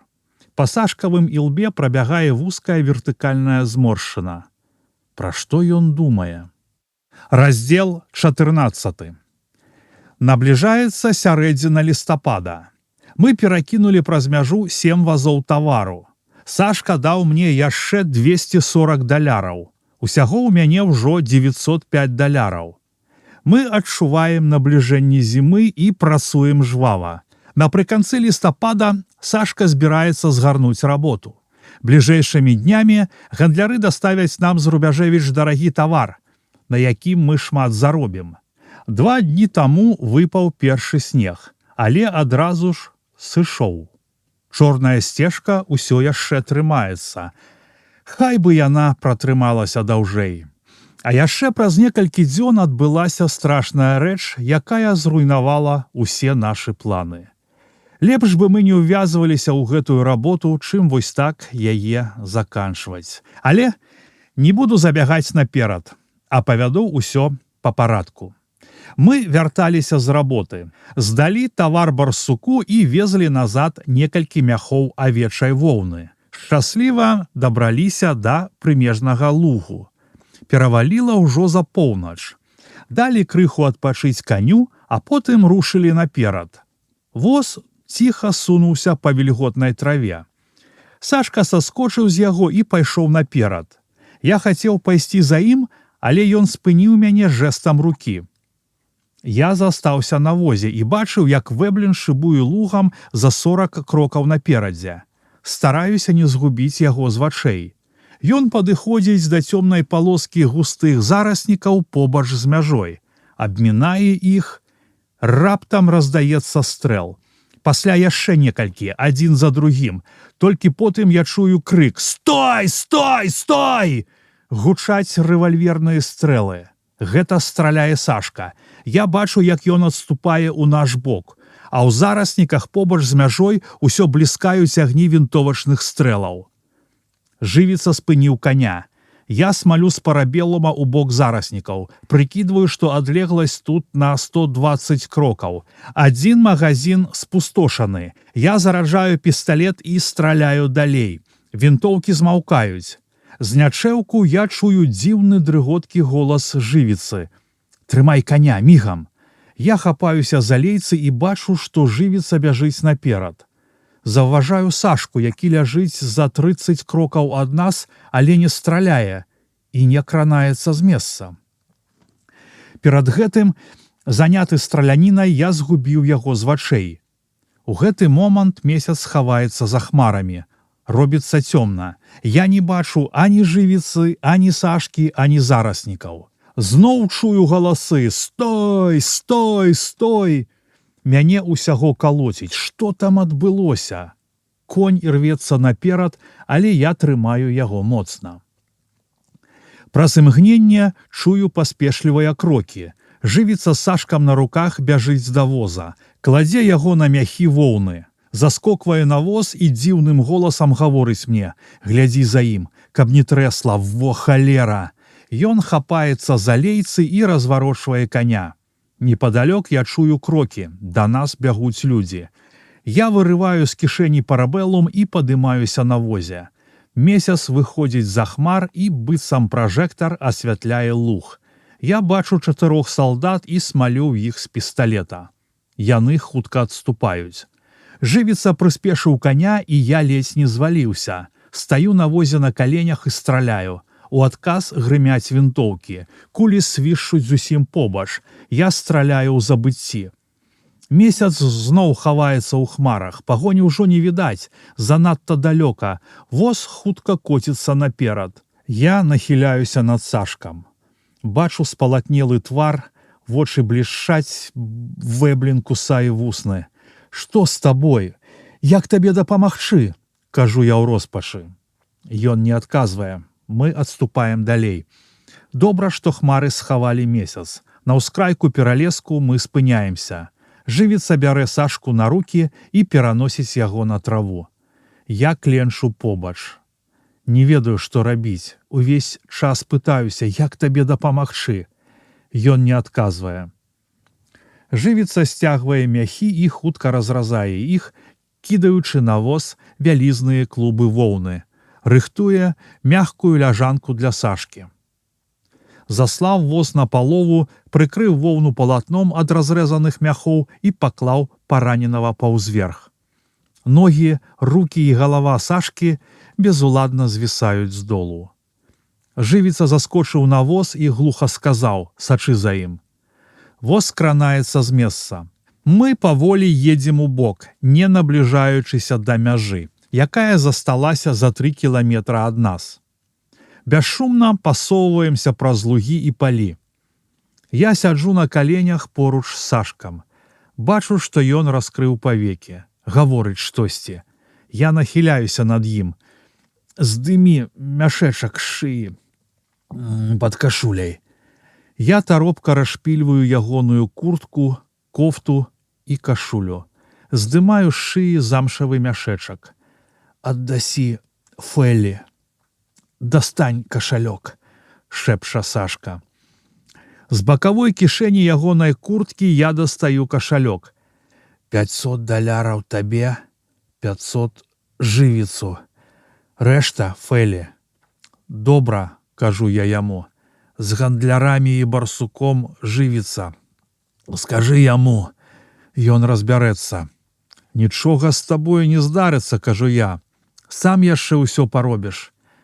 Не, я ўсё. Зрабі, як кажу. Ён змоўк. Мо табе дапамагчы неяк, пытаюся я. Не, кіньце гэта, а ты з'язджай. Ён маўчыць. Я падкладаю яму пад галаву воўну. Ён зноў гаворыць вельмі ціха. Уладзя, я тут. Дай машыну. Ён варушыць пальцамі правай рукі. Я укладаю яму ў руку парабеллум. Пальцы сціскаюцца. Не ведаю, што ён хоча зрабіць. З-за хмар выходзіць месяц. Я выразна бачу Сашкавы запалыя вочы і белы спакутаваны твар. Ягоны лоб перасякае вертыкальная зморшчына. Да маіх вачэй падступаюць слёзы. Раптам на ягоным бледным твары з'яўляецца дзіўная усмешка. Я звяртаюся да жывіцы. Спыні каня. Ён памірае. Ты што вярзеш, халера? Са стогнам адгукаецца жывіца. Мы схіляемся над Сашкам. Ён шэпча. Смалі налева, ну, яшчэ, хлопцы наперад. Валі на поўную! Гучна сказаў Сашка і апусціўся на воўну. Гэта былі апошнія ягоныя словы. Так загінуў Сашка Вэблін, кароль мяжы. Загінуў на савецкім памежжы ў сярэдзіне лістапада, у залаты сезон, у месяцовую ноч. Памёр о 2 гадзіне ўначы. Апошнія хвіліны ягонага жыцця асвятляла цыганскае сонца. Навокал панавала урачыстая цішыня. Ён пакінуў сястру Фэлю і нас, усёй душой адданых яму сяброў, мяне і жывіцу. Пакінуў па сабе добрую памяць ва ўсіх хлопцаў на памежжы. У панурым маўчанні мы кленчым над целам дарагога сябра. На мае рукі падаюць слёзы жывіцы.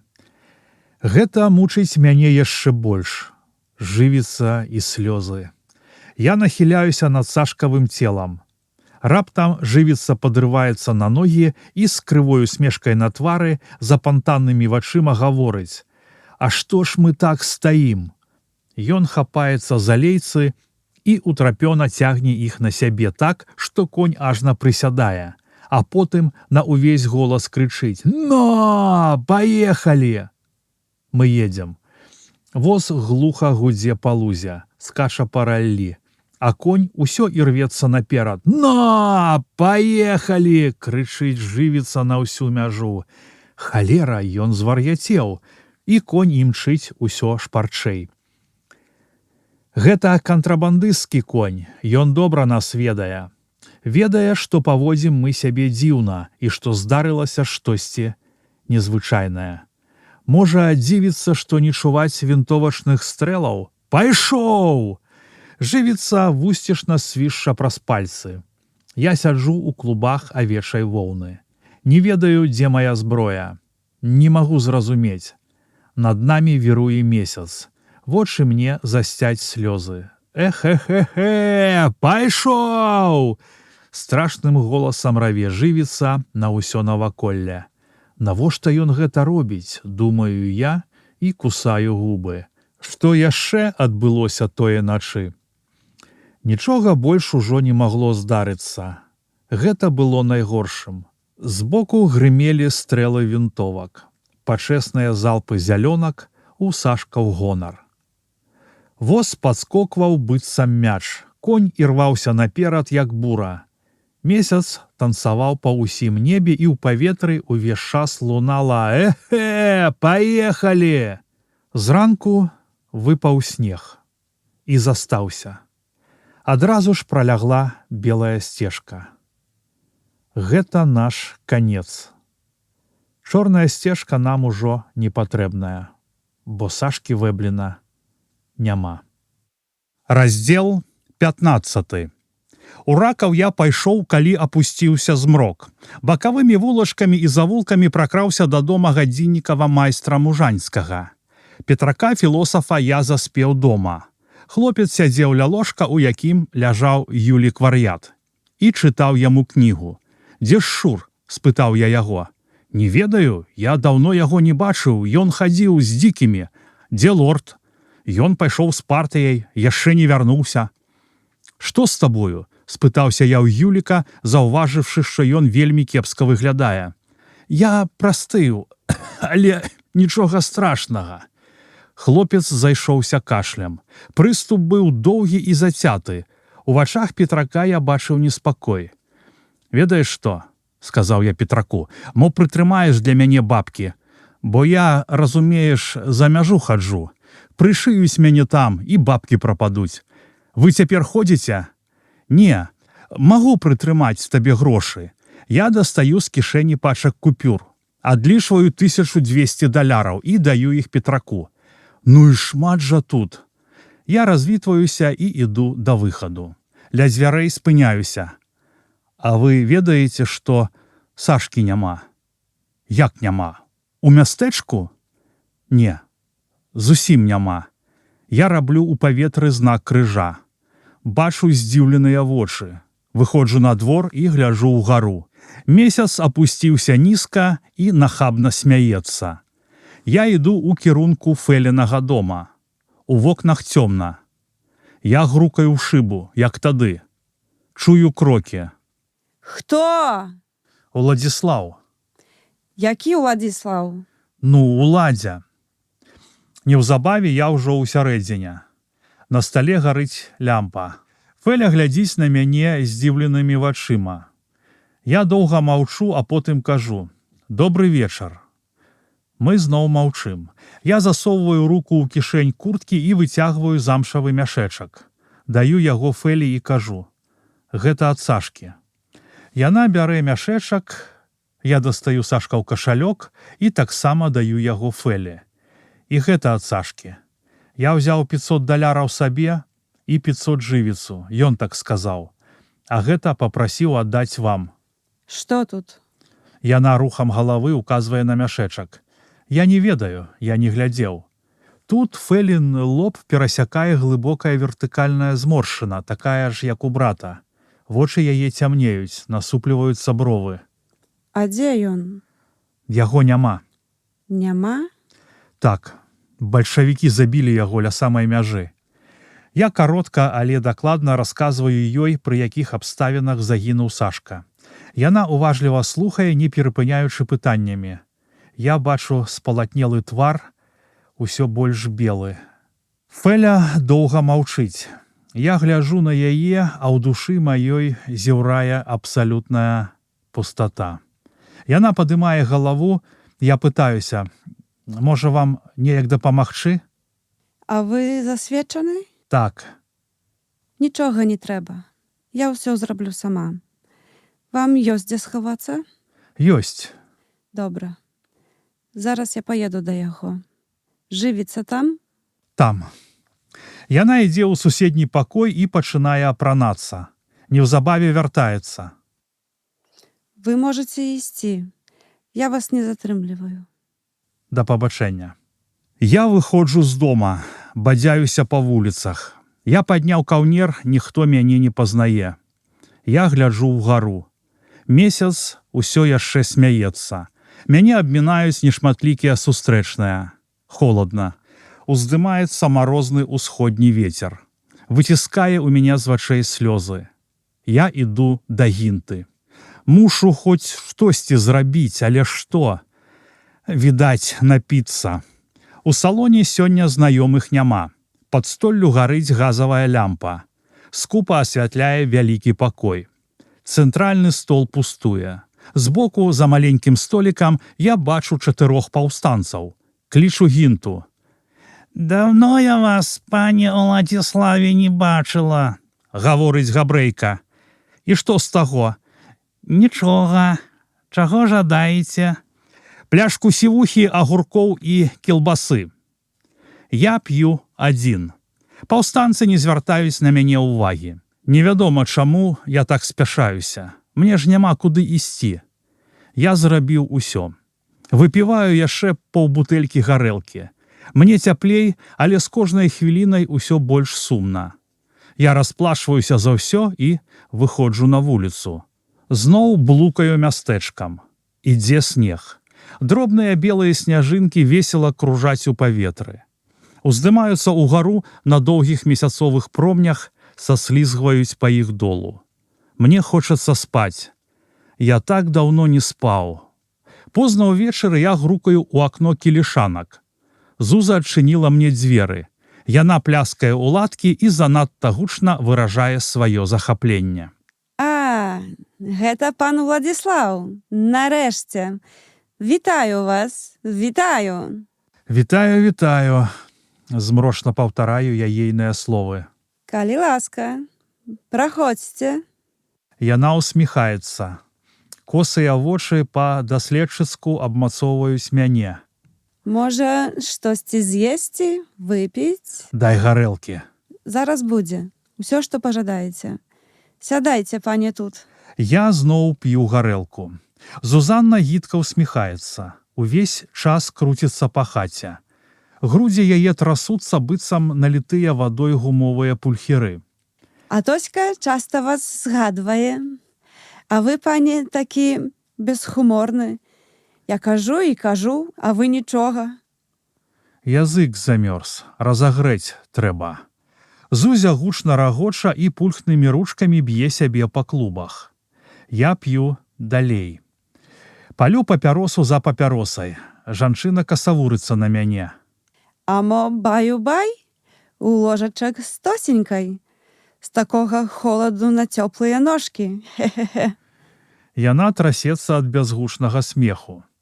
Я бачу, што ў яе 2 насы просьма вачэй, і яна ўся дражыць, трасецца як гума, як цеста. Іду ў суседні пакой. За мной з лямпай у руцэ цялёпкае пантофлямі Зузя. Тося, прывітай пана Уладзіслава, як належыць. Мамуся як дурненькая. Адказвае заспаная дзяўчына. Я распранаюся, я так даўно не спаў. Зузя здымае з мяне боты. Усім целам я занырваю ў цёплы мяккі ложак. Зузя штосьці гаворыць, хіхікае і выходзіць з пакоя. Тоська прыціскаецца да мяне гарачым гладкім целам. Здарылася штосьці вельмі важнае, вельмі. Але што? Я лячу ў душную гарачую прорву. «Но, уставай!» Чую я праз сон суворы голас. Хтосьці трасе мяне за плячо. Я расплюшваю вочы. Мяне слепіць палоска святла з ліхтарыка. Праз момант я заўважаю ў пакоі некалькіх паліцыянтаў. У руках у іх рэвальверы. Я адразу ж прыходжу да цямы. Зброя ў мяне ў бакавой кішэні курткі. А дзе куртка? Зрэшты, мне нельга абараняцца. «Імя і прозвішча?» Дзелавіта пытаецца той самы голас. «Антоні Пятроўскі». Зузя хіхікае. А вы, пане Уладзіў, хітрун. Ён, пане начальніку, яшчэ не працверазеў. Пагуляў крыху хлопец. Хе-хе-хе. Яна мне агідная. Я зразумеў, што яна мяне апыліла. Апранайся. Я вылажу з ложка і пачынаю апранацца. Мяне ўсё яшчэ асвятляе ліхтарык, але я зусім не бянтэжуся. Мне цяпер усё адно. «Пагуляй, кавалер!» Чую я хрыпаты бас, які далятае да маіх вушэй быццам з вялікай адлегласці. Хтосьці смяецца. Зузя хіхікае. Потым запясце апякае холадам кайданкаў. Здарылася штосьці вельмі важнае, але што? Мы выходзім у сенцы. Мяне чуйна пільнуюць рулі рэвальвераў. Песцяць промні ліхтарыкаў. Я заўжды ў парадку, пане начальніку. Чую я шэпт Зузі. Мы ідзём па вуліцах. Месяц пырскае смехам. Сняжынкі весела гуляюцца ў паветры. Абмінаем двух мужчын з кіямі ў руках. Начная варта. Мяне завялі ў камісарыят. Назаўтра допыт, пратакол. На стаўку прывялі Альфрэда, Альфонса і Альбіна Аленчукоў. «Ты яго ведаеш?» – пытаюць Альфрэда. «Ведаю, а як жа?» – гаворыць, з'едліва усміхаючыся кантрабандыст. «Ён цябе падстрэліў?» «Ён заступіў нам дарогу і пачаў страляць, абрабаваць хацеў». Браты Альфрэда ахвоча пацвярджаюць ягоныя словы. Я не перарываю іх. Хай вярзуць, што хочуць. Гэта ўсё дурноцце ў параўнанні з тым. Потым дапытвалі мяне. Я падрабязна расказваю пра ўвесь ход сутычкі, згадваю дэталі, але бачу змоўніцкія позіркі і ўсмешкі. Яны не вераць мне. Тады я зусім перастаю даваць адказы. На 4-й дзень пасля арышту а 5-й гадзіне дня мы едзем з Ракава ў Івянец, да суддзі следчага. Едзем санна. Я ўладкаваўся пасярэдзіне на заднім сядзенні саней. Поруч сядзіць двое паліцэйскіх. З рынка мы едзем на Слабодку. Мінаем Трафідаў дом, я гляжу ў іх вокны. Здаецца, бачу за шыбай чыйсьці твар. Можа, гэта Янінка? Мы заязджаем на мост. Колькі ж разоў я хадзіў сюдою з хлопцамі, а цяпер? Апускаецца змрок. Моцны мароз, кайданкі ледзяняць мне запясці. У паветры кружаць сняжынкі, ствараючы рухавую зіходкую фіранку, і таму краявід выглядае асабліва чароўна. Паабапал дарогі стаяць дрэвы. Уздымаюць на галінах тоўстае снежнае покрыва. Побач з трактам бягуць удалечыню тэлеграфныя слупы. Я чую іх манатоннае дрыготкае гудзенне. Паліцэйскія дастаюць папяросы, закурваюць самі і частуюць мяне. Я адмаўляюся. «Вы не курыце?» – пытаецца ў мяне адзін з іх. «Куру, але свае». І «правільна», – гаворыць паліцэйскія. Фурман падганяе каня, але кляча цягнецца паволі і прыспешвае крок толькі тады, калі чую ў паветры свіст бізуна. З усходу дзьме пранізлівы халодны вецер. Марозіць мне левую шаку і вуха. Я выцягваю рукі з рукавоў і з цяжкасцю падымаю каўнер. Снег падае ўсё радзей і ўрэшце зусім спыняецца. На небе з'яўляюцца зоркі. Месяц працавіта паўзе ўгару, ён сур'ёзны, засяроджаны і не звяртае на нас увагі. У мозгу перакотваецца мноства розных думак. Яны разбегаюцца, не вяжуцца адна з адной, шпарка і бязладна імчаць наперад. Мною авалодвае абыякавасць. Паліцэйскія размаўляюць. Гавораць пра нейкія дадаткі на сям'ю, пра выплаты, часта перапыняюць размову. У нейкі момант адзін з іх гаворыць: «Ты Сашку Вэбліна ведаеш?» «Ведаў, брат той чарнявенькай». «Як там яна завецца, Фэля?» «Менавіта. Ну, і што ён?» «Яго застрэлілі на памежжы». «Хто застрэліў?» «Невядома. Жывіца ў паказаннях сказаў, што вёз яго з Рубяжэвіч у Ракаў, і побач з Волмай хтосьці страляў у іх і трапіў у Вэбліна». Я уважліва прыслухоўваюся, але раблю выгляд, што іх размова мяне не цікавіць зусім. «Мо рахункі нейкія зводзілі? Чорт іх ведае!» Сашку Вэбліна ўсе любілі, але ён мог і ворагаў мець. Мне здаецца, што Жывіца штосьці круціць з гэтым стрэлам. Ён учора сам сабе ў кумпал пальнуў. «Хто? Жывіца?» «Так. Чаго гэта ён? Сп'яну?» «Стукнула штосьці ў галаву. Учора ж хавалі Вэбліна, а потым ягоная сястра хаўтуры рабіла. Ну, то ён і скарыстаўся нагодай, напіўся і пайшоў увечары дамоў. А на плошчы смальнуў сабе з парабелкі ў рот». Я здранцвеў ад жаху. А можа, ён руку прыклаў да гэтага стрэлу пад Волмай, І баяўся адказнасці, га? Магчыма, мутная справа, сам чорт не разбярэцца. Гэтага таксама за агнястрэльнае раненне арыштавалі. І паліцэйскі кіўнуў галавою ў мой бок. З іх папярэдняй размовы я даведаўся, што калега толькі што вярнуўся з адпачынку і не ведае местачковых навін. Цяпер ён штурхае мяне рукой і пытаецца: пане, вы за што яго падстрэлілі? Каго? Аленчука, дадае другі паліцэйскі. За тое, што поскудзь. Паліцэйскія па-змоўніцку падміргваюць адзін аднаму. Гэткі шпак. Потым зноў закурваюць. Жывіцца мёртвы, застрэліўся. Усё круціцца ў маёй галаве. Знячэўку мяне агортвае неперадольнае жаданне ведаць усё. Я не магу паверыць, што жывіца скончыў жыццё самагубствам. Гэта не змяшчаецца ў галаве. Тут штосьці не так. Можа, ёсць яшчэ адзін жывіца. За адно імгненне ў мяне наражаецца рашэнне. Я мушу уцячы і пайсці туды. Мушу. Цяпер я цішком уважліва назіраю за паліцэйскімі. Яны перакананыя, што я ад них не ўцяку. Сядзяць нядбала, кураць папяросы, вінтоўкі заціснутыя ў іх між ног. Скочыць саней у бок я не паспею, затрымаюць. А калі адштурхнуцца нагамі адна саней і кінуцца назад? Такім чынам можна лёгка выкінуцца, перш чым яны паспеюць працягнуць рукі, каб толькі не ўпасці на галаву. Я уважліва пакрыёма азіраю наваколле. На выбоінах сані так моцна паскокваюць угару, што выскачыць з іх лёгка. Ногі паліцэйскіх прыкрытыя саломай і шынялямі. Перш чым яны паспеюць падняцца і выскачыць з саней, я змагу стаць на ногі і кінуцца наўцёкі. Апранутыя лёгка і магу бегчы хутка, таму калі яны не трапяць па мне першымі кулямі, уцяку я хутка. Далёка да Івянца? Пытае ў калегі адзін з паліцэйскіх. 3 кіламетры. Гэта паскарае маё рашэнне. Вачыма я шукаю зручнае месца і чакаю адпаведны момант.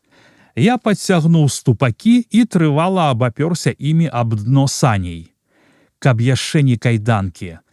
Сані паволі з'язджаюць на вяршыню ўзгорка. У месяцовым святле я бачу доўгі стромы адхон, па якім збягае ўніз дарога. Заўважаю доўгую паласу прыдарожных кустоў, а за імі адкрытыя палі. Кідаю апошні позірк на эскорт і на мясцовасць. Сані імкліва імчаць уніз. Хуткасць адкідвае нас на нізкую спінку. І тут я усім целам моцна адкідваюся назад, а нагамі адштурхоўваюся ад дна саней. Я ўзляцеў у паветра і зваліўся на дарогу. Падарваўся на ногі і чухнуў угару па дарозе, якой яшчэ хвіліну таму каціліся долу санкі. «Трымай коней! Трымай коня!» Сані ляцелі ўніз. «Тррррррр!»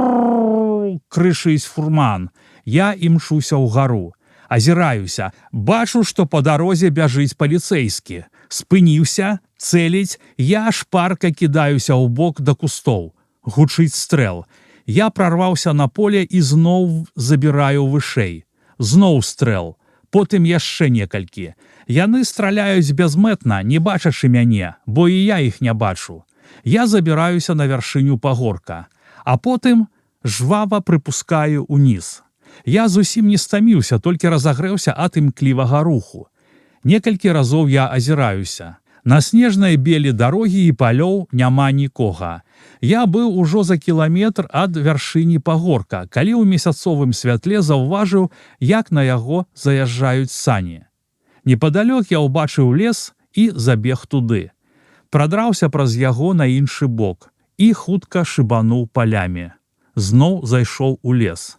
Хай яны цяпер мяне пераследуюць. Зноў лес і зноў поле. Я азіраюся навокал. Пуста. Гляжу на зоркі, шукаю напрамак. Вялікая мядзведзіца паказвае мне дарогу на захад. Не, каханая, не.